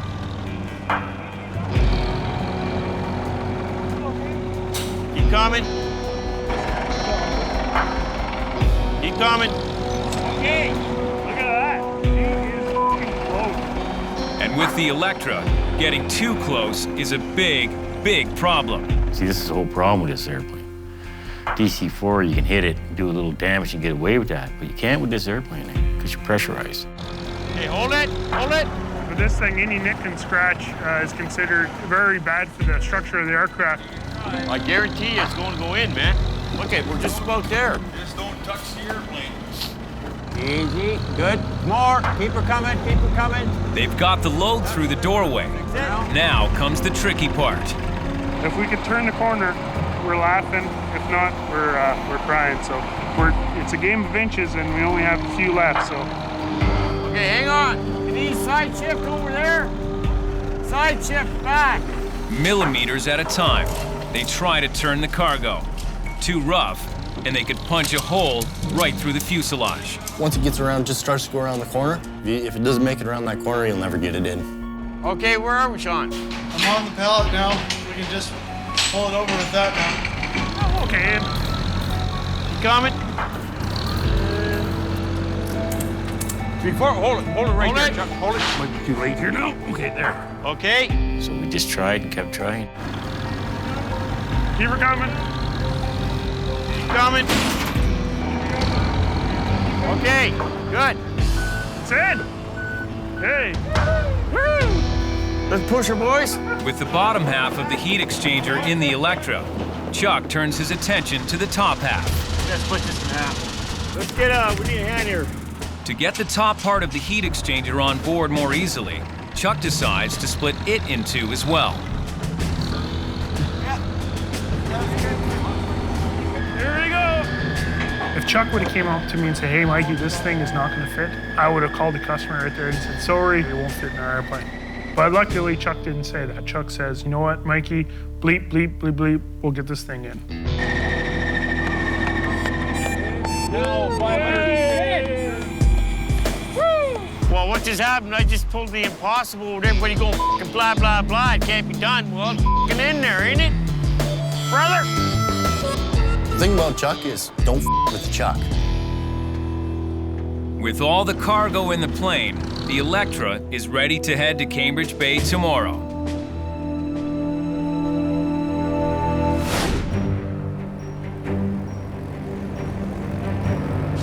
Later that afternoon on the Yellowknife tarmac, one of Buffalo's DC-3s is set to take off. Joe needs an extra plane in Hay River to transport freight in the morning, and that's good news for Audrey. Okay, once you get everything done, trade seats with Audrey, I'll give her to take off. Get her. Joe's not wasting any time getting Audrey back up to speed. He's giving her a training run as co-pilot. Audrey's eager but rusty. She's only flown the DC-3 a handful of times, and that was months ago before she went home. Okay, I'll talk you through it. You've done takeoffs with me before, haven't you? Yeah, I did some. You have to know like a whole bunch of different things because in case of an emergency, you don't have time to take a look at your book. You have to know your stuff. She needs to remember that training now if she's going to impress Joe. I got everything done for you, so just worry about the throttle, one hand on the wheel, heels on the floor, right? Yep. Put the power to it now. See how it changed, wants to be level here? Yeah. That's nice and light on the wheel.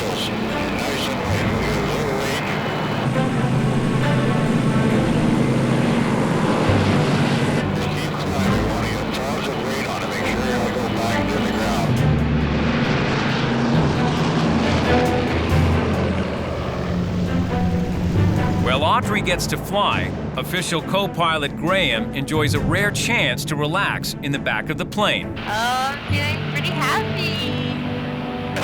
If Audrey can show Joe she hasn't forgotten her flight school training, she could cement her position as the next in line for a DC-3 co-pilot checkout. Better when you're co-pilot. It's better, well, you enjoy a little bit more your job when you fly, that's for sure. Notorious for being hard on his young co-pilots, Joe's taking a more gentle approach with Audrey. When it never always ask. Good. I'll call the headings if I think you're getting off backwards. Okay. I didn't fly for 3 months, so yeah, being back on the DC-3, you have to feel like how strong you have to, push and pull and turn and press on the pedals and all that. You gotta kick it over. If you turn that wheel, you gotta kick that pedal, or the airplane will just twist it. It won't turn now. Level the wing. But as they drop towards the Hay River runway, Audrey's in for a nasty surprise. The vertical visibility is still around 600 feet. The visibility has dropped to about 1.5 miles now. I guess this weather just moved in last couple hours. Actually, just within probably the last half hour here, it's dropped just like a stone, the visibility. They'll be approaching through a thick layer of blinding cloud. So just hold 120 for now. Just hold 120. Audrey won't be able to see the runway until they're almost on top of it. Now, she must use the dashboard instruments to gauge her altitude, direction, and rate of descent. She's flying Instrument Flight Rules, or IFR, and she's out of practice. When you are in the real IFR conditions and when it's your job to do it, it's really, really not the same feeling in the same condition as when you're doing training in flight school. Better go back to 130. They taught you that in school. Remember that? Yeah. So 230? No, 130. Turn my way. 130 now. See the needle coming in? We gotta get over there. See that? We gotta get on the localizer. Right now, the most important instrument is the localizer. Radio signals from the ground transmit the exact approach path to the runway. As long as the localizer needle lines up, they're aiming for a dead center landing. We gotta get back on that localizer. Is it coming back yet? Nope. Out of practice, Audrey's having trouble lining up the localizer needle. A seasoned co-pilot would have no problem. We're gonna miss it all together. We're at 1,000 now. I see that, Joe. I'll get her down. They're about to hit the decision height, the point where they have to commit to a landing or overshoot and climb back up for another try. We're way off again. There's where at minimum. Let me see, bear away here. We were not right in front of the runway, so we missed the runway. Here's the lake, the highway, runway, on the Gordon. Okay. Just turn to 150 and keep on climbing. They climb back up and circle around for a second attempt. But this time, Joe isn't giving Audrey a second chance. I'll get you to change out with, Graeme? Yeah.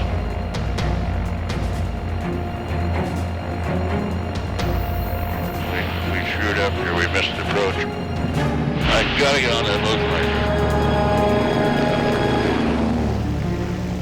Somewhere beneath the low cloud lies the shrouded Hay River runway. You're not coming back at all?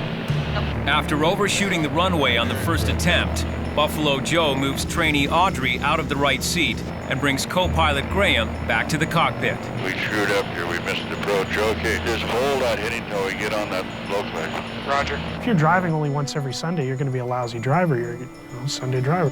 It's the same thing with flying. Hold that 270 till that runway comes in. Just hold that altitude. Roger. Tap the pedal a bit your side once in a while. Okay, there's the localizer coming. I'll live with that. Good by the needle. Yeah.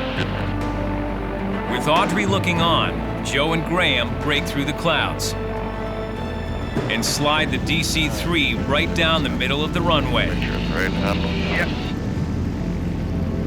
A perfect landing in difficult conditions for a rookie. You're very welcome. Have a good one. Thank you. You're welcome. After the flight, Graeme cuts Audrey some slack. Like when you're coming in on the approach, like the pod was a lot thicker.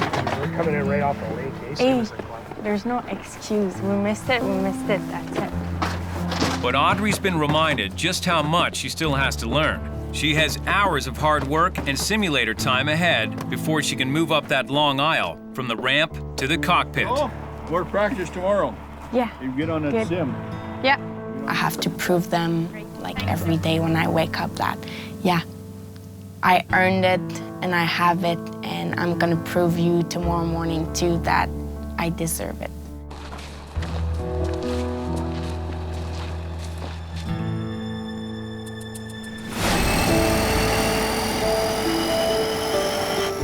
The next day in Yellowknife, the Electra revs up for a flight to Cambridge Bay with a giant piece of cargo on board that almost no one thought would fit. No one but mechanic Chuck Adams. B2, you're up. Just selected up. 400 feet. VF, flaps up. Flaps selected up.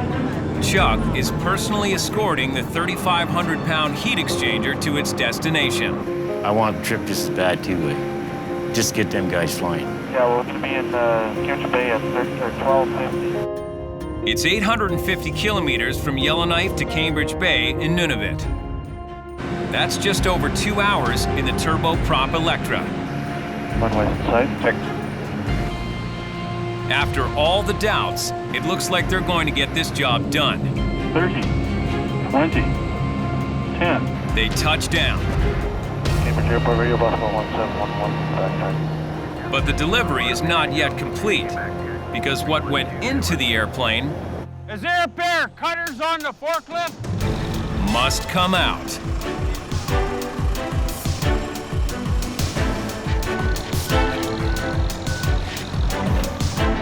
Unloading? Well, it was a pain in the ass. The biggest pain and biggest piece is saved for last. And they have to be very careful not to damage the Electra during the offload. Try tilting it up. Hang on. So much easier to get this out here. It was a little bit harder coming on than it was going on, actually. Once again, it seems impossible. But by now, impossible is just part of the job. Piece that wouldn't fit in the door, I wouldn't come in, just went out the door and came big. Mission accomplished. Buffalo got the job done, and Cambridge Bay and its important North Warning System station have a reliable source of power again. The moral of the story, she's just another day at Buffalo Airways, brother. Total chaos and mayhem.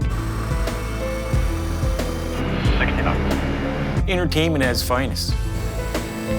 The crew is finally on its way home, thanks to one stubborn mechanic. Take me home.